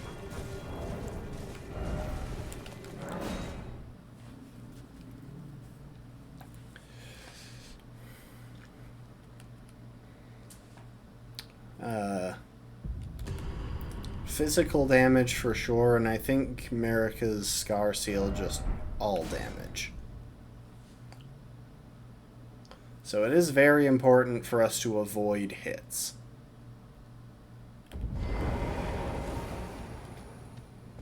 Ah, what news? So Rani's fate is kept in stasis by Starscourge Radahn. That reminds me of something I heard. There's a festival being held at the castle on the southern edge of the Caelid Wilds, east of Limgrave. It's a festival of combat. And I heard that you can fight Radahn himself. Oh, I have gone blurry. He who was once called the strongest of all the demigods. Maybe it's just a coincidence, but I think it's worth investigating. I'll be on my way to this festival of Radahn then. So just like that... You're coming too? I'll meet you at Red. The way ahead is pleasingly simple. You're coming too? I'll meet you at Red. The way ahead is... Thanks to that, we have cleared out the bosses that block the way to Radahn's castle. And now if we pop out of... Now if we head into Caelid, we can go straight to Radahn's castle without any issues or holdups. Oh, you know something?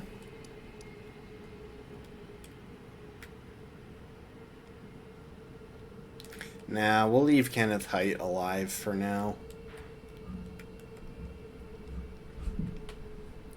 He has a golden seed, but we can get that anytime, and our bell isn't the best option for killing him, so yeah.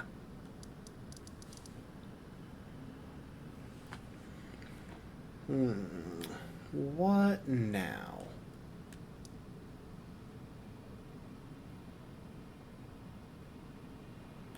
Oh, there was one other thing that I wanted to take care of.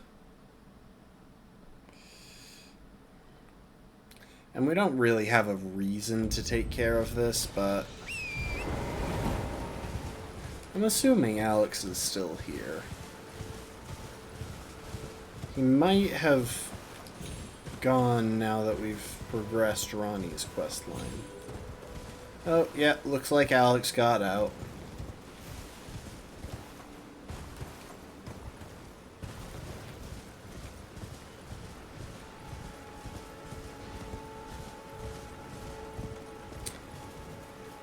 Well, now... Ooh, there are a few things that we should probably do while I'm thinking about it.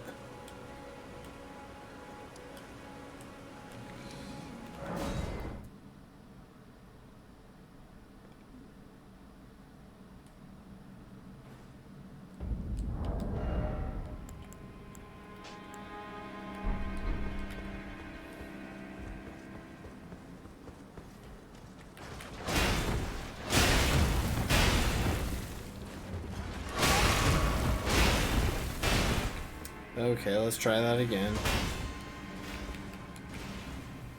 And I didn't just take off his shirt for no reason. It got him into light roll territory. And then I forgot to actually dodge the ballista bolts.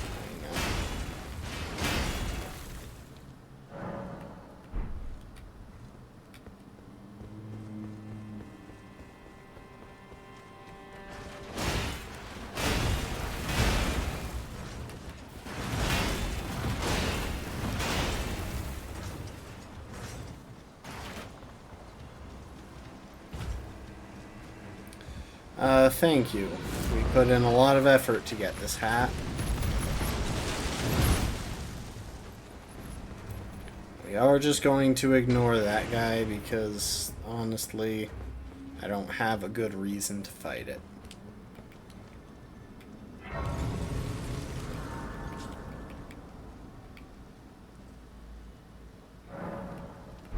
But yes, the hat is amazing.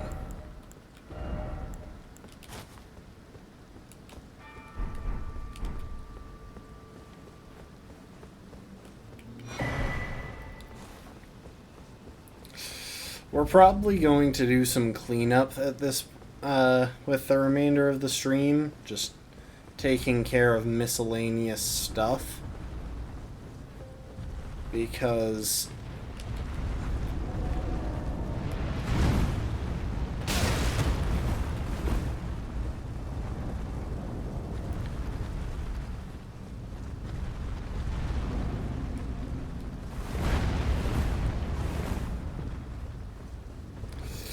there's nothing. I'd like to plan the next step. Oh, I thought I was behind the pillar.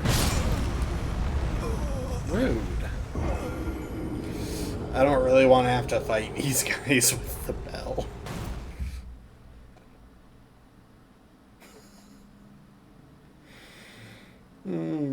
Okay, anyway. I want to plan our route for the next bit, because there are a few things that I want to do, but I don't have them quite in order yet. I haven't really thought through, you know, do this, then this, then this. For example, I definitely want to go and get the Golden Scarab at some point, which is another useful talisman that gives us extra runes.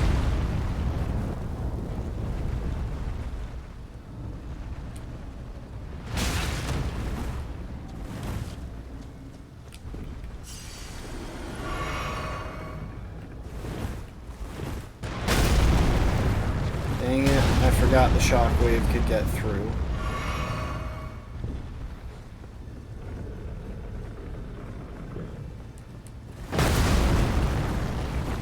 I thought I timed that well. It's hard to tell.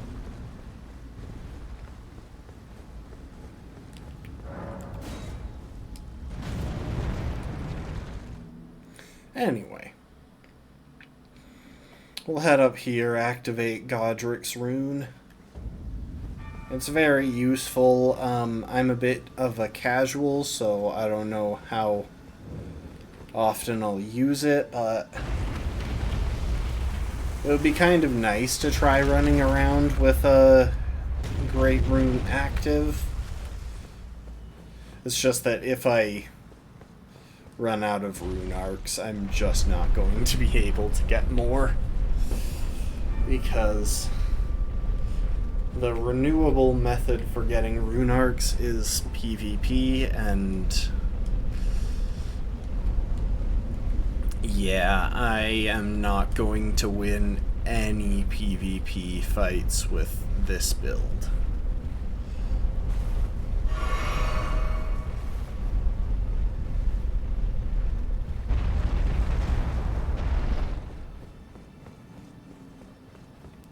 Okay. We'll touch grass.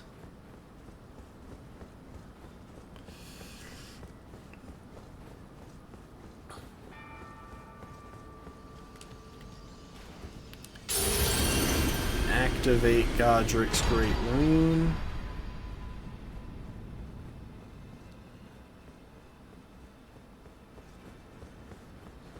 And equip Godric's Great Rune in case we ever feel like using a rune arc to turn it on.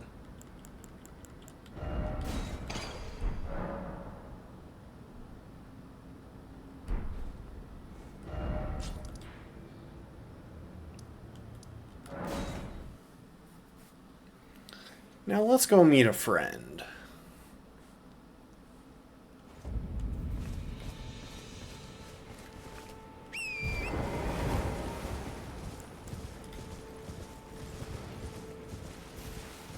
Oi! You there. Could Could you help us out, Cully?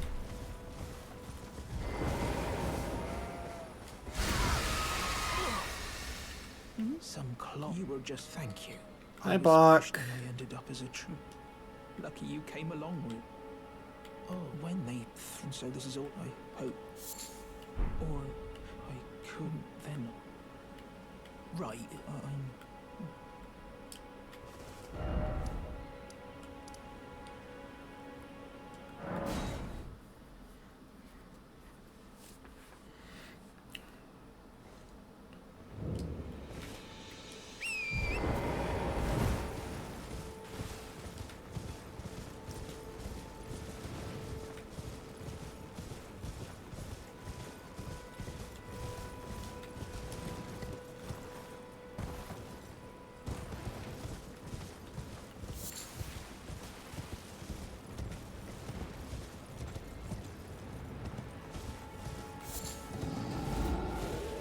Hi, Mr. Troll.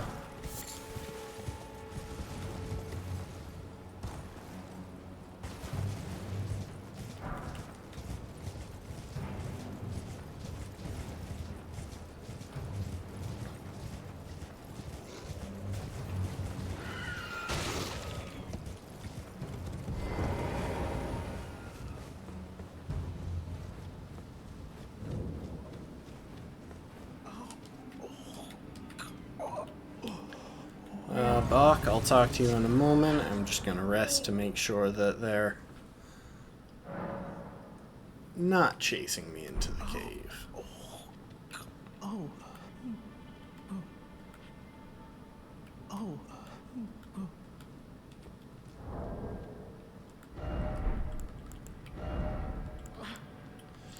Now, let's put a couple of non-combat tools right where I like them. In the quick menu. So we've got our telescope and our lantern now. Nice.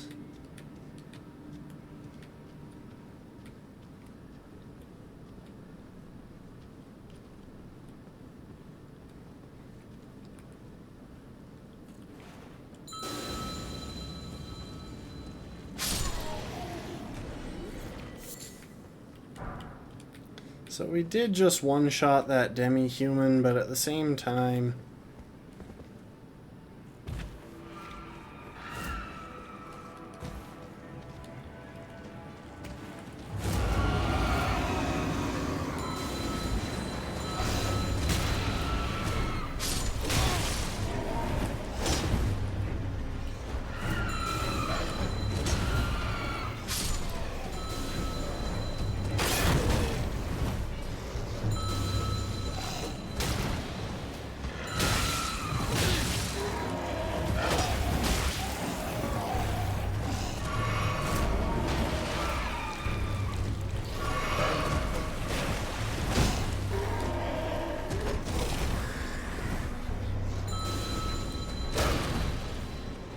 Would you stop blocking the other demi-human?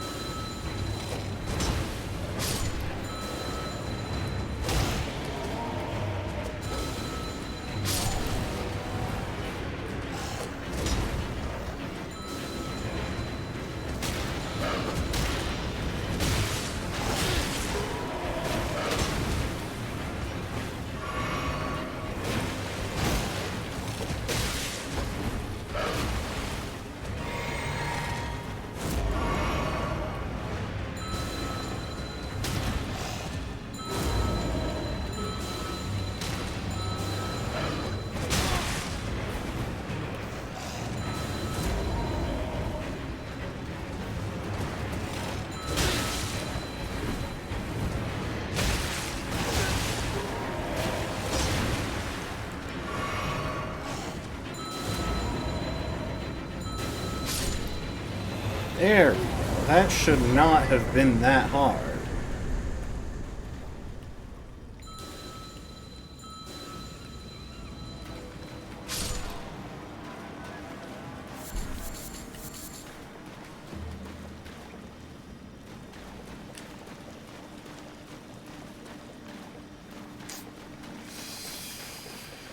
Whew. I really ought to equip heal into my spells just so that I have it in case it comes up. Like, that's such an easy boss fight. It gets especially easy if you have fire, because those guys are so weak to fire.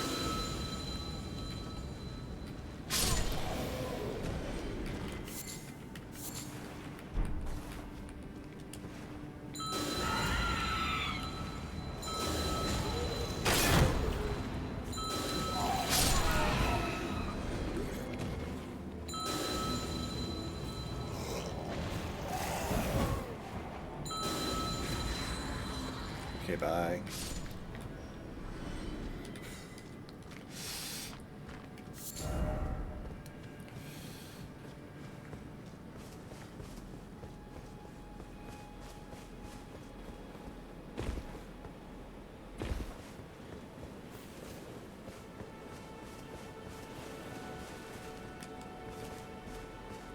Oh, jeez. I can't find my way around here.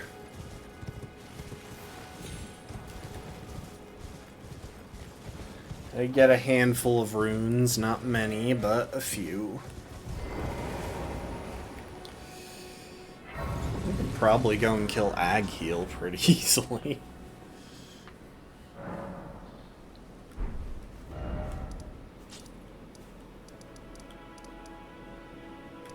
Anyway, back to Bach.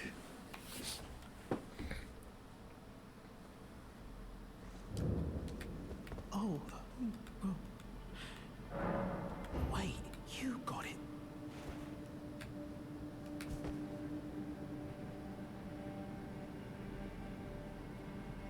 Oh. He happy. What made you go and do a thing like that? My mum was a seamstress, and that sewing kit was all I had to remember her by. I always wanted to be just like sweet old mum. Then I suppose I can't just curl up and die, can I? Thank you very... I always want... Thank you very... I always wanted to... Then I...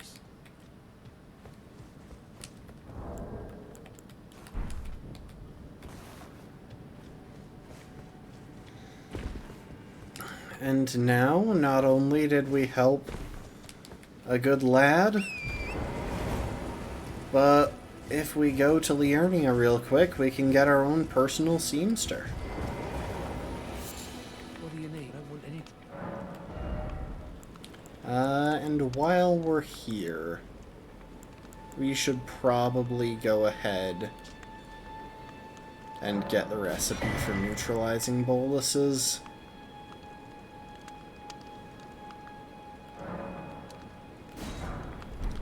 And as many neutralizing boluses as we can afford. Because those will be helpful at some point in the future, I'm sure. Let's see now. There is... Sorry, I'm checking to make sure we still have time. There is another thing that I think we could do with getting... Just requires us to pass through Stormvale again.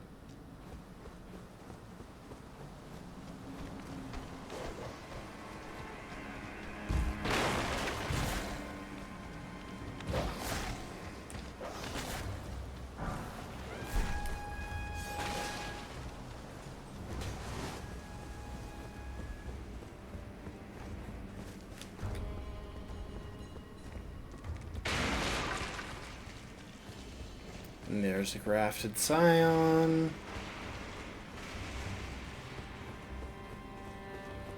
And here we are.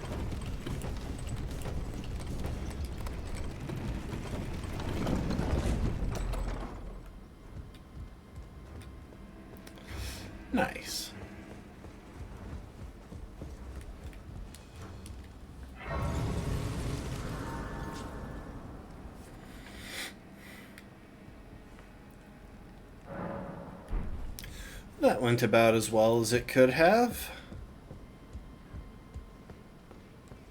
Oh, thank you for the hydrate, Lastborn. And because I want to, we're going to go and kill the grafted scion. Except we're probably going to go full cheese on that thing. Like, I'm talking cheddar.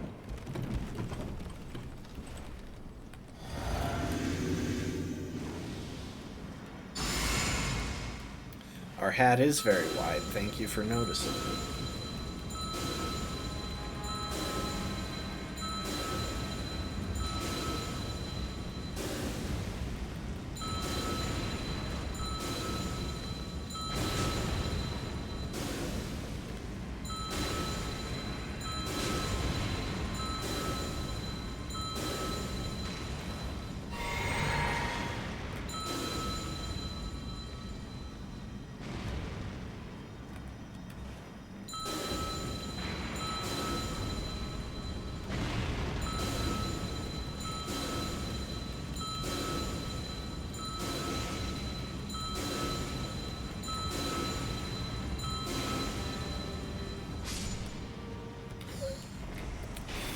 Oh yeah, that's some cheddar for you.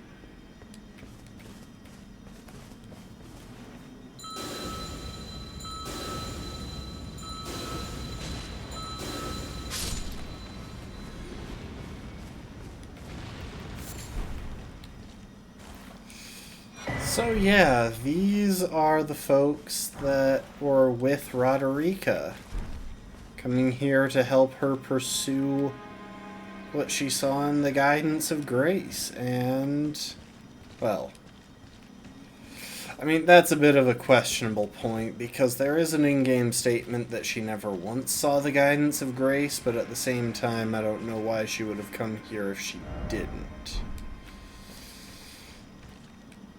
Anyway, these folks all got their limbs sliced off so that they might be used for grafting.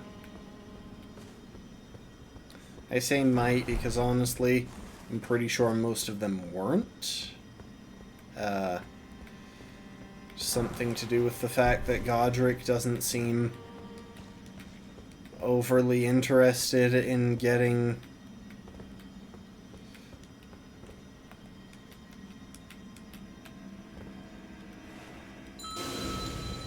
tarnished limbs grafted.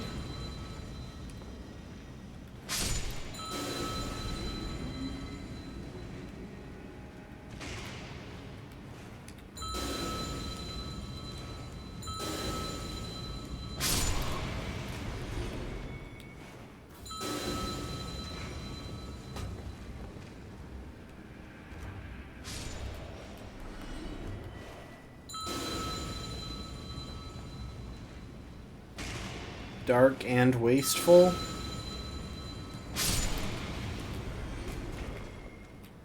I mean, I can't guarantee that they weren't going to be used for grafting. Like, if Godric didn't graft them himself, he might have been planning to slap them onto a grafted scion or something.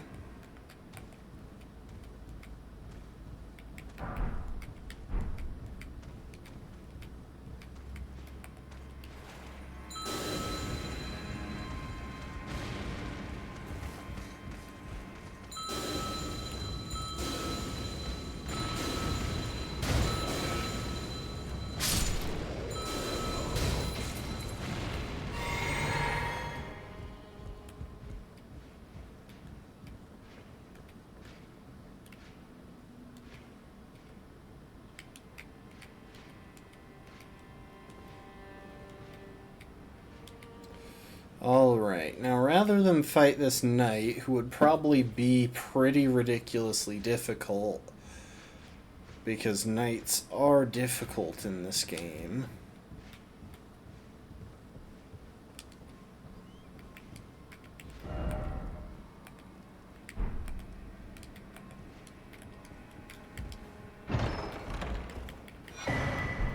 we're just gonna grab the tool that he's guarding and get out.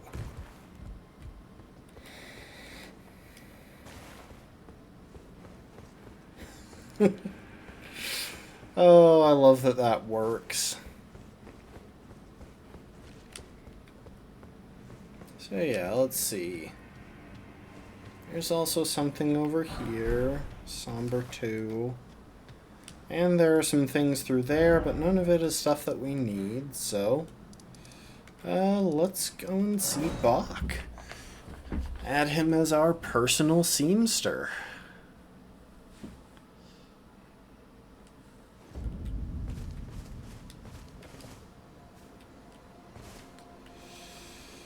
Oh, he shows up here, doesn't he? Yes, he does. Could you... You helped me. Please, allow me to... I'm happy to...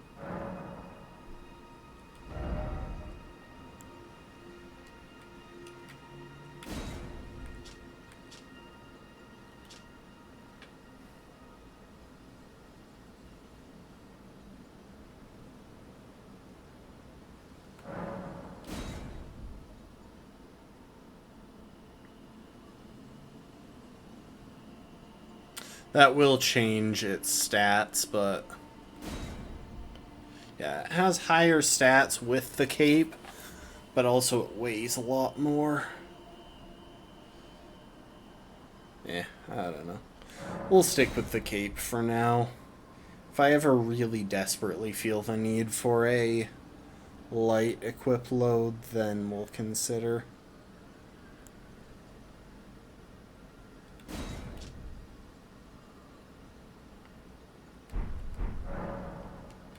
Master, do you ever make adjustments to your garb yourself? I would, well, rather you let me do the job when possible, please. I don't ask anything in return, you know, and, well, I am your personal seamster after all. Oh. Oh, going so soon? Please do be safe on your journeys. You don't get to keep many friends in the lands between. So I'm a big fan of Bach because he's a friend and you get to keep him around.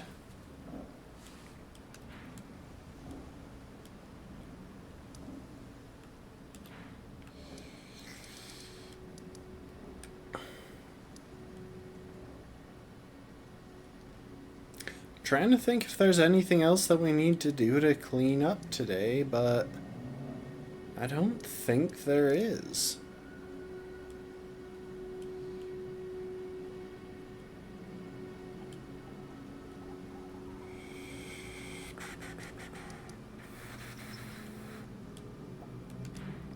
We've got Godric's Great Rune.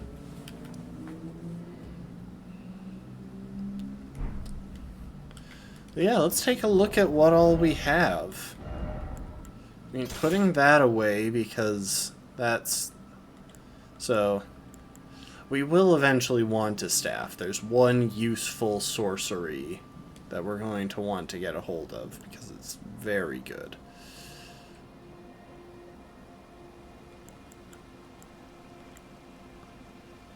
We also probably will eventually, well, I don't know if we'll ever be able to justify using the jellyfish shield. It's very heavy.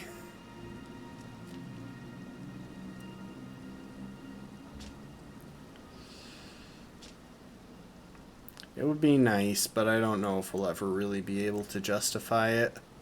The Great Turtle Shell we could use occasionally, because the main reason you use that is just to have it on your back for the passive stamina recovery boost. I should sort my chest while we're talking about this.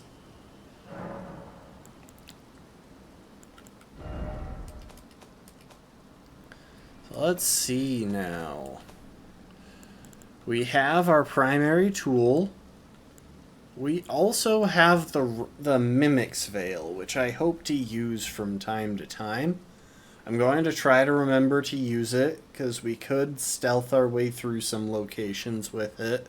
And it is a cool item. I'll show you what it does in a minute.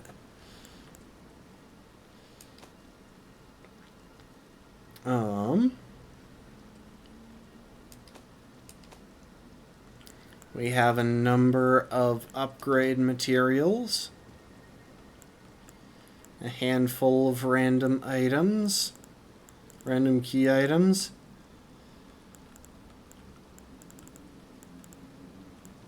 But with all of those aside... Oh, we don't need any of these.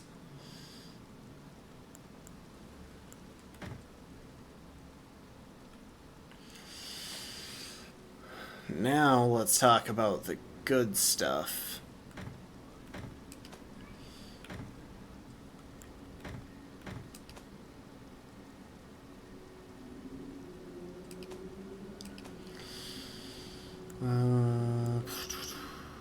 We'll leave all of those in there for now. We have our big hat. You know what, I'm going to keep all of this in inventory. I might at some point decide to use it. So yep, we have our big hat. And it's not just a fashion statement, it gives us a buff to mind.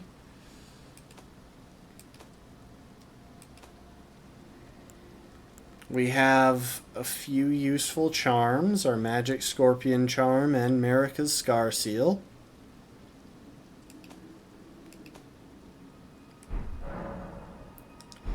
We have our bell.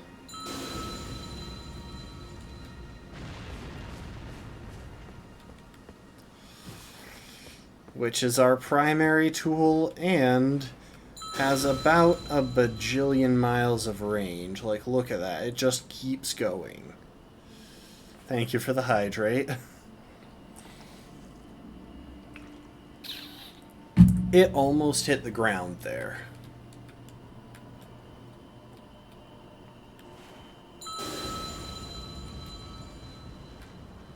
I bet it will hit the ground here.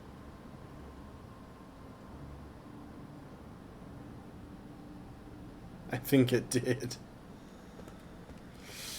But yeah, we have our bell. We have 11 flasks. A few useful spells.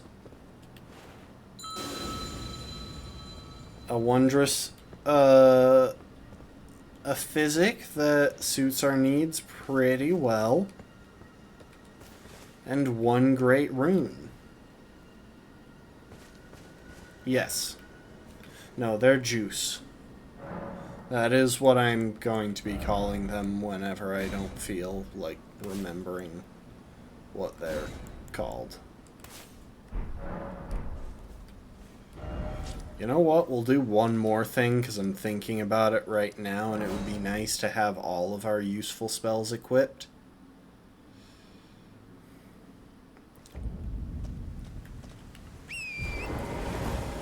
So, it's not actually possible to open the door to this location.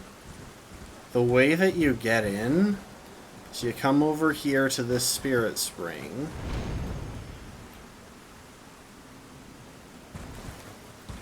And you need to land on that balcony.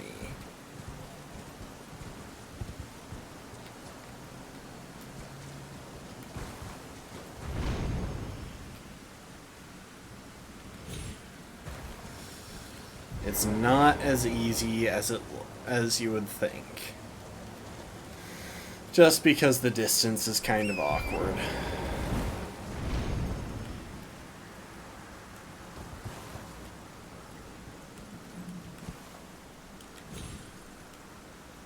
There we go. Lena's Rise.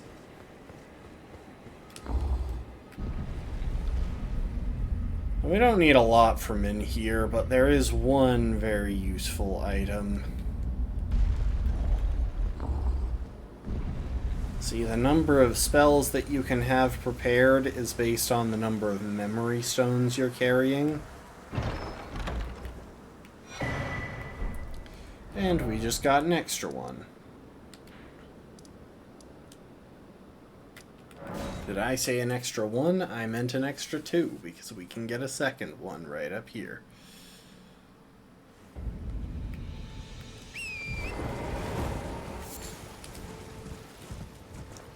Where? There you are.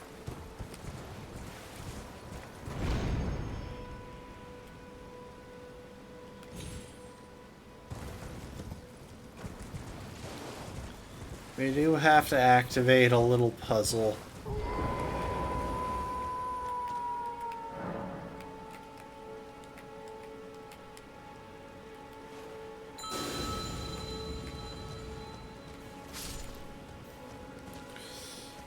There's the other one. Well, there's number 2.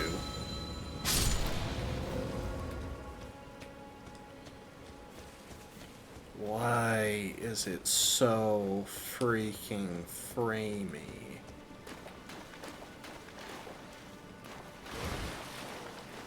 There you are.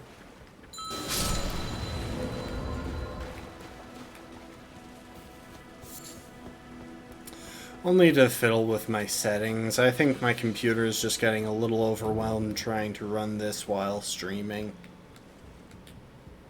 So in certain locations with like a lot of particles and stuff, it's having trouble.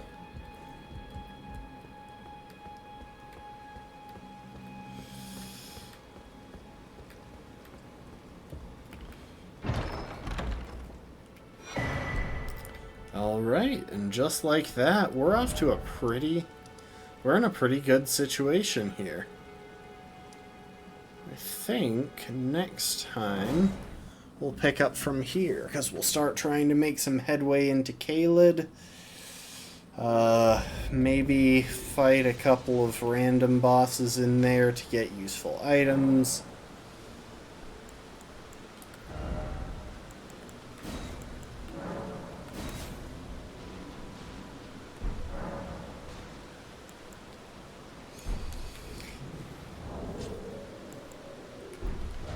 In fact, I will put a couple of markers down. Well, mainly just one to help myself remember what we should be doing next time.